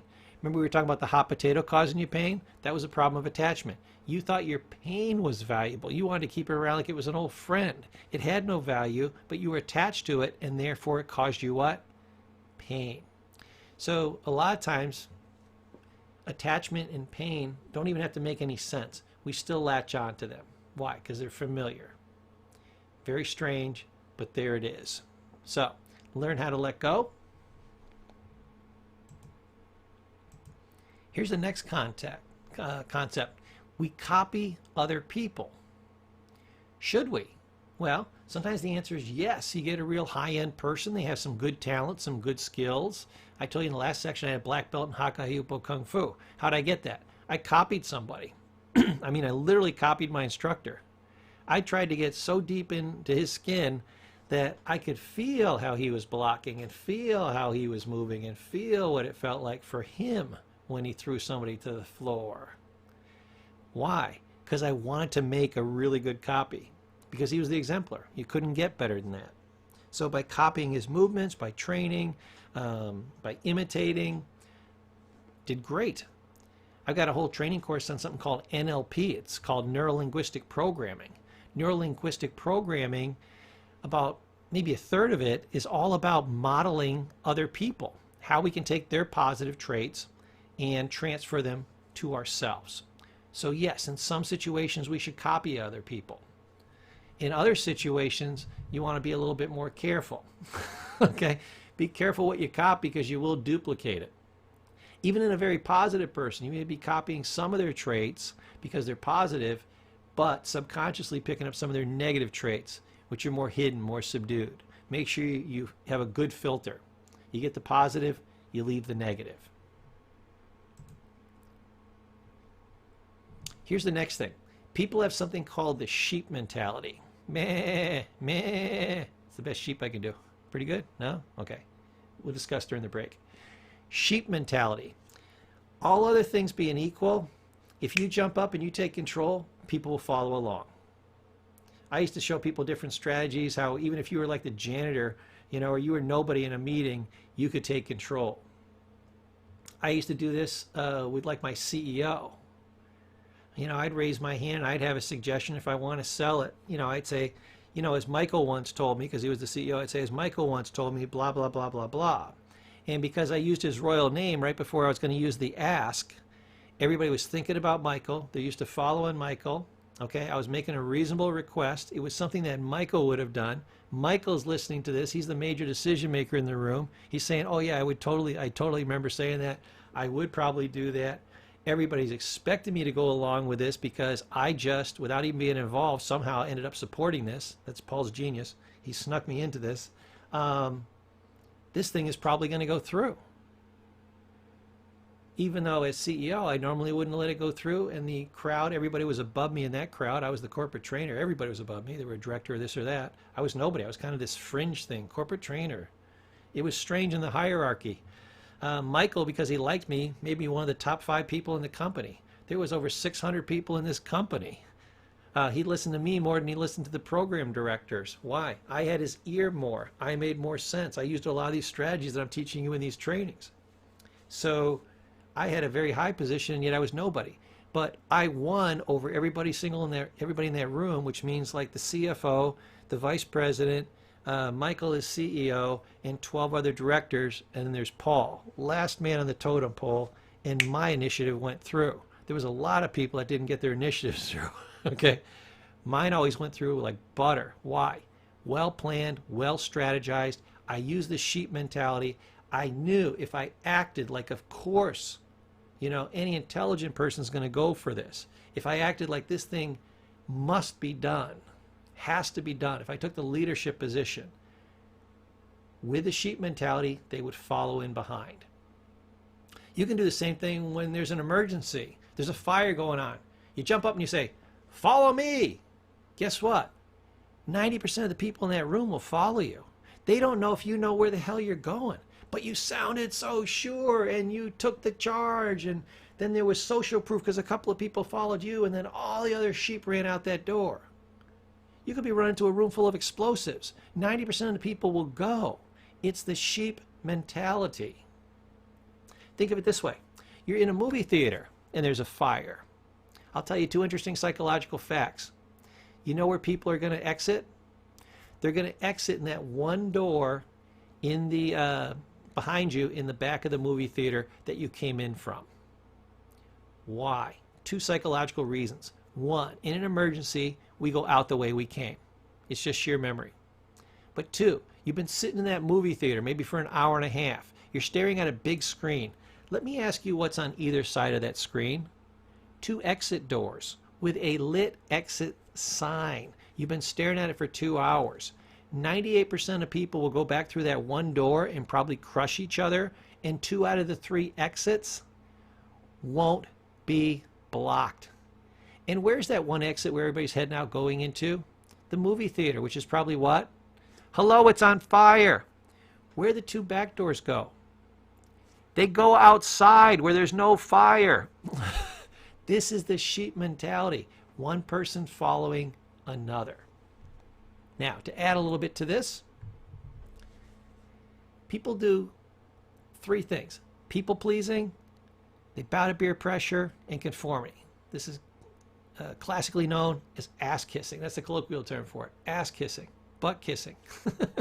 Pucker up, baby. People, because of Maslow's need hierarchy, the need to belong, they will people please, they will bow to peer pressure, and they will conform. It's all for the same reason. That belonging. Remember, that was right above, remember first tier was survival, stay alive, lock that in, belonging. Friendship, love, everything that would cause conformity. Now, this isn't a bad thing. I just want you to know that it is and know how to utilize it. I can get a lot of people to do things just because I say please or thank you or ask them for a favor. And they do it because they want to please me. Say, boy, this would be a really big favor if you just do such and such for me. And it's like they don't owe me anything, but they'll do it. Why? because people pleasing is ingrained in you. This is not a bad thing. As a society, if we didn't do conformity, there would be chaos. If we didn't bow to peer pressure, we couldn't get any consensus, and there would be what? Chaos. If we didn't do people pleasing, if there wasn't some reciprocity, nobody would help anybody, and society would crash and we would all die. So these things, it's good that it's in place. People aren't foolish for doing it. They're foolish for not knowing about it, knowing how to see when it's being, covertly put into a situation, okay, which I love to take advantage of, okay, and not having a counter for it. Remember we talked about gambits? Counter, attack, counter, attack, okay? You got to block and counter, block and counter, block and counter. We have to know how to do these things. So, knowing that people love to please other people, give them an opportunity to please you, do something you want, and then thank them for it. This actually is great for people's self-esteem. It makes them feel better. It doesn't have to be a negative thing like I'm manipulating you. Sometimes I'll ask people to help me and I don't really need their help, but I know they're having a bad day and I want them to feel better. And then I profusely thank them afterwards. And they're getting this social interaction with me and they just feel amazing. I used to do it a lot of time with clients. If a client was kind of like isolating or feeling bad or being down, I'd have them help me with something I didn't really need any help with. Hey, can you help me make some copies? Stand here and I'm gonna stack them in your arms or something, or just sort these for me if you would. Something I could have done 2 seconds by myself. Meanwhile, I'm just talking about anything that's nothing, that isn't depressing for them, and I'm thanking them along the way. Hey, this was really nice, I knew I could trust you to help me out and blah, blah, blah. You're a really sweet person for doing this. And their esteem would just go through the roof. I could use positive peer pressure, same as other people use negative peer pressure. I say, why don't you come over here and hang out with us? This is where all the cool kids are sitting. No, it wasn't. It was where all the staff was sitting. But I used, a classic old peer pressure term to get you to actually take the action, okay? And usually when I say this is where the cool kids are sitting, kids or adults laugh at that, okay? Conformity. I can say, hey, everybody else is doing it, and you'll do it. What are you going to be? The only person that doesn't do it? You're going to be the only person that doesn't bring a present or this or that or whatever? You can get a lot of compliance with conformity. Not a bad thing. Okay, that's it for these tips and tricks this section. Now you understand a little bit more about why people do the things they do, and I'll see you in the next section. Hey everybody, you're doing absolutely fantastic. We've learned a ton of stuff here, life-changing, and now we're going to learn another great one. It's Dirty Secret of Psychology number 2. All problems are maintained.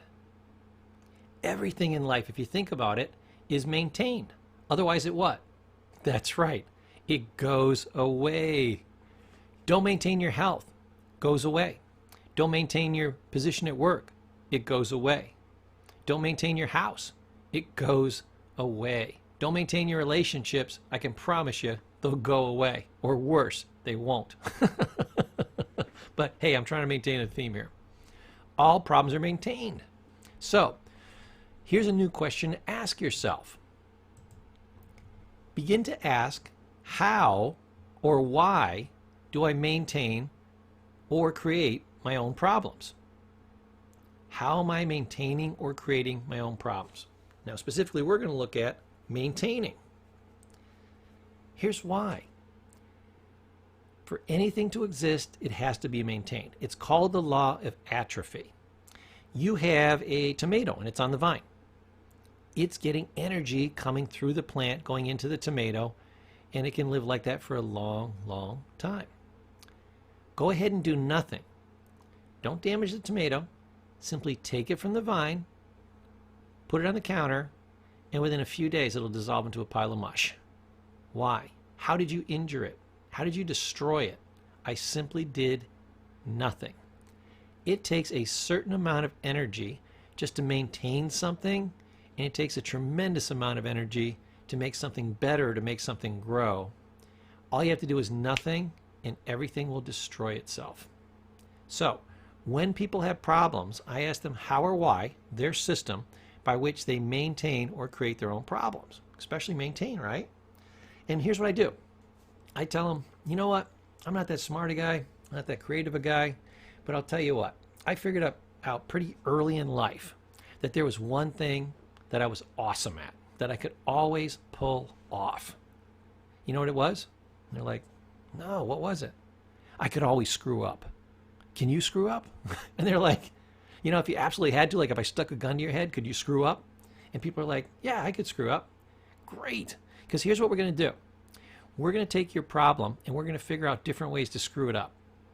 Because if you don't work your exact system for maintaining or creating your problems, you'll ruin them. It's almost like, I don't know how to fix a car, but if I wanted to sabotage one, I could go underneath there and just start pulling stuff apart, damaging stuff, twisting stuff, cutting stuff, and pretty soon I wouldn't have to go too long before nothing in that damn car would work. It certainly wouldn't run. That's what we do to our problems. We figure out how we can screw them up. Maintaining or creating is the opposite. It takes a lot of energy. It takes a lot of creativity. All you have to do is nothing. Say you have anxiety. How do you maintain anxiety? Remember, thought, feeling, thought, feeling. How do you maintain anxiety? Well, you have to keep thinking anxious thoughts in a stream. Oh, here's what I would do. Stop doing that. Stop thinking anxious thoughts. Boom, done. All the anxious feelings go away. Why? Because you're not maintaining it. Now remember, everything that you don't maintain goes away. So what I want you to also do is conversely, while you're not maintaining your anxiety, I want you to maintain your serenity. Do some meditation, go for a walk, relaxation, healthy diet, taking breaks during the day, listening to relaxing music, whatever it is for you, that's maintaining of your serenity. That creates serenity, the opposite of your issue. So, what you feed grows, what you starve dies. So I want you to starve your anxiety and I want you to feed your serenity, and you will be amazed at what happens before you're halfway through. Now, here's the reason we can do all these things. And I want you to see this in a very empowering way. We are the cause, not the effect. You cause the anxiety by thinking the anxious thoughts. The effect is what happens afterwards. So we're not an anxious person. We're a person who's causing anxiety in a human. That human happens to be us. So the good news is, like I said in another session, the bad news is you're the problem. The good news is you're the problem, and therefore you can solve it instantly the minute you decide. You just didn't know how the trick worked. Your brain has essentially tricked you. You didn't understand why people do the things they do, and therefore you didn't understand why you do the things you do. Now we've solved that. You understand why you do the things you do, and you can be effective in changing it. You know that you are the cause and not the effect. Therefore, go for the effect you want. It's almost like when we said, we were talking about the bumper sticker, what would Jesus do? I'll tell you a story. There was a story about a man who was walking across the desert, and he got lost. And he wanted to get to Greece. And he said, okay, how the heck am I going to get to Greece and I'm lost? I don't know which direction to go in. Well, he was lucky. A man came walking across the desert. His name was Socrates. And he said, oh, this is great. Socrates will know how to get to Greece. I said, Socrates, how do I get to Greece? And Socrates thought about it for a minute. He said, oh, that's easy. Just make sure every step you take is in that direction. When you want to cause a certain effect, just make sure every step you take is in that direction. So ask yourself, if I were to be a man or a woman of serenity, what would I do in each situation? How would I handle this? What would I think about? What would I do? How would I hold my body? How would I breathe? How would I do everything? What would I eat? What would I spend my time thinking about, doing? What would I do or not do to maintain serenity? Boom. And if you just follow that, you will get there. So, you are amazingly powerful in your life because you are the cause, you're not the effect. You don't have to cause problems in your life anymore. You don't have to maintain them anymore. You're amazingly powerful. It's a matter of having the tools, which we've been teaching you, and to make a decision. Decision means to cut yourself off from any other possibility. Now, these are a couple of great life rules. These are not my rules, these are life rules. Rule number 1, we get more of what we reward. Rule number 2, we get less of what we consequence. This is the essence of dog training. But this is why we do what we do. We were trained this way. Basically, with spanks on our rear end, Or Scooby snacks, like a dog, okay? We got a reward if we did certain things that were positive. We moved in the direction of pleasure. We've been talking about that since day one. And we moved away from the things that caused pain. We moved away from the negative behaviors. So, if you have somebody in your life, okay, it's going to sound horrible, but in some ways you need to train them like a dog. If you want them to do more of something, you got to constantly reward that. Now, not constantly, you can do it less over time, but initially you want to let them associate a reward with that behavior. So you do it very consistently. Over time, you can just maintain it and just do it periodically. Matter of fact, a weird part of psychology is that intermittent reward will work better than a steady reward. That's why those one-armed bandits work great in Las Vegas.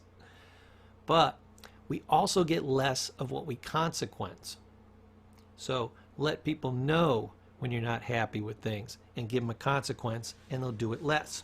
I used to do this very subtly in group. If somebody said something really great, I would say, man, that was great, or damn, I never thought of it. That's really smart, okay? Or that was really nice of you to share that. You didn't have to do that. That was beautiful. See how I'm rewarding something? There's no dollar amount going back and forth. I'm not giving them candy, although I'm not against that. I would sometimes bring in chocolate or donuts. another Scooby snack, right? But if somebody said something that was really negative in group, I go, damn, that was kind of harsh. Or I don't know if that's quite the way I would have said that, but I understand your sentiment. Or I just wouldn't say anything. Just not recognizing it, not rewarding it, rewarding the positive stuff and just ignoring the negative stuff. That was enough. But better to use a reward and a gentle consequence, okay? I would do something like, I would say, well, I appreciate that thought. I'll tell you what, say that back to them, but I want you to say it in the positive form, okay? The consequence was having to do it over and getting called out in the behavior when you thought it was going to sneak by. And the reward was, if you did a good job restating it, and you probably were going to do, they would do that at least 3/4 of the time. I'd say that took a big man to do that. You did an awesome job at that. I couldn't have done that better myself. Absolutely fantastic. Proud of you. Excellent. So, remember this in life. A lot of times we want people to act certain ways, but we don't reward them when they do what we want. We're usually pretty good about consequencing them when we don't get what we want, but a lot of times that creates resistance.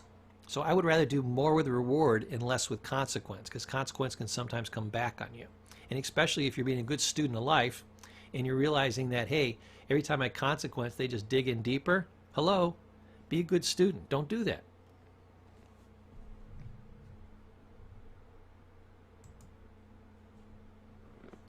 Now the next concept is focus management. Remember this. Write this down. Whatever you focus on, you get more of. This is how an anxiety disorder starts. This is how depression starts. You think about one little thing that you're a little anxious about, a little nervous about, and the more you focus on it, the more different ways you can think of to think about it, and therefore you focus on it more and with greater variety. Then you kind of escalate. Oh, it could be, worse and worse and worse and worse. You keep escalating how bad it is. That's the wrong thing to do, because the more time you spend on it, the bigger it gets, and the bigger it gets, the more anxious you get. The more anxious you get, the more you focus on what? Anxious things, because that's where your mind is. You can see how depression would work the same way. Think of mildly depressive thought. Think of a couple other bad things that could happen. Start gunny sacking them together. Start saying them over and over in your mind in a cycle. Start escalating the level of how bad they could be, and then you're focused on depressive things. And this works a second way too. When you focus on certain things, one of the reasons you get more of it is say you're anxious.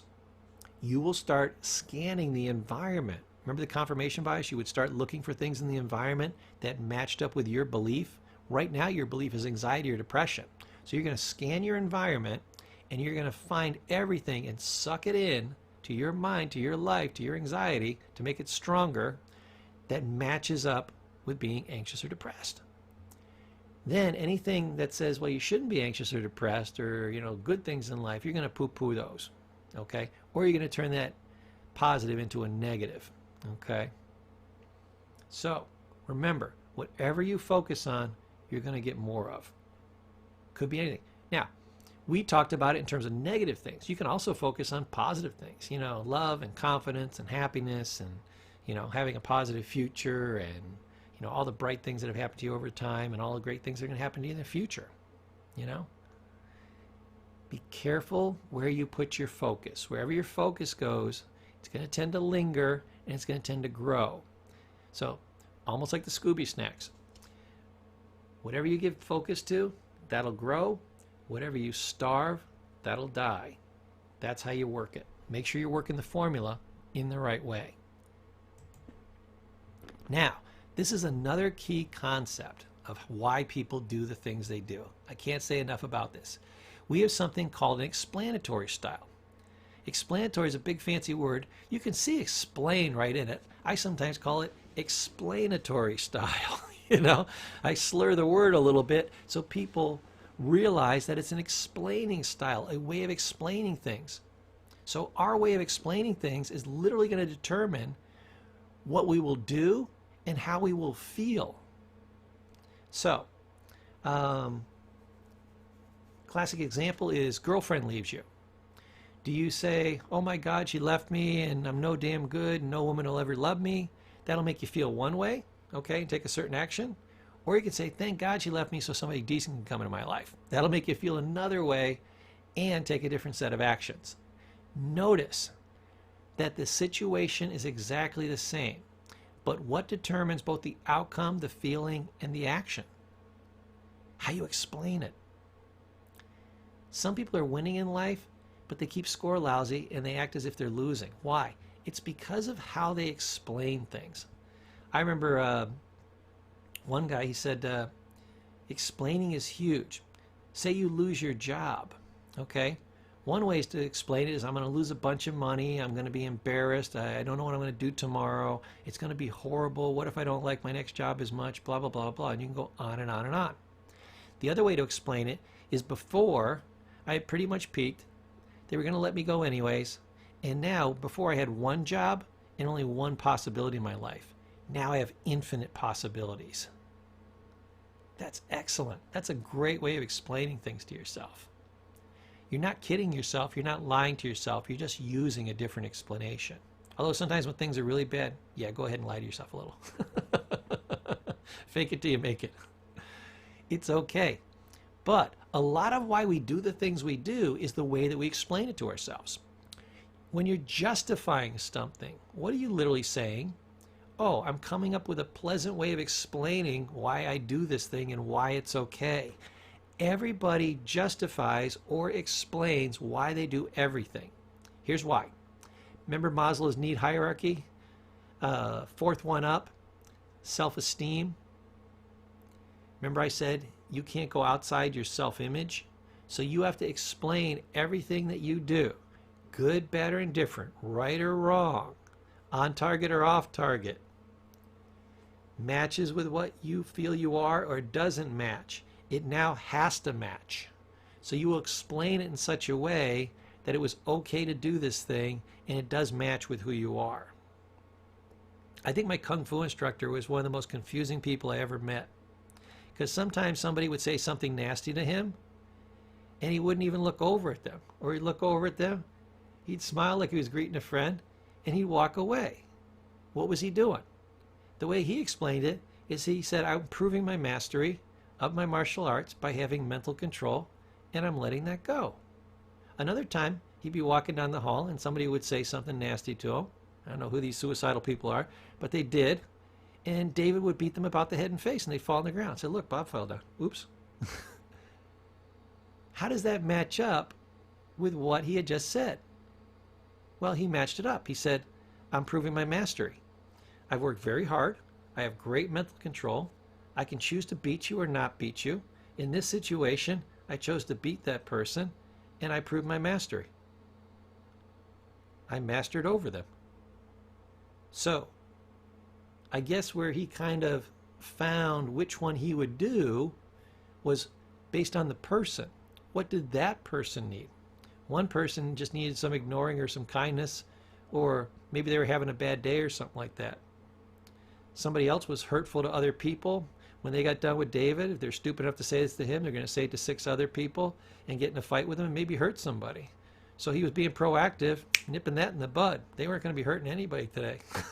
You know, they're going to be home nursing their own wounds.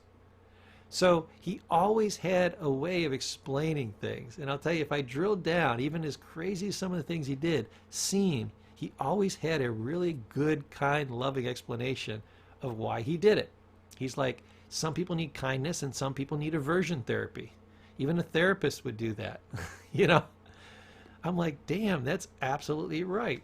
And when he explained why he did it, it was based on the other person, not him. That's what confused me.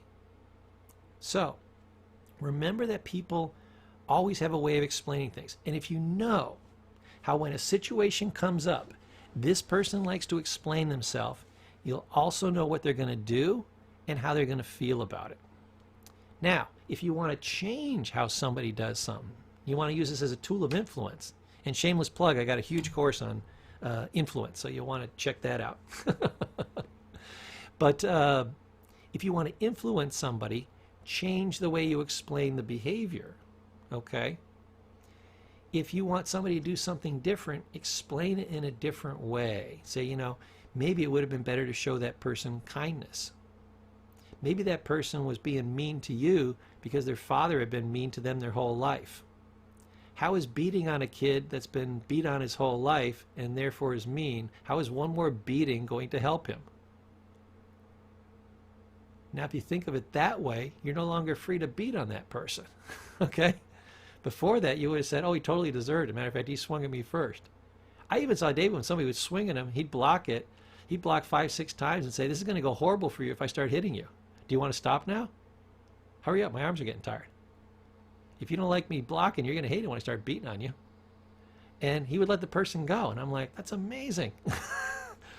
Normally, he'd let stuff go or he'd take the person out immediately. Here's him going down the middle road. This man had a wide range of approaches to dealing with things. And it wasn't based on his feeling. It was based on what was best for the person in front of him. He was just so intuitive with this.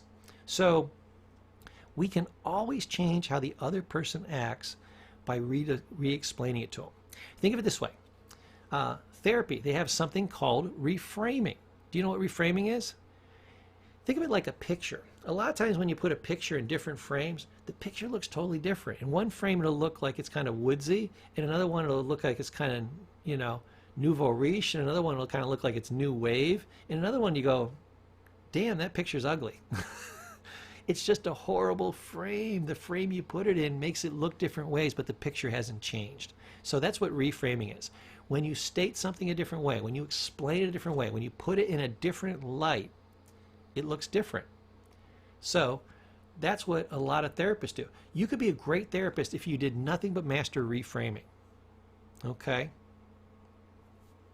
Somebody says, I was a jerk my whole life. I say, thank God that's over. Good thing you're in therapy. We don't have to do that anymore. Whew, that was close. And they're like, what are you talking about?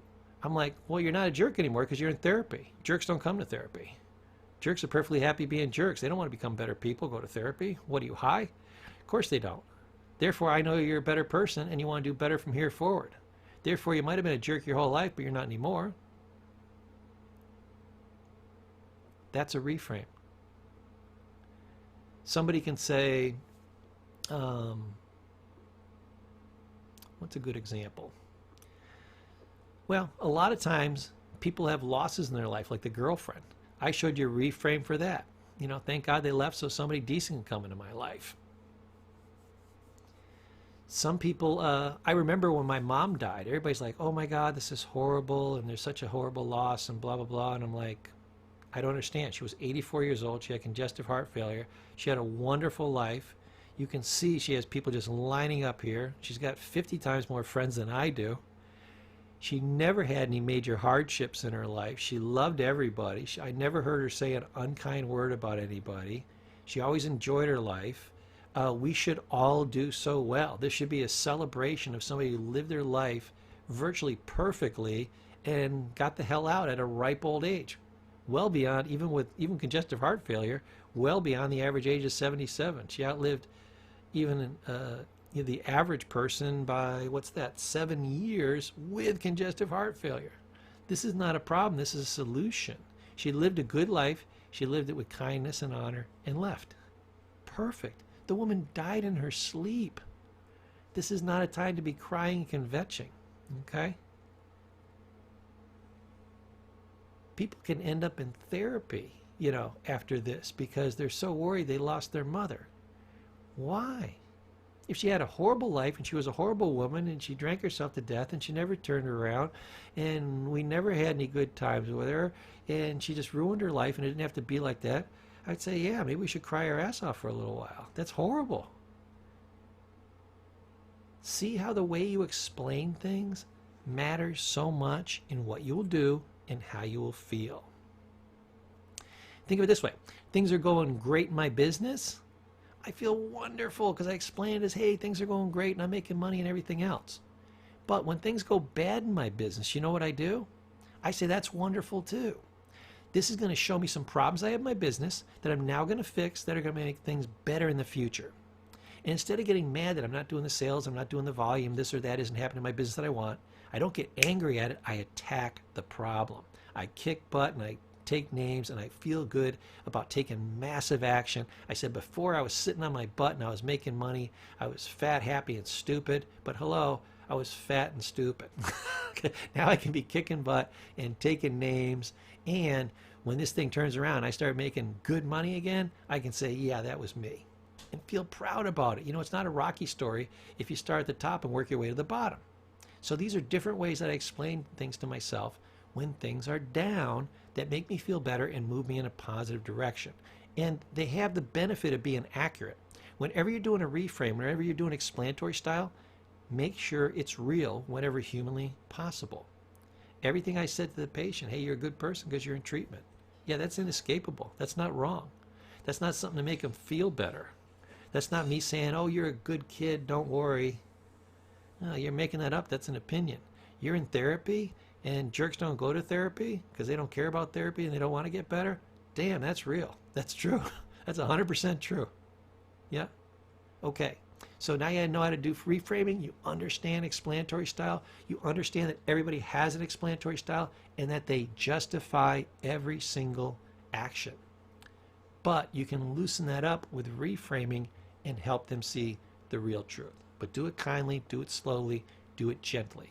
Remember, if I say something to a client and they're not listening, we have a clinical term for that. It's called talking to yourself. I only tell people at the level they can hear in the amount they can hear. It's like weightlifting. You don't take 400 pounds and drop it on their neck. You give them as much as they can handle, okay? And you move on. Take your time. I'll see you in the next training.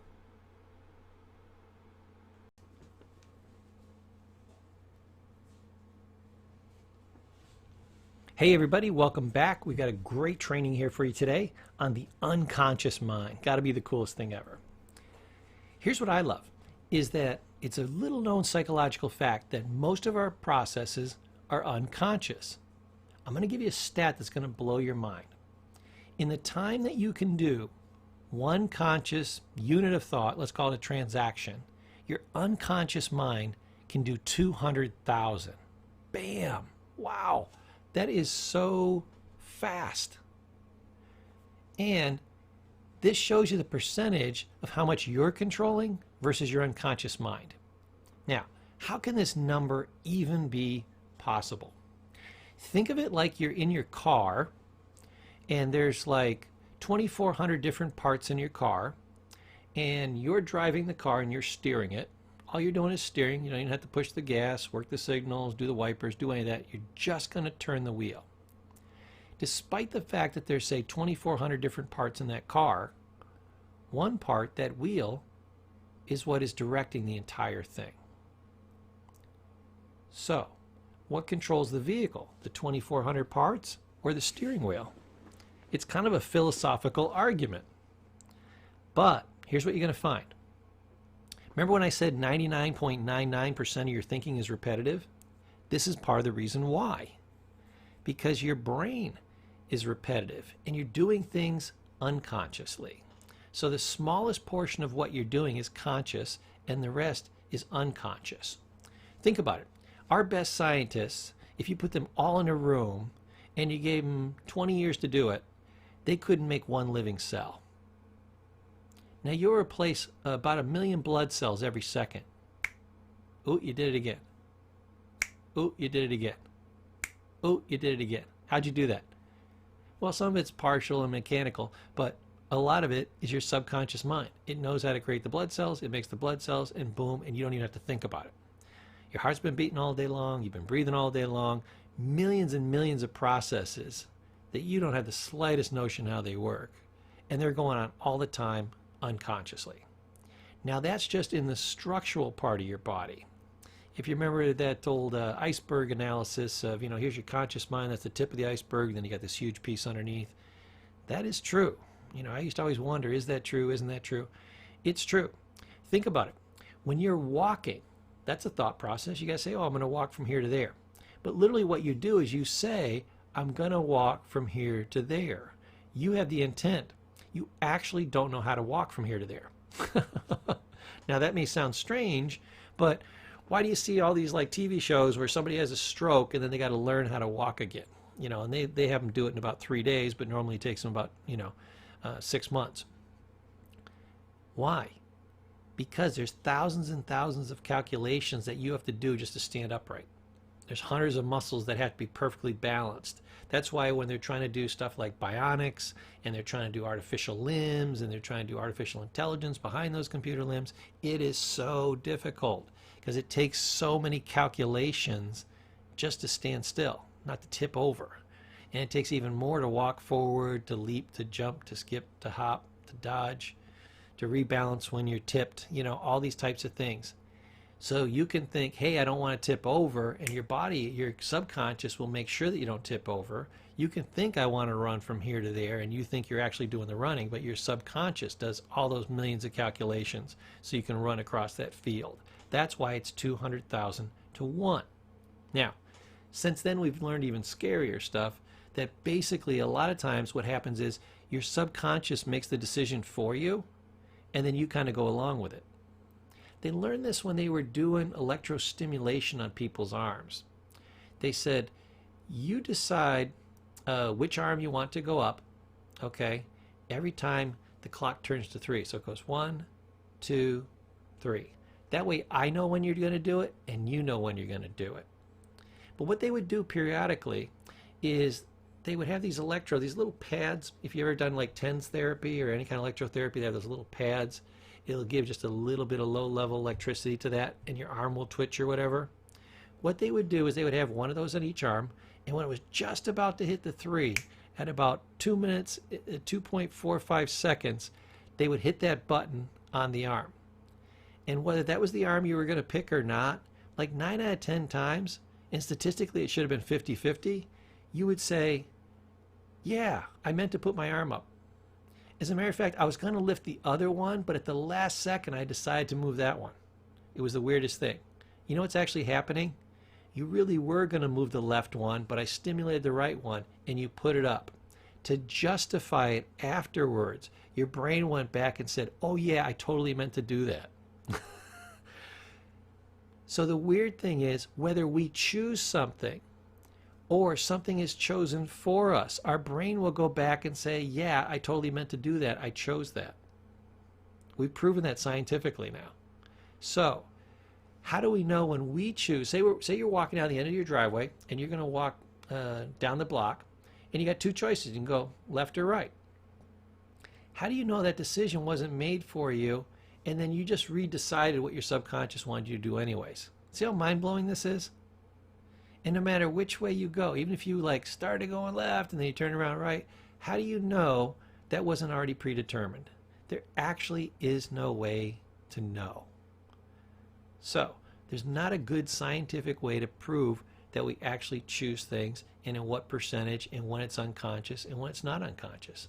I hope they nail this down, but it proposed something really scary, that just like 99.9% of what you think about is repetitive, 99.9% of what you decide may be unconscious as opposed to conscious. So we know scientifically that we're basically like the steering wheel. We are able to turn that wheel and move this machine, that we don't do all the other processes. And most of the things that we do, look at your day. When you brush your teeth, do you brush them a different way every single day? Or do you brush them the exact same way every single day? I know when I brush my teeth, when I shower, when I drive to work, anything that I do on a regular basis, I make my coffee the same damn way. I put like 6 different ingredients in it, so there's got to be, at least 47 different ways that I could put those in different combinations. I always do the exact same thing in the exact same combination, unless I lose track of what the hell I'm doing.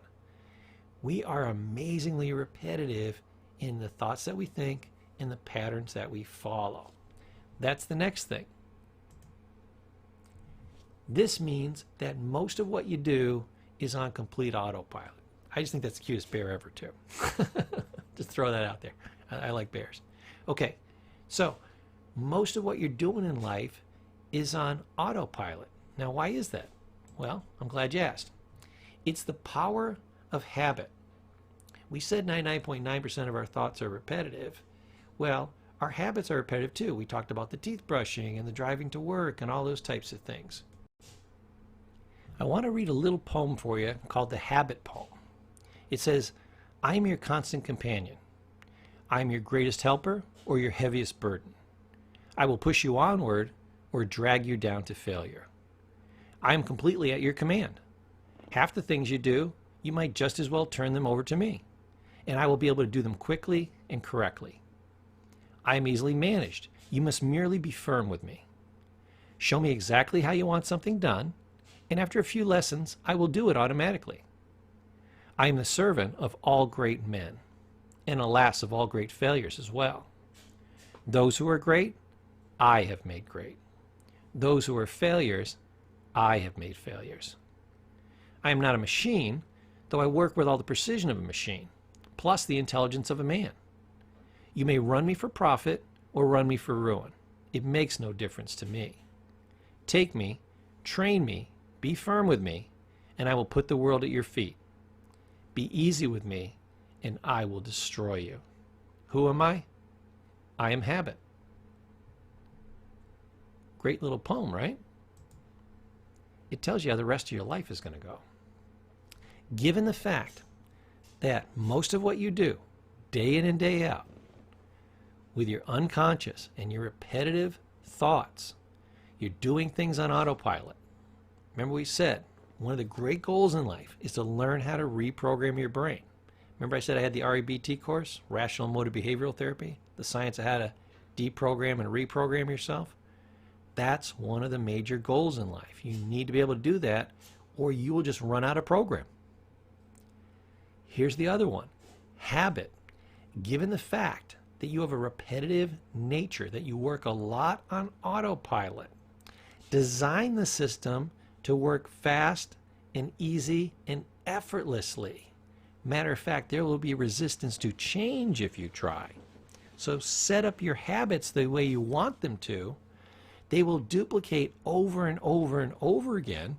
And because they're habits that you set and they're repetitive, they will have huge consequences, positive consequences on your future. Say a simple thing like, most people have some kind of vitamin or mineral deficiency. They just do. Our diets are terrible. So first thing I'm going to tell you is change your diet. Second thing I'm going to tell you is, even before you do that, and even if you do that, take a multivitamin every day. Once it becomes a habit, you are going to do that 365 times a year. 3,600 and 50 times every 10 years. Over 30 years, it's 10,000 times. Can you imagine if you were gonna be sick at age 70 and you'd already taken 10,000 health tablets? Is there a chance that that thing might never happen to you?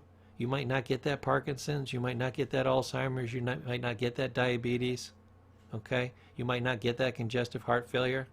Why? Because 10, 20, 30 years ago, you set a simple habit. You set it on autopilot, you spent all of 3 cents a day, and it just went on autopilot, and the wondrous, wondrous consequence is you get to live. and you've been healthier ever since. That's great. Why not put something like that on autopilot? Put multiple habits on autopilot. Read at least a half an hour every day. Can you imagine what that will do over a year period, 5-year period, 10-year, 20, 30? Amazing. You could be a national, international expert in a relatively short period of time. Amazing.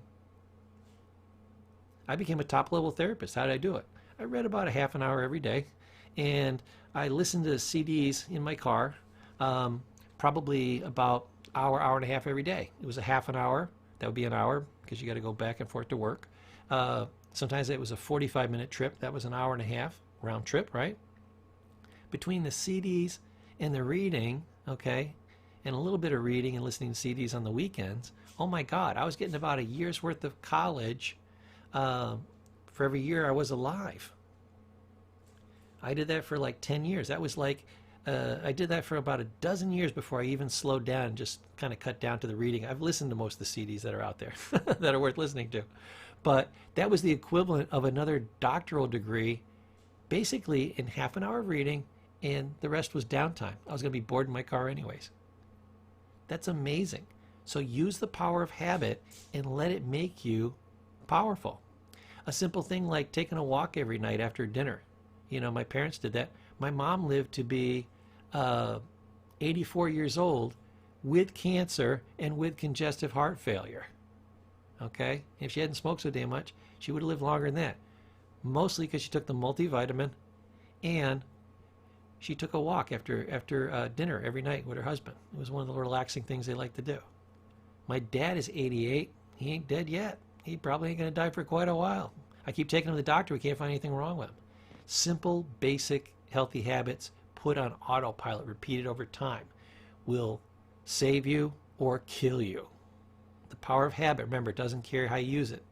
Go ahead and look that poem up online. I would download it. I'd tack that up on my wall. Absolutely love it. Now, another thing that I want to teach you, and I learned this from a great book. It said, you can be happy no matter what. I gave my friend a copy of it too.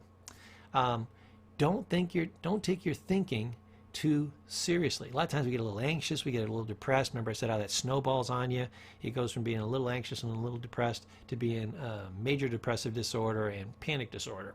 Okay? Not a good way to go.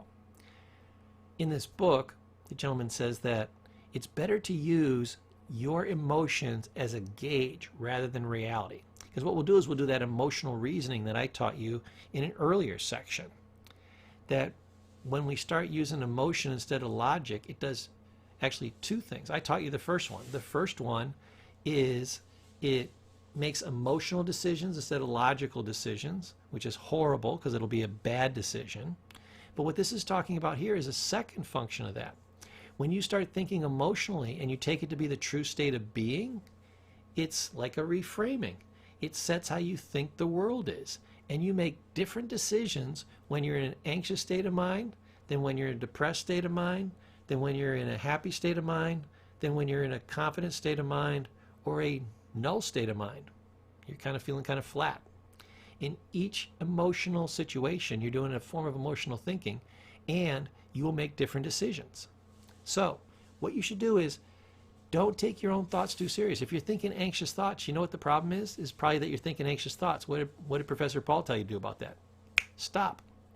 Or do a pattern interrupt and think about something else. Boom. So when you see yourself feeling anxious, don't say to yourself, oh, I feel anxious, and think more anxious thoughts. Remember that focus management? Whatever you focus on, you'll get more of. Don't do that.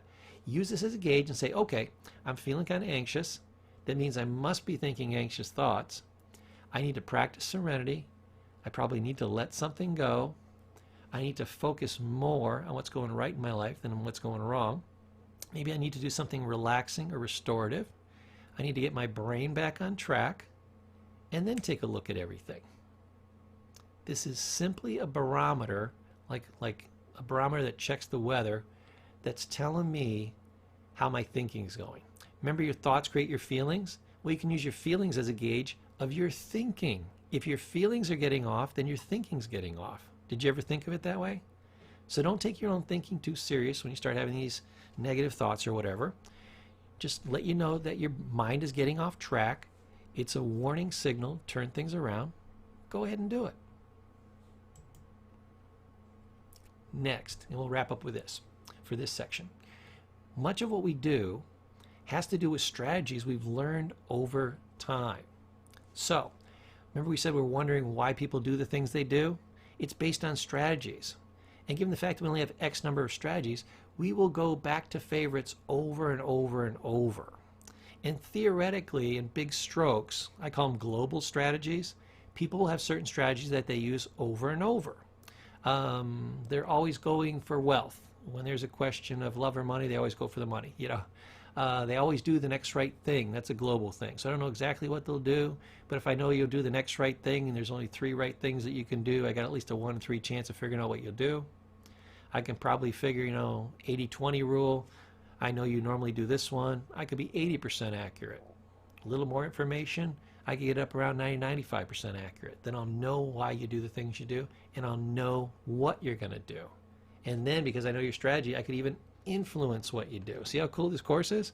We're really learning a lot about educating ourselves about ourselves, others, how things work, being able to predict, which is a key skill in life, and being able to change the outcome, whether it's within us or within another person.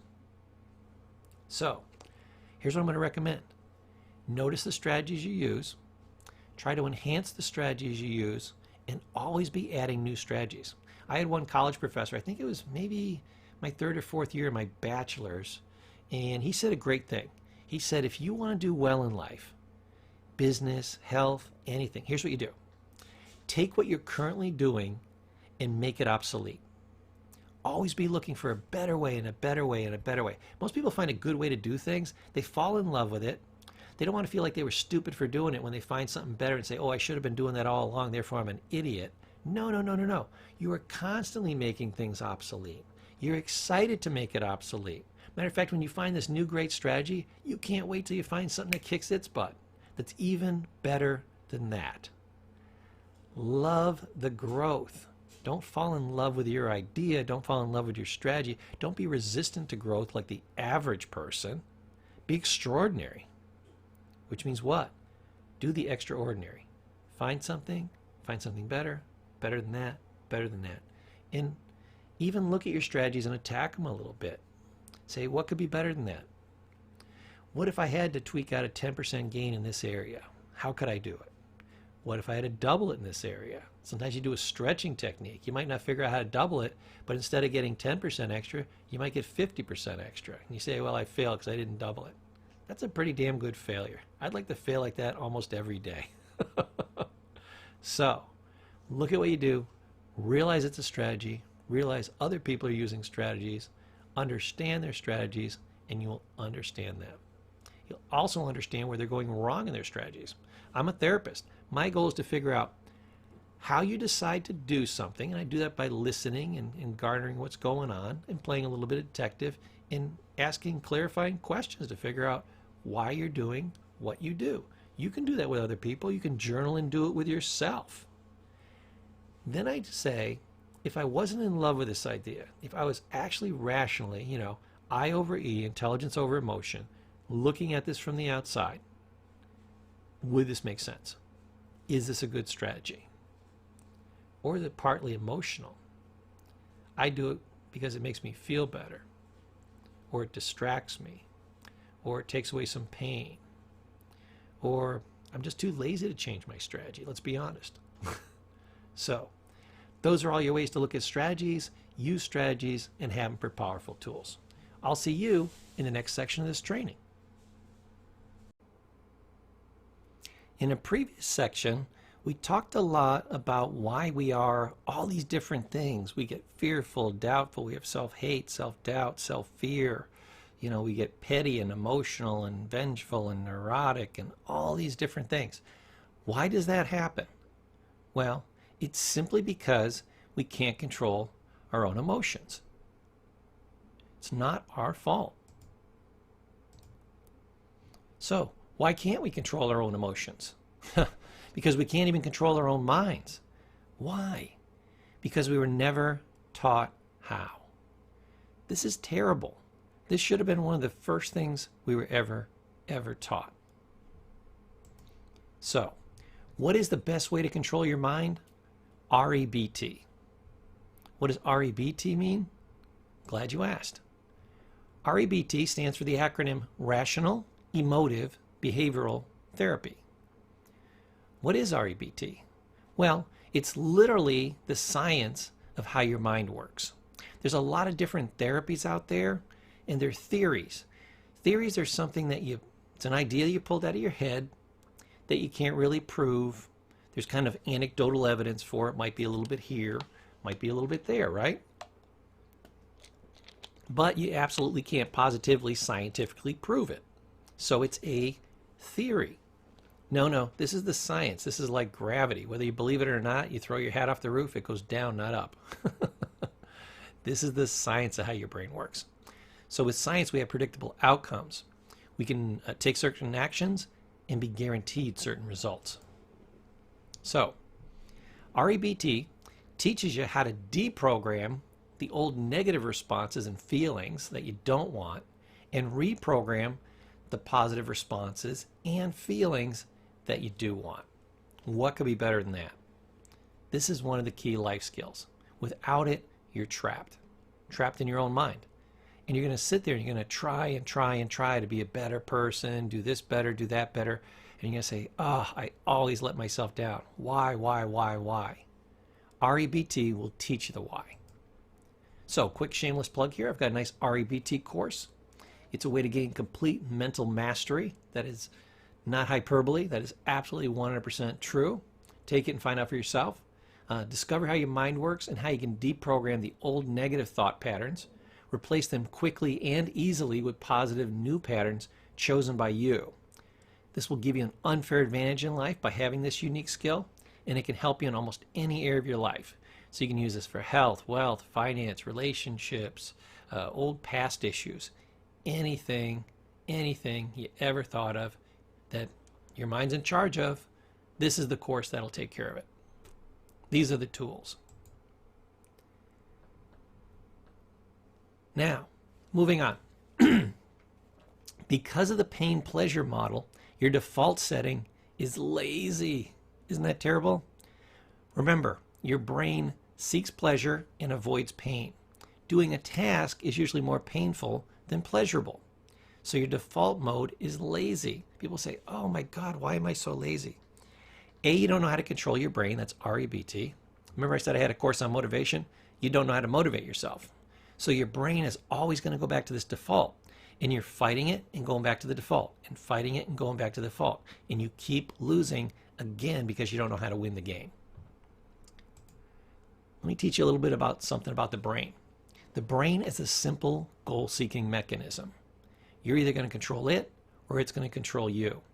We talked a little bit about this when we talked about the power of habit. Remember? It's repetitive. It gets into habits. You need to learn how to control it. Do that and you'll have mastery over your life. If not, life will master you. So, great quote here by James Rohn. Jim to his friend, right? Don't wish life would get easier.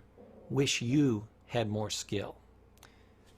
I remember somebody telling me that if you go down to the library, every problem that anybody has ever had in the history of man is written down in a book somewhere. Somebody's already had it, somebody's already solved it, and it's sitting there waiting for you. I think this is what Jim's talking about. So somewhere out there in the universe, for any challenge you have, it's solvable. You just don't know how or don't have that particular skill.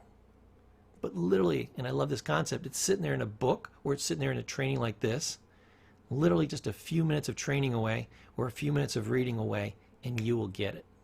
So keep building your skills, keep learning, keep taking more courses, keep reading, keep listening to good science, good literature while you're driving around your car, good skills that you can learn.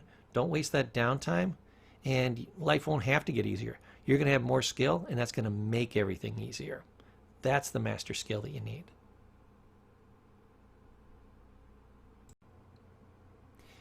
Now, here's another major reason why people do the things they do. They will do an awful lot of things out of fear. Yeah, the four-letter F word, fear. People will do virtually anything out of fear. Now, people will also simply destroy their lives out of fear. Living in fear is not a good way to live. But what is fear? Fear is simply a worry that you repeat over and over again in your head. And what makes it powerful? It's made bigger, more powerful with pictures and feelings. So remember we said whatever you focus on, you get more of? This is especially true of fear. That's why you got to be careful. The more you picture it and the more feeling you put into it, the worse it gets. So you're picturing it and you're picturing it bigger and brighter and more intense, and you keep looping it and the feelings are going up and up. Your fear is going to get really bad to the point where you can have a panic attack. Now you've gone from generalized anxiety disorder to panic attack. You know, you're going to feel like the room is spinning, like you're running out of air, like the whole world's crashing around you, like you're sure you're going to die, you know, you're flopping around the floor, all these horrible things. Why? Because you let a fear get away with you. So, everybody remembers the acronym for fear, false evidence appearing real. That's what it is most of the time. Now, REBT will teach you how to get rid of these fears, but I'm going to give you some tips right now because I want you to get past your fears. The first thing is undo the formula. Make the pictures smaller, less frequent, less intense. Make them dull, make them farther away. The feelings, practice relaxation instead of fear. And tell your mind to quiet itself. One of the best techniques is this. You ready? Shh. Just tell your mind to quiet down. Shh. The shush technique. Shh. Whenever it's talking about something you don't want to hear, you're having a feeling you don't want to feel, your mind's just starting to race, go shh.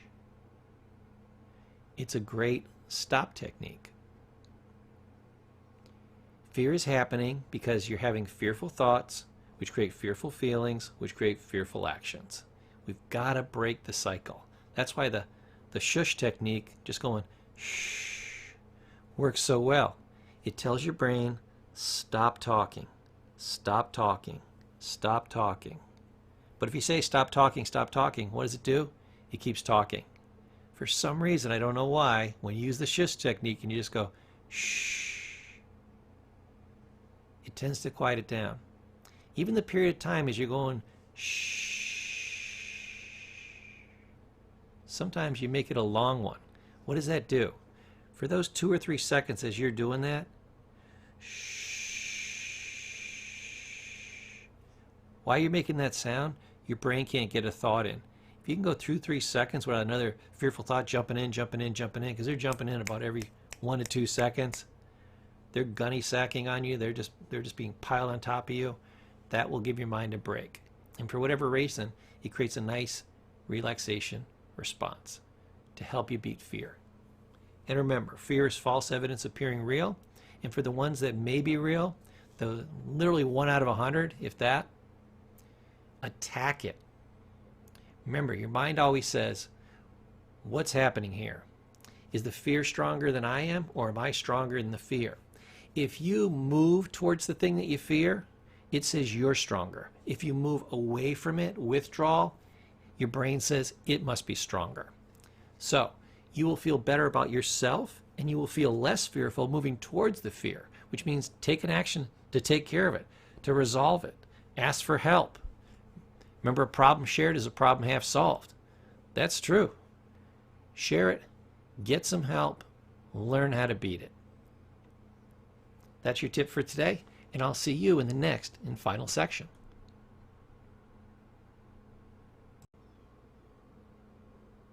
Hey, welcome back to all the winners. Why do I call you winners? Because you made it all the way to the end. I am so amazingly proud of you. There's not like one person in 20 that'll ever get to the end. You're in the top 5% of all the exemplars, really, because only an exemplar will even take the course. And isn't it strange that only, like, you know, the top 10% of those will even get to the end of the course. So I'm amazingly proud of you. You should be proud of you. And let's drive on. This is our last section. I want to tell you just a few final reasons why people do the things they do. And one of the things that I want to tell you is to give yourself a break too.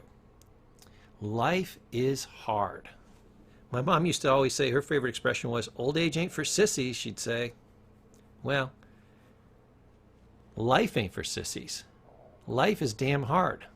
I remember one of my professors joked, if you're not diagnosable by the time you're 18, you weren't paying attention. It is hard out there. So give yourself a break. Realize that one of the reasons why you do some of the things you do is because life has been so hard. It has worn you down.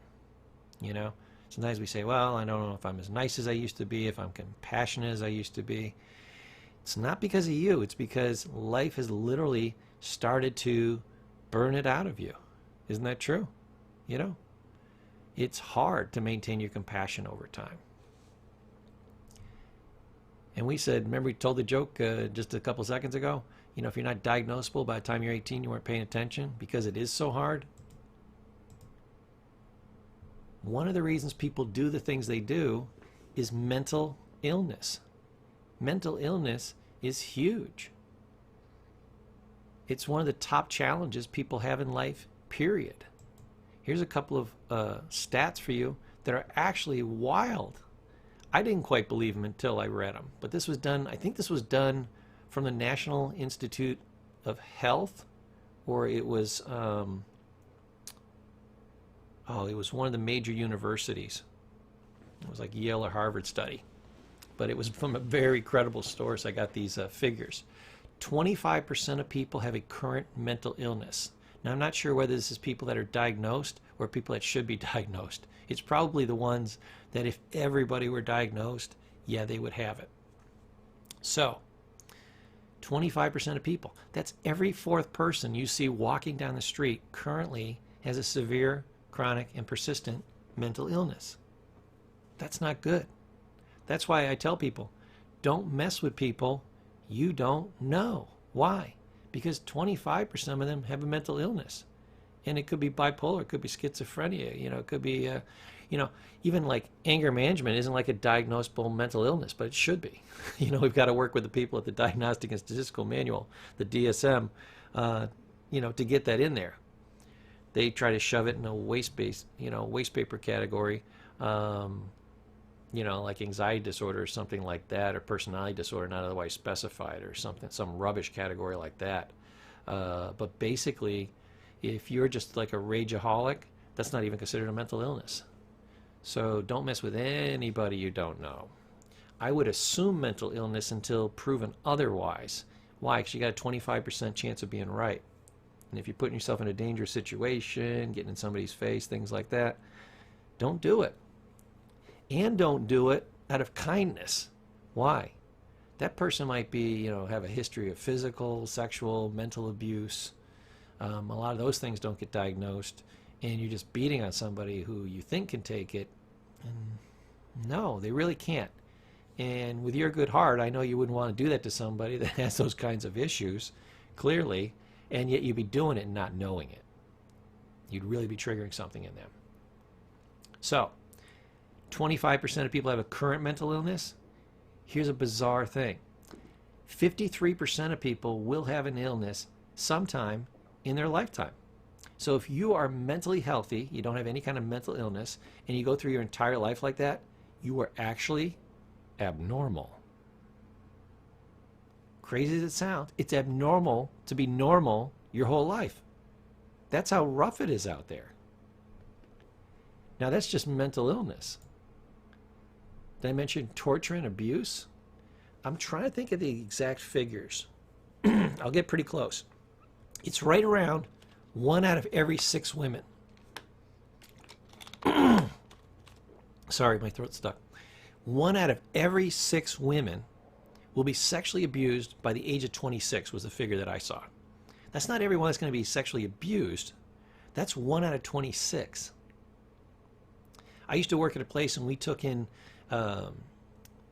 families, people and their families that were victims of torture. There's something like 26 or more countries that basically promise you they'll torture you. It's like part of their constitution. They do it openly. They don't care what the UN says or sanctions or any of that stuff. They do it, you know, day in and day out. You know, it's like Darfur, I think that's in Africa. They're trying to just commit genocide. They want to kill them all. I remember we took a gentleman in that was from there. He did a nice little interview, a nice little promo for our program. I was the corporate trainer, so I was involved with that. And, you know, he just gave beautiful witness to the good work that we had done, but, you know, also gave testimony to the horrible torture. They're just slaughtering people, slaughtering them. So a lot of people have faced torture and abuse. That colors who they are and what they do. Now there's all kinds of other traumas that people can go through besides, you know, physical and sexual abuse. There's lots of different kinds of trauma. If you have a long-term medical illness, that can be traumatic. You could have a child die on you. That could be traumatic. You could lose your business. That could be traumatic. You could go into bankruptcy. That can be traumatic. If you've ever been through a divorce, I imagine that's pretty traumatic too. Okay? Why? It alters just about everything. So a lot of people aren't like, you know, adult victims of trauma. They're adult victim of traumas. What are the chances you could have a medical illness, you could have been abused as a child, and you could go bankrupt? Yeah, that could happen to a lot of people. That's not the end of the list. Did I mention physical injuries? Losing an arm, a leg, an eye, going blind. These things are happening to people all the time. And the reasons that, you know, these things happened. Do they blame themselves? Do they blame others? Does the world seem unsafe now?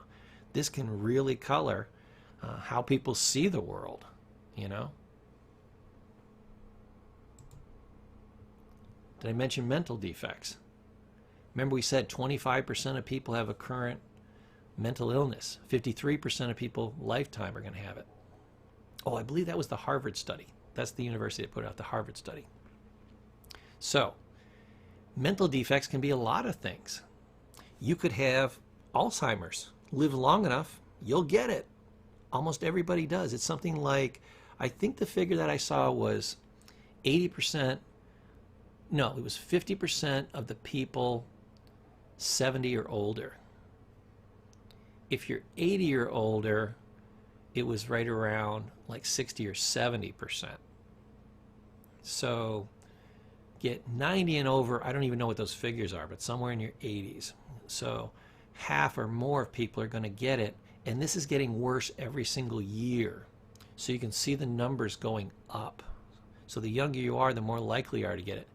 Those figures are conservative. If you're not in those age groups already, they're conservative because they're actually getting worse every year. What that tells you is it something in the diet or something environmental? Because if it was genetic, it would be flat. It would be the same across history.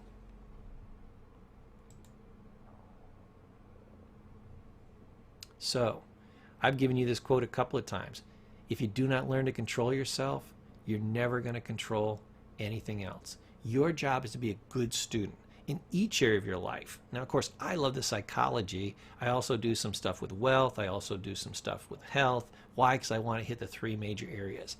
I think those are the three major areas that you should hit. So psychology covers everything from the neck up, and including your relationships and including your tools of influence and those types of things.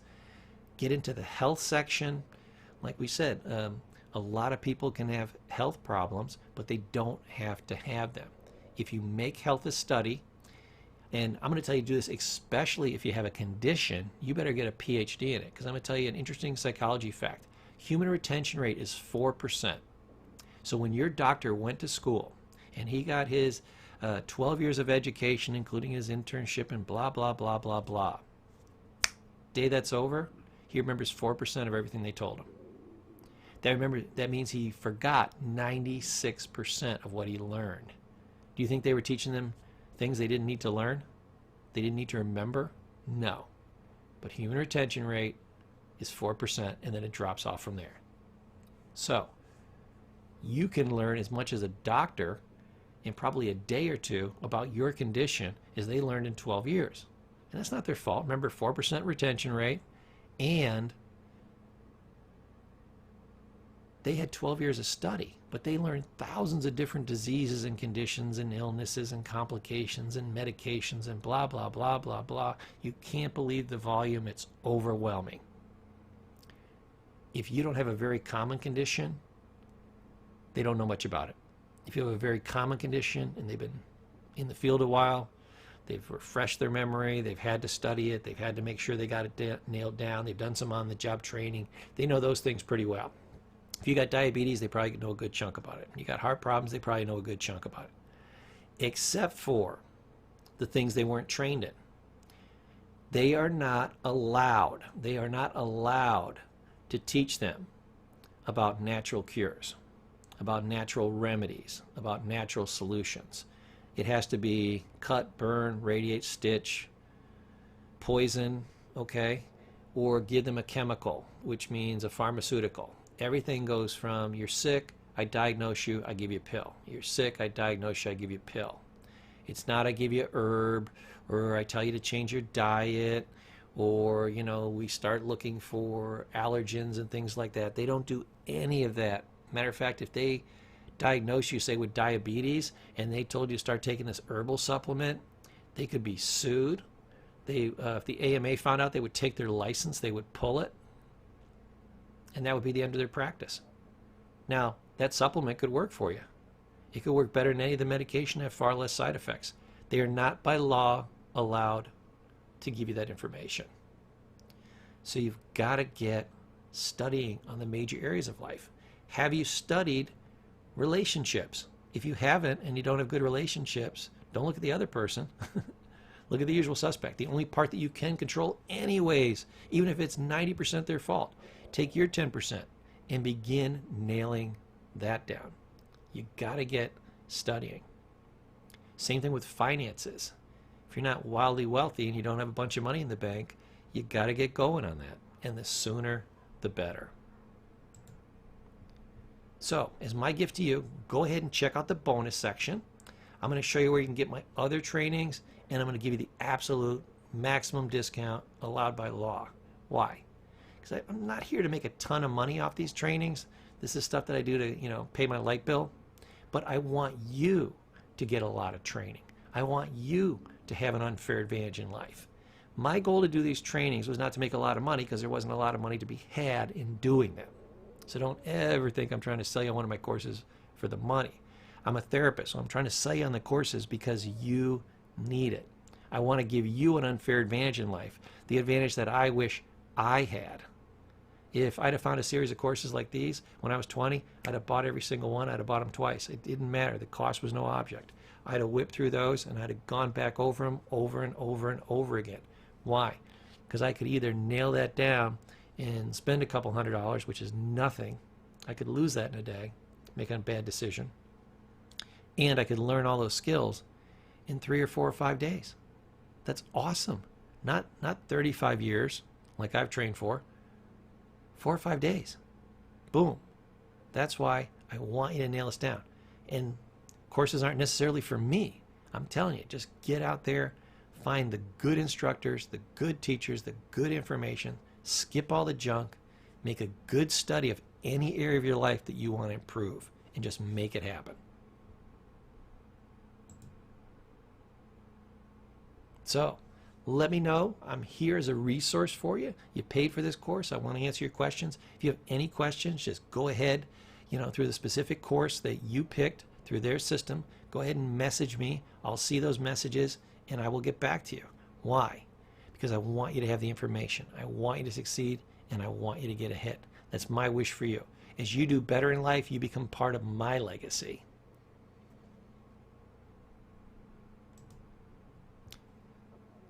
Finally, I want to thank you. I want to thank you for taking the time to improve your life. Like I said, you're part of my legacy. As a therapist, I do these trainings so I can reach out nationally and internationally and have a bigger impact. Again, it's not about the money, because there's no damn money in teaching these courses. I'm sorry, there just isn't. There isn't any money.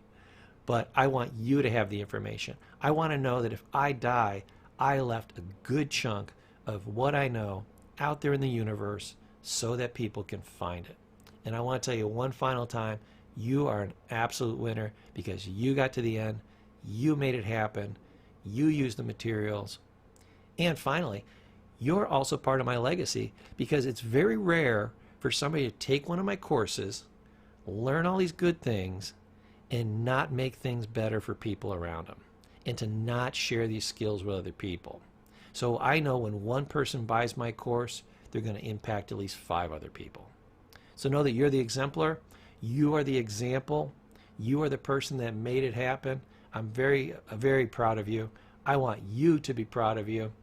Thanks here from me and my buddy JJ. He's the good looking one on the left. I'm the guy with the face built for radio on the right. My name is Professor Paul, and I hope to see you in my next training.